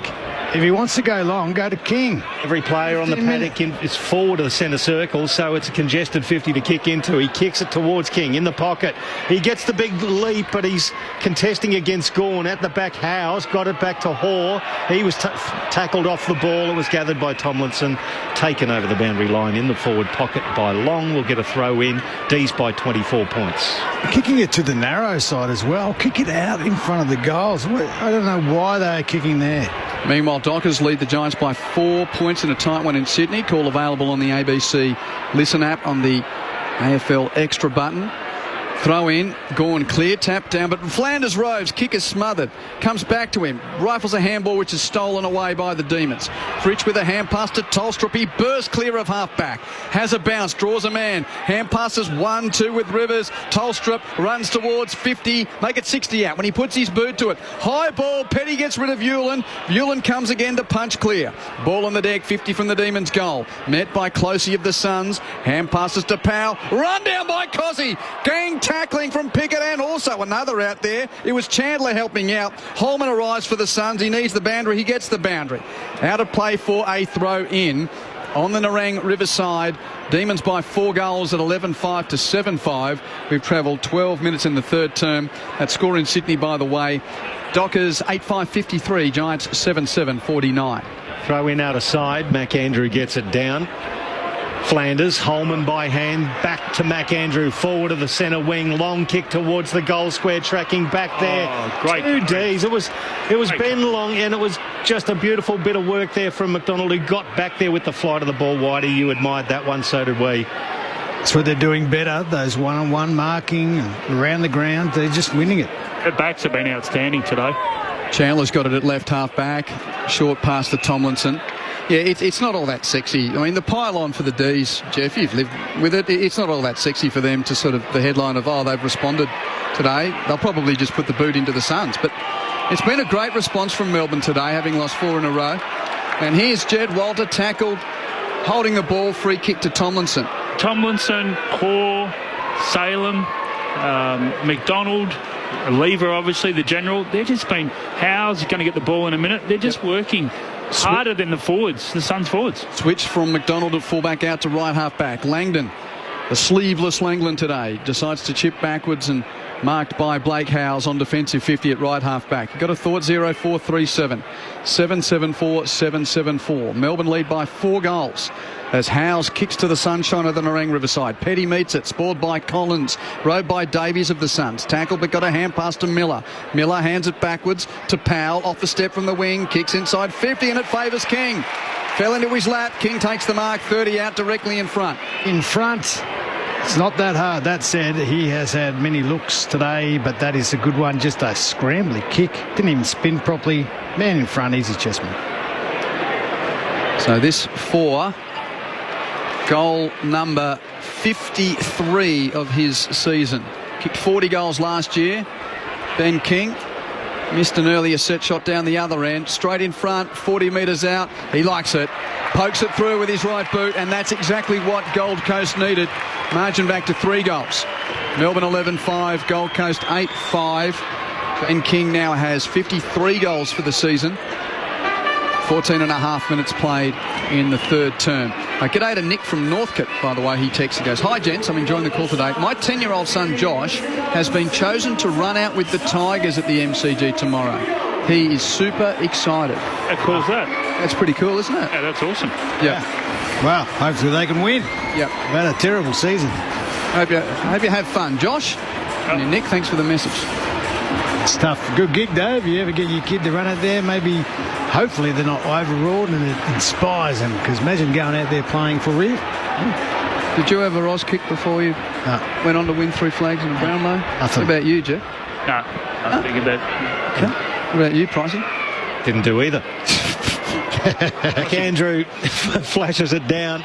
It's beautifully cut off there by McVie, who kicks it into the pocket at the back turner. Will it bounce for him? He tried to keep it in. It beat him over the boundary line. There'll be a throw in right next to the point post. I want to go on about it, but the centre bounce is God, it's just hurting the Suns at the moment. Great for Melbourne, but 13 to 5, Whitey, with the centre bounce clearances, and I've just got to say 7 of them to Jack Viney. So he's doing beautifully as well. Throw in Andrew against Gawn. Andrew got it down. Heaps of numbers around the ball as Davies tries to extract it, and it fell into the arms of Noah Anderson, who's just swept a handball indiscriminately towards the wing. Now it's loose. He's going to track it back with McDonald in tow. Anderson. It's stuck underneath Howes. He's going back in and having another fight for it. Noah Anderson. He tried hard, but he was held up. It's going to be a ball up on the outer side. So just back to that stat. Jack Viney has had 7 centre bounce clearances. There is no one else on the ground that's had more than 1. The Suns have had 5. That's it. Yeah. Viney beat them all. Miller gets a clearance here from the stoppage on the wing for the Suns. Tumbling ball to half forward, met by McDonald. Tackled high by Humphrey. Lost the ball, play on. Picked up by Tolstrup of the Demons. He's tackled, got back on his bike to tackle Humphrey, who won the spillage. So it's locked up. About 60 metres from the Suns' goal. And can I say, that wind has not dropped off at all as the afternoon's gone on. If anything, it's getting stronger. Ball thrown in the air. Andrew over the top of Gawn. Too much leap. Rove by Rivers over the D's. Hands it to Langdon. Langdon to Salem. Salem's kick is wide and precise. McVie makes the ground to take the mark right half back. Chips over the man on the mark to Langdon. It will take a moment to assess between right half back and the wing. No forward pressure coming up there from the Suns. So even with the short to Salem. Even with the stop plays queue, they've been able to get the exits out the back. There's been no forward pressure from the Suns. Salem's kick marked by Howes. Howes hands it to Langdon, who runs the wing and chips it precisely to Van Rooyen. Takes the mark right half forward, 70 metres out for Melbourne. The young key forward with his right boot kicks the Demons into attack. Petty the target. Collins nudges him under the flight. Out the back, Butterick does the roving for the Suns. At fullback, chips to the corridor. It's a bit dangerous, but it's okay. Marked by Miller. Miller just about another 20 metres forward to find Alex Davies, who's been a good inclusion for mine. He flares it out wide, looking for Holman, who actually just held his space, kept Lever out of it, and that allowed young Jed Walter to beat Tomlinson to the ball. Just right in front of the ABC Sport commentary box.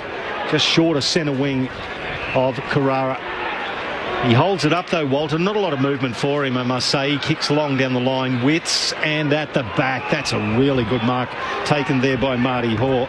Long way around for Marty Hoare as he goes back in defensive 50 to find Christian Salem.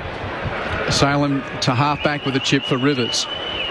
The thing with Walter's just got to make quicker decisions. He's just been really slow. He had options. He just didn't want to fire it off quickly.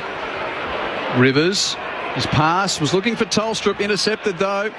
Anderson makes the spoil, cleaned up by Weller of the Suns on halfway, kicks deep. Andrews got 2 to beat. Couple go to ground. Rivers keeps his feet and then slips over the boundary line for a throw in near the point post. Oh no, he got high contact going to ground. I thought that was accidental. That was accidental. He slipped. Yeah, but it's paid anyway. So he chips it on. Neil Bullen takes the grab in the pocket, kicks it to Langdon at right half back. What's he up to? He's having a good day. This will be disposal 25 for Red Langdon. Melbourne lead by 3 goals. We've travelled 19 minutes of the third quarter at Carrara on ABC Sport. He holds it up for a while and then it's a long kick towards centre wing, getting in front there. Witts was nudged off it there by Petty, but it was a good mark taken by young Bodie Euland right on the logo on the Nerang River side of the ground. He goes out even wider towards the boundary line. How many disposals has this bloke racked up now? See, with this, the Suns just don't have any movement off the back to get the handball received, get the game flowing. It's Anderson and he kicks it just inside 50. Wits the flyer, spoiled there by Gawn. It's outside defensive 50 for the D's. It was Langdon who was absolutely monstered there by Rowell. The ball over the boundary line. We're going to throw in 60 from the Suns' goal. They're trailing by 18 points with nearly 20 goal in third term. Giants have kicked a few goals on the bounce. They now lead by 7 points. Hogan's got another. Greater Western Sydney 9-7-61, lead Fremantle 8-6-54. That game tracking the same time as this. Throw in, went over the head of the 2 tangling men. Quite a sight. Flanders comes in, ineffective handball, picked up by Anderson, who's tackled and dropped it. Langdon with a great tackle on his opposite 15, wins the free kick. He is having some day for the D's. Plays on, chips it towards Neil Bullen. Rowell hassles him, tackles him over the boundary line, throw in. It's not looking very good either. Who's that? Is it just behind the play there? There's a Sun down. Flanders, isn't that? Anderson. Anderson. A little limp up, but he's up and he's just gingerly jogging back towards the contest now. Umpire's got it on the Nerang River wing. Waved away the umpire too. No, I'm good. Get on with the game. And he does so. Throw in. Witts, he slapped it down. Graham weaves his way through traffic nicely. Got the handball to Flanders, back to Graham. Now he's got a little bit of space, the youngster, and he misses Walter with the target. Walter had a metre or so on his opponent. Just got a hand to it. Went over the boundary line. 55 from goal at left half forward for the Suns. Bad option too. That was only like 20 metres in front of him. Yeah. They're not using this wind at all, and they're not putting their players to be set up for it. From Bendigo text, as a Bombers fan, I'd give Acker's left hand to see a response similar to what the D's have given today after immediate bake. In reference to Essendon, of course. There's Flame flickered out almost. They were overrated At the Swans, against the Swans last night. Raoul's kick is smothered, trying to kick inside 50 by guess who? Viney gathers the ricochet, kick to the wing. Not great though. Van Rooyen was leading. Powell marked before the ball got to the leading forward. Powell just forward of the wing, sets Gold Coast into attack. Wide kick, pitches near the pocket and bounces out of play. We'll see a throw in. See, their kicks, they're too skinny, Q. Going towards the boundary. They need to get at the top of the goal square. You've got the wind behind you. Utilise that. That's what Melbourne did in the second quarter. Scores were locked at quarter time. Gold Coast trailed. It was the D's leading by a goal at three-quarter time, but Melbourne's kicked 3-1 this term to lead by 18 points. Out on the right half-back flank for Melbourne is Neil Bullen. Kicks it around the wing. Fritsch takes the mark in the sunshine. So Bailey Fritsch looking back inboard, but the Suns have set up reasonably well, so he's going to go long. It's Langdon who just kept running, and that's what he does all day. He gathers 70 from goal and then wheels around onto the right boot. He kicks it into a dangerous spot. There were 3 Ds waiting for it. Tolstrup was spoiled. Flanders receives his handball. Well, just made it to Rogers. He got it out to the run of Connor Buderick now. Good to see him back after injury. A couple of bounces. He makes it to centre wing. Chased there by the mummy. It's Max Gawn. He gets away from Big Maxi as he should and delivers a beautiful pass into the path of Jed Walter. And just the bandages flowing freely like an extra set of hair for Max Gawn. He peels it off. Yeah, the bandages at the back of his skull had come unstuck and he was running as if it was the spirit of doormat, that little bit of hair out the back of the great Bruce Stool. It wasn't any hair, it was just the sticking plaster, and now he's had about a gutful of that. You know what I loved about that is Max Gawn kept chasing. He knew he had no hope of catching him, but Jed Walter now from 45 out, 45-degree angle to the right. The youngster lays into it and it's going to go left. Just in for a behind. 71 plays 54, 17 points the margin, 23.5 gone. The D's have gone quickly. Very quick. Out to the right half-back flank. Bowery receives, kicks to Fritsch. Fritsch is beyond half-back. Now comes infield with a kick precise to the edge of the centre square. Neil Bullen marks. They transfer from Riverside to broadcast side. Mark taken by Howes. He's just for defensive of the wing.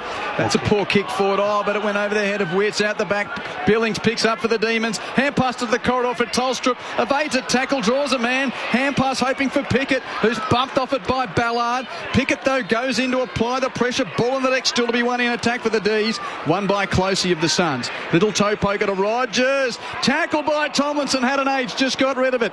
Indiscriminate hand pass, though, at half-back for the Suns. Miller tries to do something. Can't pick up. Closey comes in. Neil Bullen tackles him.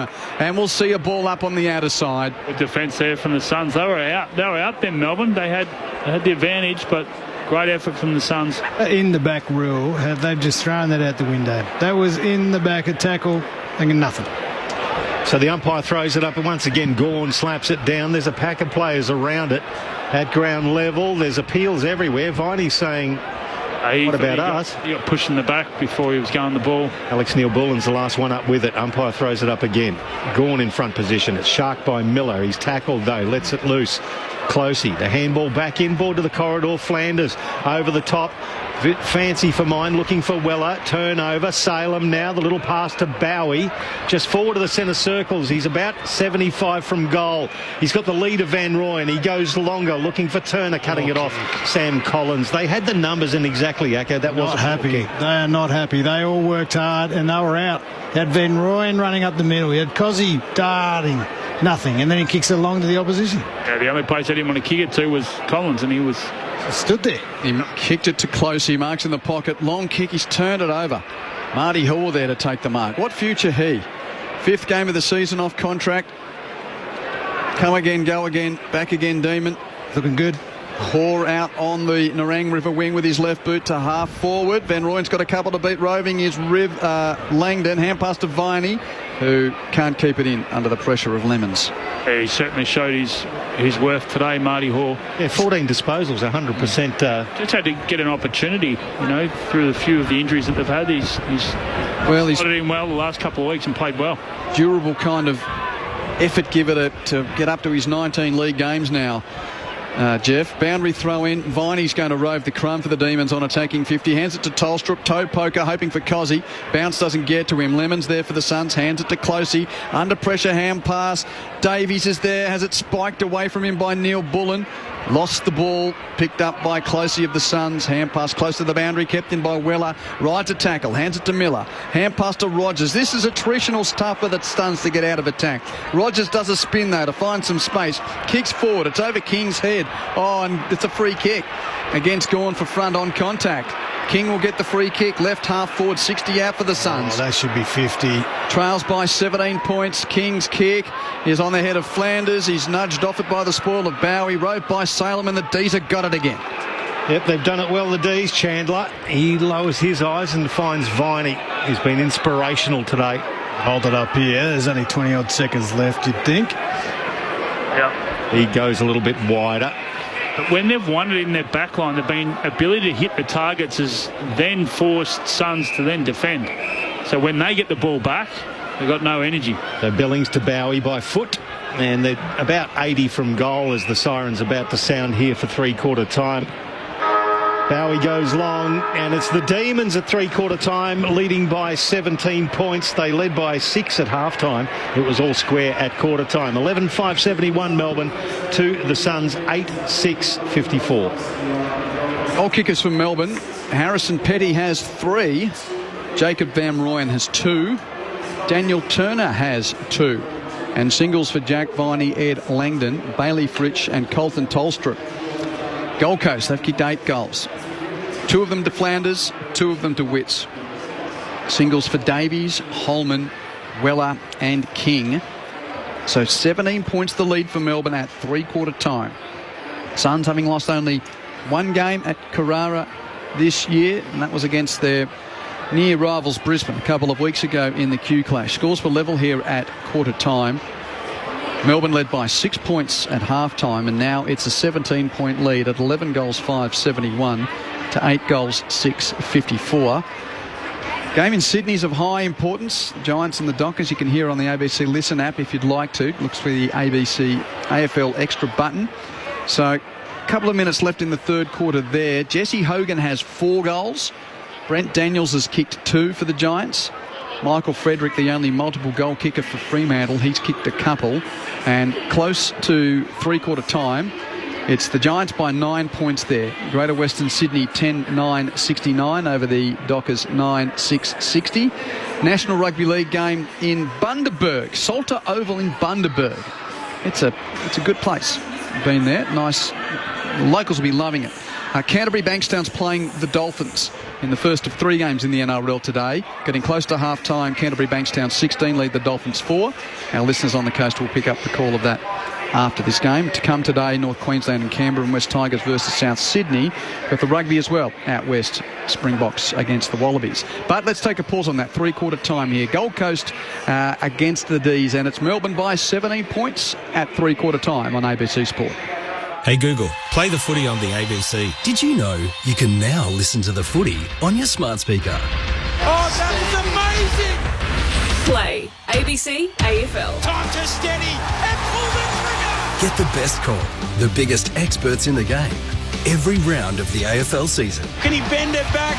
You bet he can! On your favourite station, ABC Radio. Your home for footy. Now on your smart speaker. This is ABC Sports coverage of the 2024 AFL season. Every match, match on the ABC Listen app. Look for the AFL button. To Neil Bullen, Demons have got it. Under pressure, hands it to Rivers, hands it to Viney, hands it to Salem in the bullseye. Here's the kick, wide and precise for Milksham. Marks at 45 from goal, into the teeth of the wind. He doesn't go for goal, kicks to the corridor. Tolstrup takes the grab, 35 metres out. Tolstrup, 19-year-old in just his 9th game, looking for his 3rd league goal. Great kick on the right boot. Big leap there by Van Rooyen, who gathered it at ground level as well. Handball backwards to Neil Bullen. High ball inside 50. It fell into the arms of Petty, who got there first in front of Collins. It's a high ball. He struck it well. He struck it beautifully. The D's extend and Petty gets his 3rd. Petty meets it, spoiled by Collins, rode by Davies of the Suns. Tackled but got a hand pass to Miller. Miller hands it backwards to Powell, off the step from the wing, kicks inside 50 and it favours King. Fell into his lap, King takes the mark, 30 out directly in front. Ben King missed an earlier set shot down the other end, straight in front, 40 metres out. He likes it, pokes it through with his right boot, and that's exactly what Gold Coast needed. The 2024 AFL Premiership season. On your radio. ABC Sport Digital. And on the ABC Listen app. Quentin Hull with you at Karawa. Melbourne lead Gold Coast by 17 points here. It's the Giants by 9 points in Sydney, just about to hit three-quarter time there. Next up, big game at the MCG. Collingwood against Brisbane. Corbin Middlemass, what's it like at the G?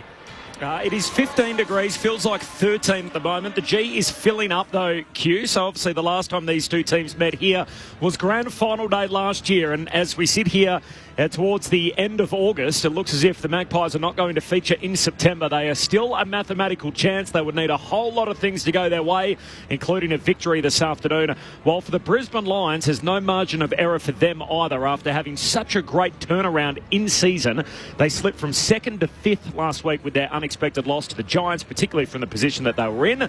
So they need to bounce back in the winners list today and give themselves the best chance going into September. While the Pies, let's see if they can get in a little bit of synchronicity after they haven't quite been able to capture that the same way they did in their premiership year.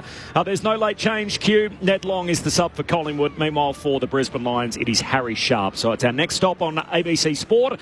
I'll be joined by Adam Ramanauskas, Luke Ball and Ben Cameron for the full call next.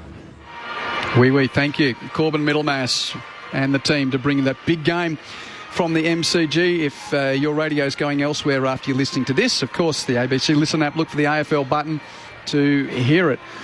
What direction is this game going in, Jeff White? Jason Ackermanis, it's Melbourne by 17 points at three-quarter time. Well, it makes it a bit slightly tough for Suns because they're kicking into the wind. So they haven't used the ball particularly well, especially in the second quarter. They just weren't able to get their foot skills going. So they need to sharpen that up in this quarter, and they need to get out of the centre. Their centre bounces, they've been dominated by Melbourne today. They're really taken their chance. So with Melbourne playing with the wind, if they continue this centre bounce clearance, it's going to be game over. So Langdon's had 30 possessions, Viney 27, Acker. 7 centre bounce clearances for Jack Viney.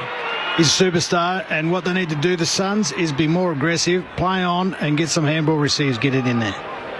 So off the ruck contest, it's Rowell tackled off it, and he was tackled as he got a kick away, and it landed into the arms of Max Gawn, who was fortunately 15 metres away. Cozzy Pickett with his second touch of the game. Handball receive off Gawn, and going back with the flight, Connor Budrick for the Suns took a wonderful defensive mark. He goes across the face of goal to Bodie Hewland. He flares it out wide, too wide. It's going to bounce away from Noah Anderson, and that's been the tail of the tape for the Gold Coast. It went across the boundary line when they could have been out. Throw in. Who's going to stand up for the Suns and say this means something today? Who's going to do it, Jeff? It starts in the midfield. Starts in these contests, Q. We so often look at Tuke Miller. He's off a month from. You can't expect, Flanders and Rowell. Flanders has been playing well, but Rowell, Anderson. Cozzy roves the tap from Gawn, brilliantly hands to Viney, hands it back to Pickett, 45 out, doesn't go for goal. Beautiful chip infield, marked by Melksham, 30 metres out. What explosion off the stoppage from the D's. And I know he copped the spray, I reckon, at half-time and three-quarter time, and his teammates have said, obviously, are very happy for him, because it's been a dirty day, and that said, they put him in the midfield, a bit more run and spark, and look at that great decision to bring it back, unselfish, could have had a shot, but Melksham, pretty pretty good angle here. We're right behind it. He should kick it, but then again, it is Melton. In with Tom Sparrow off with an ankle injury, so he was subbed in before half-time, Jake Melcham. This to make it a 23-point lead for Melbourne. He kicks the goal, and the Demons, they're threatening to do what many have struggled to in season 2024. That's take 4 points away from Carrara. It's Melbourne 12 goals, 5-77 to Gold Coast's 8-6, 54. They're just beating them everywhere, Jeff. And I love Sydney. Listened to a good interview during the year where Sydney said if one of their players getting tagged, they try to give him the hand pass just to get him in the game. And that's what Max Gawn did. He took that mark, he gave it straight to Cozzy. Then Cozzy gets the next clearance at that stop play and sets up a fantastic goal for Melcham. So the ability to work for each other and identify when you need to get the ball in your teammates' hands. Flanders was their best player in the first half, and he started out for too long. That was a poor decision by those coaches. He deserved to be in there. So Cozzy Pickett, 1 touch to three-quarter time, 3 touches and a goal assist in the first minute. Make that 4. He's just tapped it out there. And it's going to be a ball up, though, because there's a massive players, Noah Anderson, all over the top of Alex Neil-Bullen. So the umpire will throw it up just adjacent to the centre circles. Gawn slaps it onto the logo on the commentary wing. All the players overrun it except for Noah Anderson for the Suns. He gathers a long kick. It's a 2-on-1 here. Demons with the numbers. Geez, they've done that well all day. Howes. And it kicks it now to Billings just at right half back. The Suns' entries inside 50, it's been the tail of the tape for them this year. Hasn't been to the favoured side. Pricey. Yeah. Right. And too long. Easy to read when you kick it that long in. Billings from half back to a pack on the wing. Goes to ground. Dave Swallow's been subbed into the game. Jed's out. No, Ben Long's out of it, I think. So anyway, Rowell's got the ball on the wing. Kick towards half forward. Graham flies the pack for the Suns, can't mark. Rode by Bowie. Hand pass picked up by Billings at half back. He's got support. Hands it to Tomlinson. Hand pass is a half volley, which is gathered by Neil-Bullen. Gives it back to Tomlinson. Ran into Rowell holding the ball. Great tackle. Great tackle from Matt Rowell to earn the free kick on the wing, trying to inspire his team. Chips infield to Miller. Miller marks just forward of the wing. Early stages, final term. Melbourne leading by 23 points. Miller with a short pass to Flanders. Flanders from 60 metres out, kicks at the pocket, hoping for Andrew. He's caught behind. Lever doesn't have to bring it to ground level. Andrew Robes, though, beats the tackle of Tomlinson and snaps, but doesn't curl it back enough. And that Mac attack is just a 1 point. 22 the lead to Melbourne at 77-55. Demons to bring it back in quickly. Bowie now finds Howes. Howes to the run of Neil-Bullen. Gathers, exits the defensive 50, has a bounce, kicks along to left half forward. Oh, good attack on the ball there from Petty, brought it to ground. That was Hoare who picked it up, kick it back inside 50, juggling mark. Did he get the second grab inside the field of play? He did. It's Jack Viney. Boy, he's had some kind of game. Wrong side for him. Yeah, this is a statement. He's 30 from goal. He's right on the boundary. He's now, well, he was just squatting down, sucking in the big ones. He's facing inboard. He's going to have to hook this around with the right shoe. He's, as I say, facing towards the centre of the ground. On the boundary line, 30 metres out. Jack Viney has had an inspirational game. His right foot is nice. He kicked it. It's more than nice. He knew. Jack Viney's the match winner here today for the D's. That's his second, and they all get around him too. That's a great sign, as you said, Whitey. It's just yeah. 13-5-83 plays 8-7-55. They extend their lead now, and they're doing it easy, in my opinion. Absolute statement from my point of view today from Jack Viney on all the messages that have come through this week about him, North Melbourne, his dad's there, blah, blah, blah, blah. Well, if there is actions are so loud. If there is a team's culture to be questioned, it's the hosts. Yes. And we all got whipped up in they beat Collingwood here. Watch out, they're finally going to get it. So we've worried about the back end of the seasons for the Suns. Since then, lost to North Melbourne on the road. Beat Port here in a scrappy affair. Lost to the Giants, lost to Brisbane here. Went west, lost to West Coast. Beat Essendon by a point away. And they're going to get beaten at home here by a team without their two best midfielders in Petrarca and Oliver. Centre of the ground. Well, I dare say that with very big respect to Jack Viney as well. No clearance from the stoppage. But you know what I'm saying? I mean, everyone wanted to give the D's a whack, and sure, that might be. But who wants to put the boot into the Suns for giving us the same stuff over and over again? Anyway, Flanders in the middle of the ground. I mean, they've changed the coach, all this type of talk. It's meant nothing. Here come the Demons out of the stoppage. Long kick on the goal from McVee's. Kick to point. The point to the left. Geez, they're looking sharp. They came here to play, but it's really been the second half that they've just done the number on them. It was pretty close for a half, but that said, the Suns have just come out with nothing. They bring the ball back in, the Suns. Charlie Ballard, and he takes it, and that should be 50 for mine. Melksham tapped it out of his hands, but he's just... Umpire gave him the benefit of the doubt. Now Ballard, just barely the required distance down the line to Connor Budrick. There's very little movement from the Suns here. And no movement up the field either, Pricey. As he has to wheel around onto the right shoe and play on, kicks it in the Wits direction. Beautifully spoiled by Tomlinson and roved by Van Rooyen. The handball to Rivers. Back to Salem. They're racking them up, these two as well. Back to Rivers into the middle of the ground. Colton Tolstrup gathers in the bullseye. Great running by Rivers, who got the handball received, kicked it inside 50. Talking about great running, Ed Langdon, who's been doing it all day, as they would say in the outer. This is disposal number 31 for him. He's already kicked one. He'll go back and put a dagger into the heart of the Suns here. If it wasn't for Viney, he'd be best on ground. Aka, what about that spread? The ability to spread on the 45, create space beyond where the mark is, has been exceptional today. I think not only are they doing that well, but they're running them off their legs. They just do not want to run at the moment. They've done it because they're winning the ball. They did that at the start of the third, and this is what happens. So Ed Langdon, as I said, 30 disposals so far. This is his 31st. Comes in from 40 metres out. He's flared it to the right. He hits the post. About two-thirds of the way up. So they did it in increments of 185, plays 55. It's out to a 30-point margin, game high with 8.5 gone, final term. Giants lead the Dockers by 8 points. That final term just underway. Effective clearance from the Suns gets to right half back. Closey takes the mark. Plays on with a hand pass over the man on the mark to Weller. Hands it over the man approaching to Miller. Miller gives back to Weller. Nice running. Has a bounce or two on the Nerang River wing. Makes it a third bounce. Makes it a fourth. Runs to half forward. Great chase from Bowie. Weller's kick is intercept marked by Lever at full back for Melbourne. It's a bit early to be trying to just play kick mark here, Jake. Lever's going to roost along right foot. Drop punt to the middle of the ground. Petty's going to mark uncontested. Plays on with a hand pass over the top. Neil Bullen gathers, hands it to Langdon, runs to half forward, hands it to Fritsch. Fritsch from 40. Does he go for goal? No, he kicks it to Turner in the opposite pocket. Just beats him. It's gone for a point.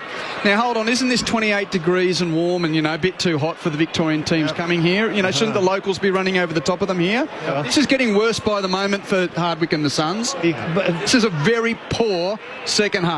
And behind them in the middle of the field, the Suns midfield was just jogging as the D's midfield was surging forward. Now they play on the Suns from full back, fisted away and onto the arc. It's ball loose in the arms of Holman. He's tackled and the umpire's going to throw it up. I see, that has been the biggest difference today. Their tackling pressure, they have not missed anything. They've just been all over them.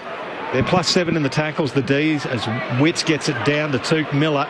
Miller under pressure. His kick is going to bounce right in front of the ABC Sport commentary box over the boundary line in front of... Oh, they've played it as deliberate. That's got no flavour for the game whatsoever. He was halfway to being tackled and put to ground. Ridiculous.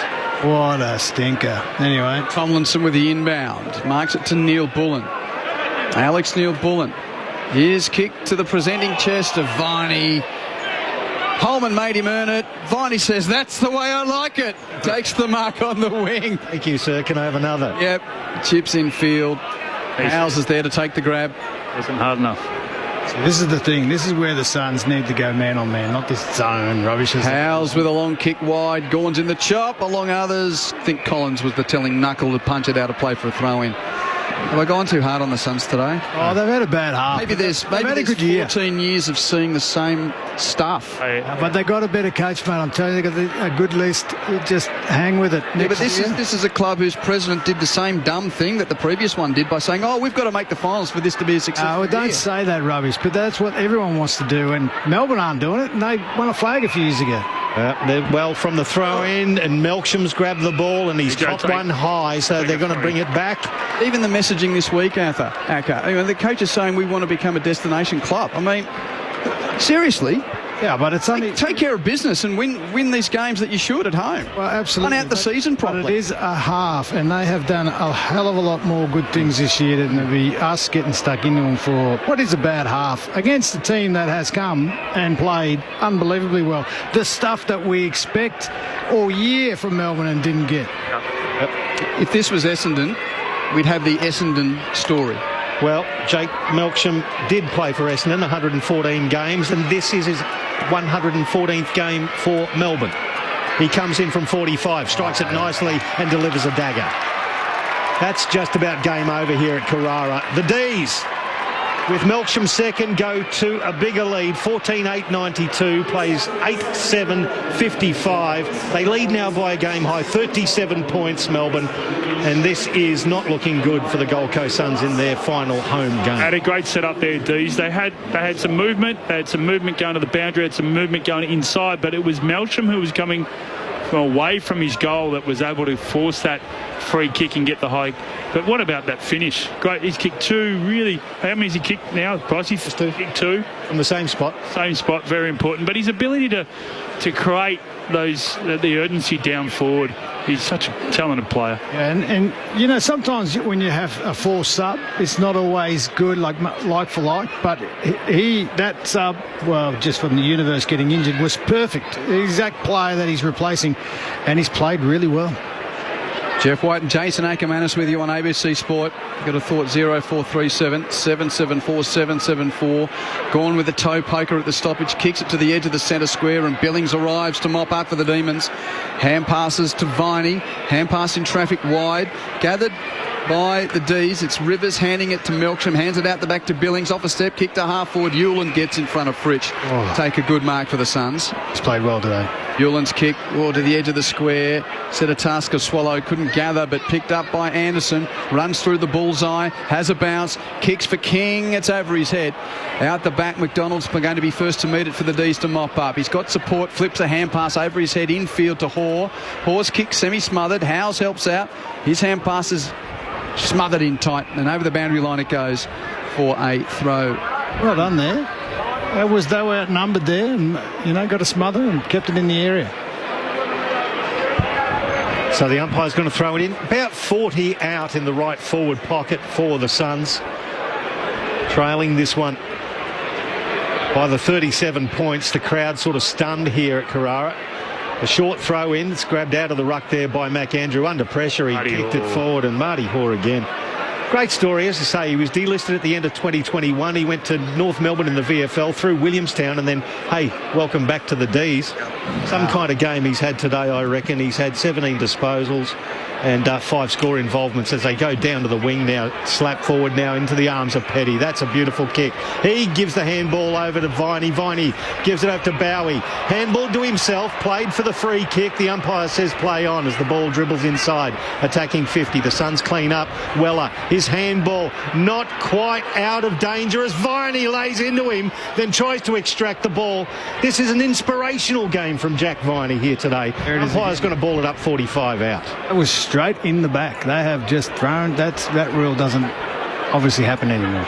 Giants lead by 3 points over the Dockers. Meanwhile, in Sydney, from the stoppage, Flanders with the clearance for Gold Coast. Hand passes to Closey. Clearing kick from right half back is marked by Rowell on the wing.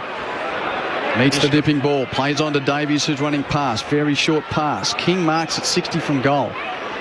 King's got a runner to his right. It's Flanders. Gives the hand pass. Flanders kick. It's very wide. Humphrey takes the grab. I haven't had enough of that at all today, the Suns. That flow on, reward that, the guy that's working really hard from behind, give him the hand pass, break the lines. I haven't had any of that today.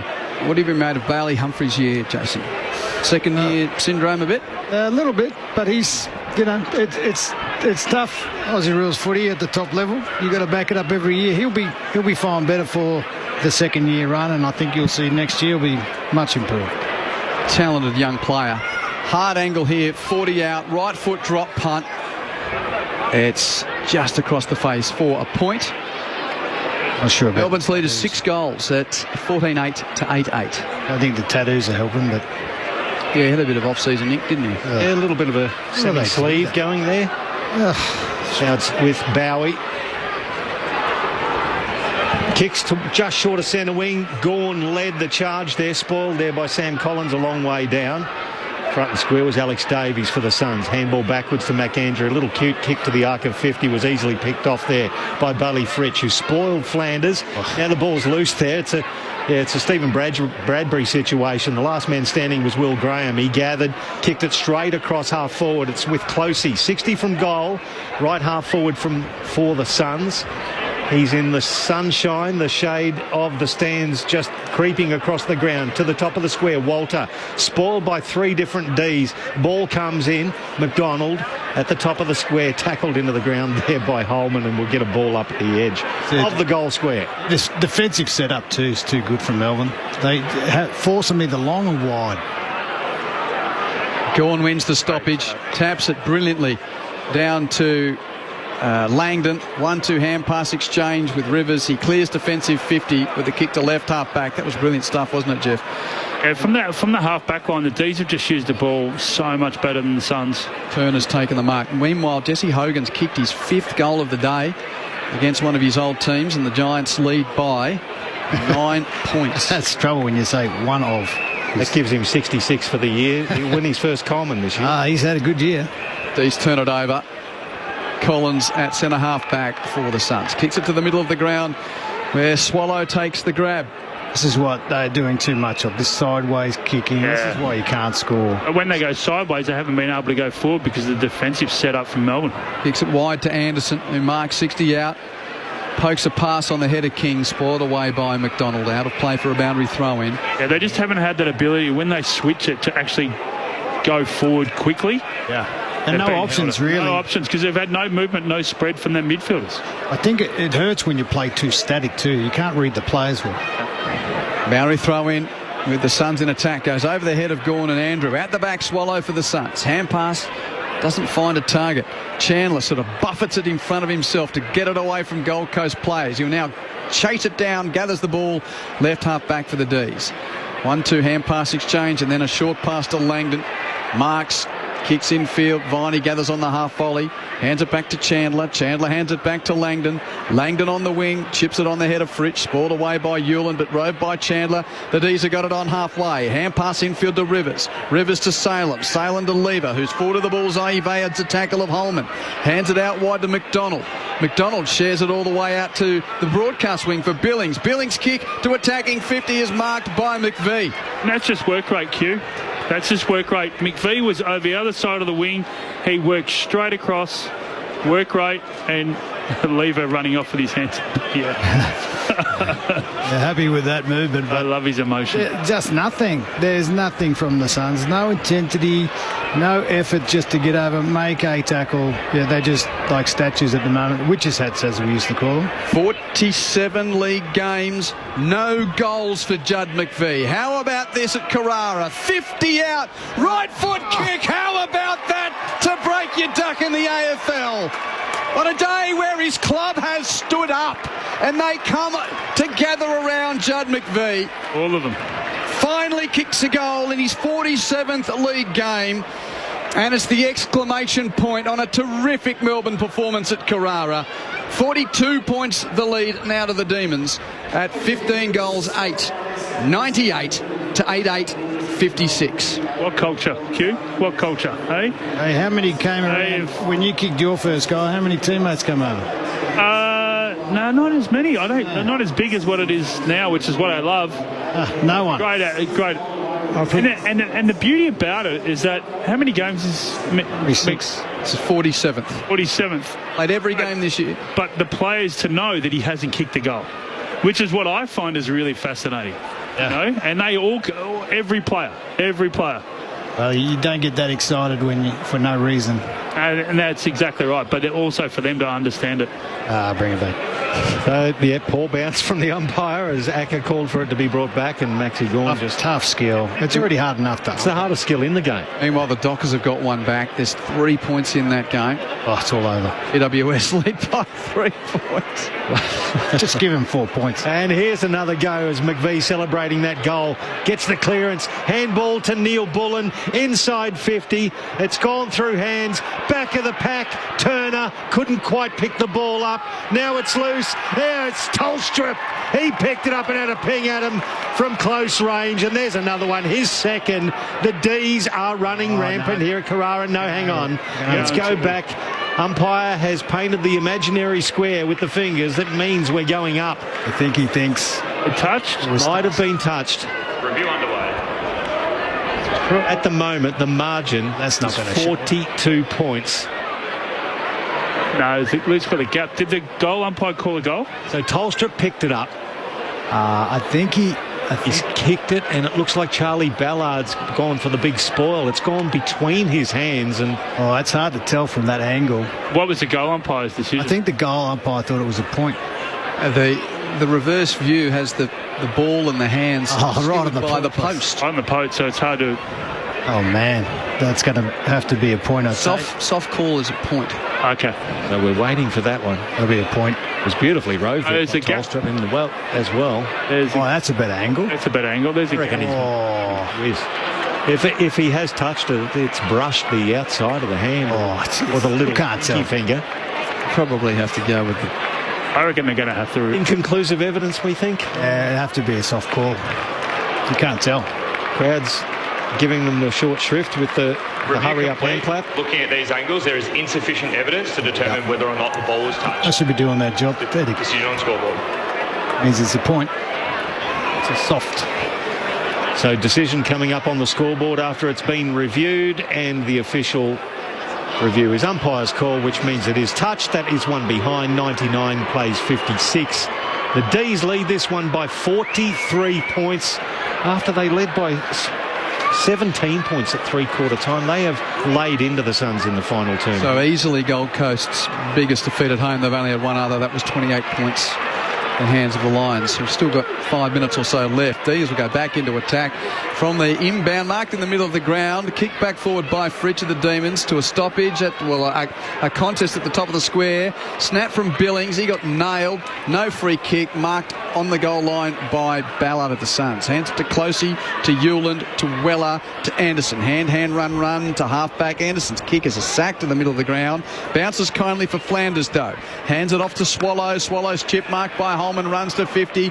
Kicks beautifully to King. That's a nice transfer. Best of the day. King marks it 25 out, slightly left. Well, he could have kept going too. That's much better. But that's it. Too little, too late. Good transfer. Exactly what I would be saying. Up the middle. Handball receives. Get it on. Play on. No. They haven't had that run all day, though, have they? No, because they haven't. Really did it work from behind. They haven't just had the option to run either. That's killed them. Disappointing. Big King. Can he get it? What's he, number 2 for the day? This would be number 2, Jason. Good kick. He puts it through, Ben King. Now 54 goals for the season, and that's the Suns' first goal of this quarter. As the bugle sounds. Ben King's the only one to kick a goal for the Suns after half-time, in fact. Lead to Melbourne is 37 points at 15-9-99 to 9-8-62. What do we got? Lions still leading by 3 points over the Dockers. If you want to hear that game, by the way, on the ABC Listen app, go to the ABC AFL Extra button. 7 goals, 4-2, 1 after half-time. That is reasonably comprehensive. That is exactly what we've seen, and work rate, all those things. They're just better. Tackling pressure's awesome. And in the conditions, you've got to give them credit. They adjusted better. Their kicks and handballs are sharper. They just have been better with those basics all that second half. We said at the start, didn't we, the team with these conditions, the ones that were team that was going to be, use the ball well would win. They've only got 4 more inside 50s than the Suns, 51 to 47. Just the way they're getting him in there. Anderson now will get this clearance. Handball back to Witts under pressure. He shrugs Gawn off. No mean feat, really. Gave the handball into Miller. That's a spear. And it hit Jake Rogers, 55 from goal at right half forward. The Suns with a chance here. He puts it the kick across the arc to Closey, and they're no closer to goal, just a little bit wider out. He kicks it into the path there of King. It was spoiled by Bowie. It wasn't the greatest kick. Bowie gets involved again. Beautifully done to McDonald.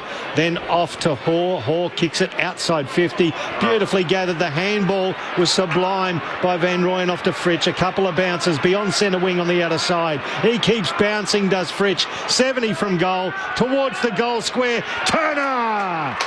He worked his man underneath the ball. Beautiful transition. And Turner's going to go back and have a ping at it. 20 metres out, 45-degree angle to the right. It's a bad hairdo, can I say? Who does that? It looked like Whitey's got a bowl over his head. He's cut the sides here. Anybody that ever watched The Simpsons knows that's the Dan Mattingly haircut. I told you to cut those sideburns. I'll tell you what was pretty. Bailey Fritsch's kick. It was magnificent. Now Turner to really bury the Suns here. Comes in and squeezes it through for his third. And more pain for the Suns on their home deck. The D's hit the ton. 16-9-105 to the Gold Coast Suns. 9-8-62. Oh boy, it's 43 points to the margin. What I loved about that play is that it goes for a forward. When your teammate's got the ball and he's got so much space to cover, don't let it in. Let him come. Let him make that ground. And that's exactly what Turner did. He knew that Fritsch was out, knew he had yards to gain, and he just held his position really, really well. Ballard was the one that was caught out because Ballard didn't know whether Turner was going to lead, but Turner knew if he'd hold his spot, that Fritsch is a good field kick, and exactly what happened. Is that nearly scraped the paint off the pole? It's pretty close. Catherine texts, question, if Gold Coast are being marketed as a destination club, are the supporters staying around to the end, despite the way they are playing? The answer is no. Another clearance for the Demons and an entry inside 50. Viney's on the end of this one, is he? Van Rooyen. Van Rooyen. Rivers with the entry. Van Rooyen's taken the mark in the shade out on the Orang River side. Centre bounce again, Q. It's just domination. That's what that is, a domination. And if you want to know how to play finals footy in a good team, you need to be doing that if you're the Suns, out of the middle anyway. Jacob Van Rooyen's got 2 today. This is a tough one. Looking to go with the right-footed drop punt from the hard angle. That is a magnificent execution from a fine young key forward. 3rd goal for Jacob Van Rooyen. And Melbourne now lead by 49 points. That is a big... Oh, dear. So what was their problem we spoke about was their ability to kick inside forward 50. Oh, well, it's more the... 17-9 today. Yeah, just the set shots. They have a lot of them. Today, again, it's been good. How does a team that's been so good on this deck for most of the year turn out this stuff? Yeah, this is... they've been worked over from all aspects of this ground today, Q. From the back line have been outstanding for Melbourne. From a team that's got exactly the same amount to play for. Correct. Pride. Nothing but pride for both of them today. Both of them with 10 wins, can't make the finals, and this is the difference. Got beaten by a better team on the day. You look at the week that both teams have gone through, and this is, like I said, this is a statement from Melbourne. Yeah, it's a big statement, and this fella's made one there. Grabbed it out of the ruck, Max Gawn. Inside forward 50 again. Handball to Neil Bullen, and it's with Turner, who grabbed it like a beautiful slips catch. Around the ankles, it was dropping early, and he just stuck 1 minute out. That was beautiful. 30 metres out directly in front. The quickest avenue to goal, straight out the guts, straight down the middle. This is what you get. You get guys like this who haven't really been playing that well or that much this season. But he's a player. He's played great today. And, you know, they find another player when they're not going so well. Well, that's a bonus. This is his 14th game for the year. Daniel Turner, shooting at his 4th, comes in and drills it. Oh, boy, they are just pounding the Suns here in the final stages. 18-9, 117, plays 9-8-62. All of a sudden, Melbourne lead by 55 points. And it's a bit of a shellacking now, gentlemen, you must admit. You know, when a game's like this, can you do is it baseball where you just throw up the flag and say that's it, the mercy rule? Throw the towel in from the another minute and a half of them just getting whooped. By the way, 4 points in it, late on at the showground. Giants lead the Dockers. GWS 14 goals, 11.95 to Fremantle's 14-7.91. Third v 6th. Big stakes game there. The game. This has been a terrific performance from Melbourne, having lost 4 in a row, albeit 2 of them by only a couple of points, all after that round 18 win over Essendon. Centre bounce, no clearance. It's on the edge of the stoppage and scooped up by Rowell. Kicks the Suns to half forward over the head of Walter. Lever gathers and is tackled by Holman, holding the ball. Great tackle. He does keep trying, Nick Holman. 55 out left, half forward. Kicks to a vacant goalmouth. How's the bounce? It is run through for a behind by Melbourne's McDonald. Getting back there at the nick of time. It's a point. 54 the lead to the D's at 117-63.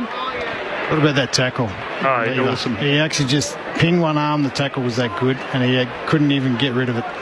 So the Demons bring the ball back in through Bowie, kicking it in the Petty direction. Great mark in front of Bodie Hewlin, who's no slouch when it comes to competition. Floating sack finds Neil Bull, and that's how well they're going. The handball with Gawn. He goes for the 1-2, cut off by Jake Rogers for the Suns. Neil Bullen kept pressuring though and affected the kick. Picked up by Billings. He gave it to Gawn. Gawn one way, went the other, all in slow motion, caught by Will Graham. He went to hand pass it to Neil Bullen, but Neil Bullen went through the interchange. So he was lost. Oh dear, poor old Maxie. He's had that kind of day. Kept competing though. It's going to be a free kick to Will Graham. He should have just hand passed it to him, but it might have been deliberate. Graham with a short pass to Anderson. Marks it, gives it back to Graham. Runs to the wing, hands it off to Lemons. Lemons hand passes infield. Butterick takes on a tackler and evades. Bowie hand passes turned over though. Picked up by Salem at halfback. Little sideways kick gathered by Billings. He kicks it back across the face of the halfback line. Back to centre halfback where Langdon takes the mark. He's coming up for touch 37. And that is the end of the game and the end of the Carrara season for the Suns. A season where the fortress was built early on and came crumbling down at the end. Melbourne with an emphatic response to a tough week. The D's by 9 goals. Flying flag, it's the emblem for me and for you. It's the emblem of the team we love, the team of the red and the blue.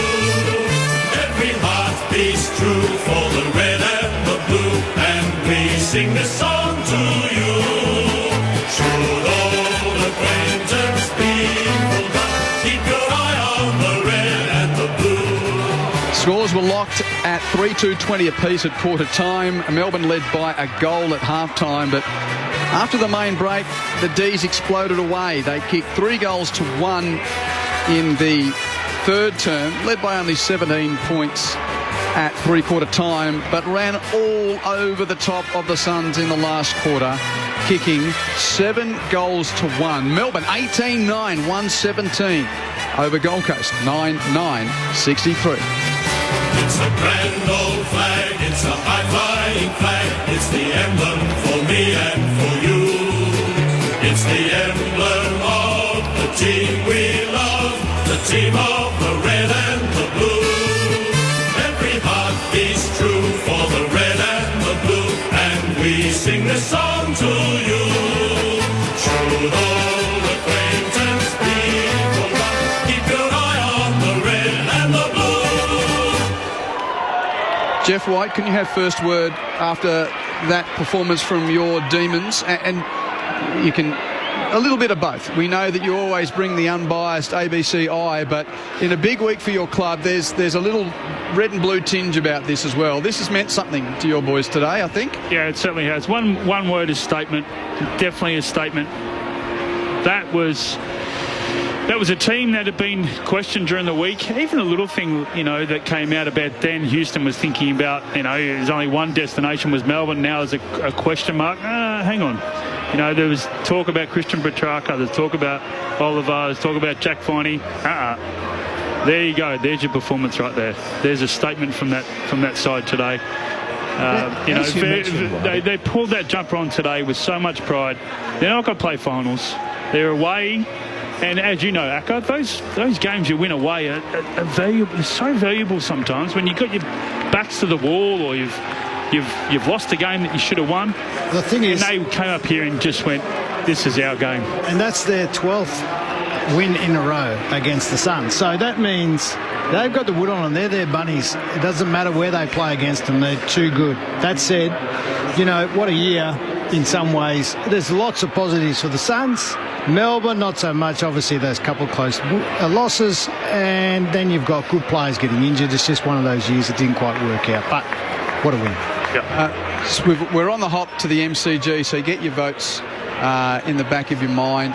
Goal kickers here: Turner 4, Van Rooyen 3, Petty 3, Viney 2, Melksham 2, Fritsch, Langdon, McVie and Tolstrup also kicked goals. While for the Suns, 2 for King, 2 for Witts, 2 for Flanders, Weller, Holman and Davies also kicked goals. In the end, Langdon had 37 possessions, Viney had 30, with how many clearances in the end? 9. 9 7 centre bounce. 7 centre bounce. Anderson 33 touches, Flanders 28.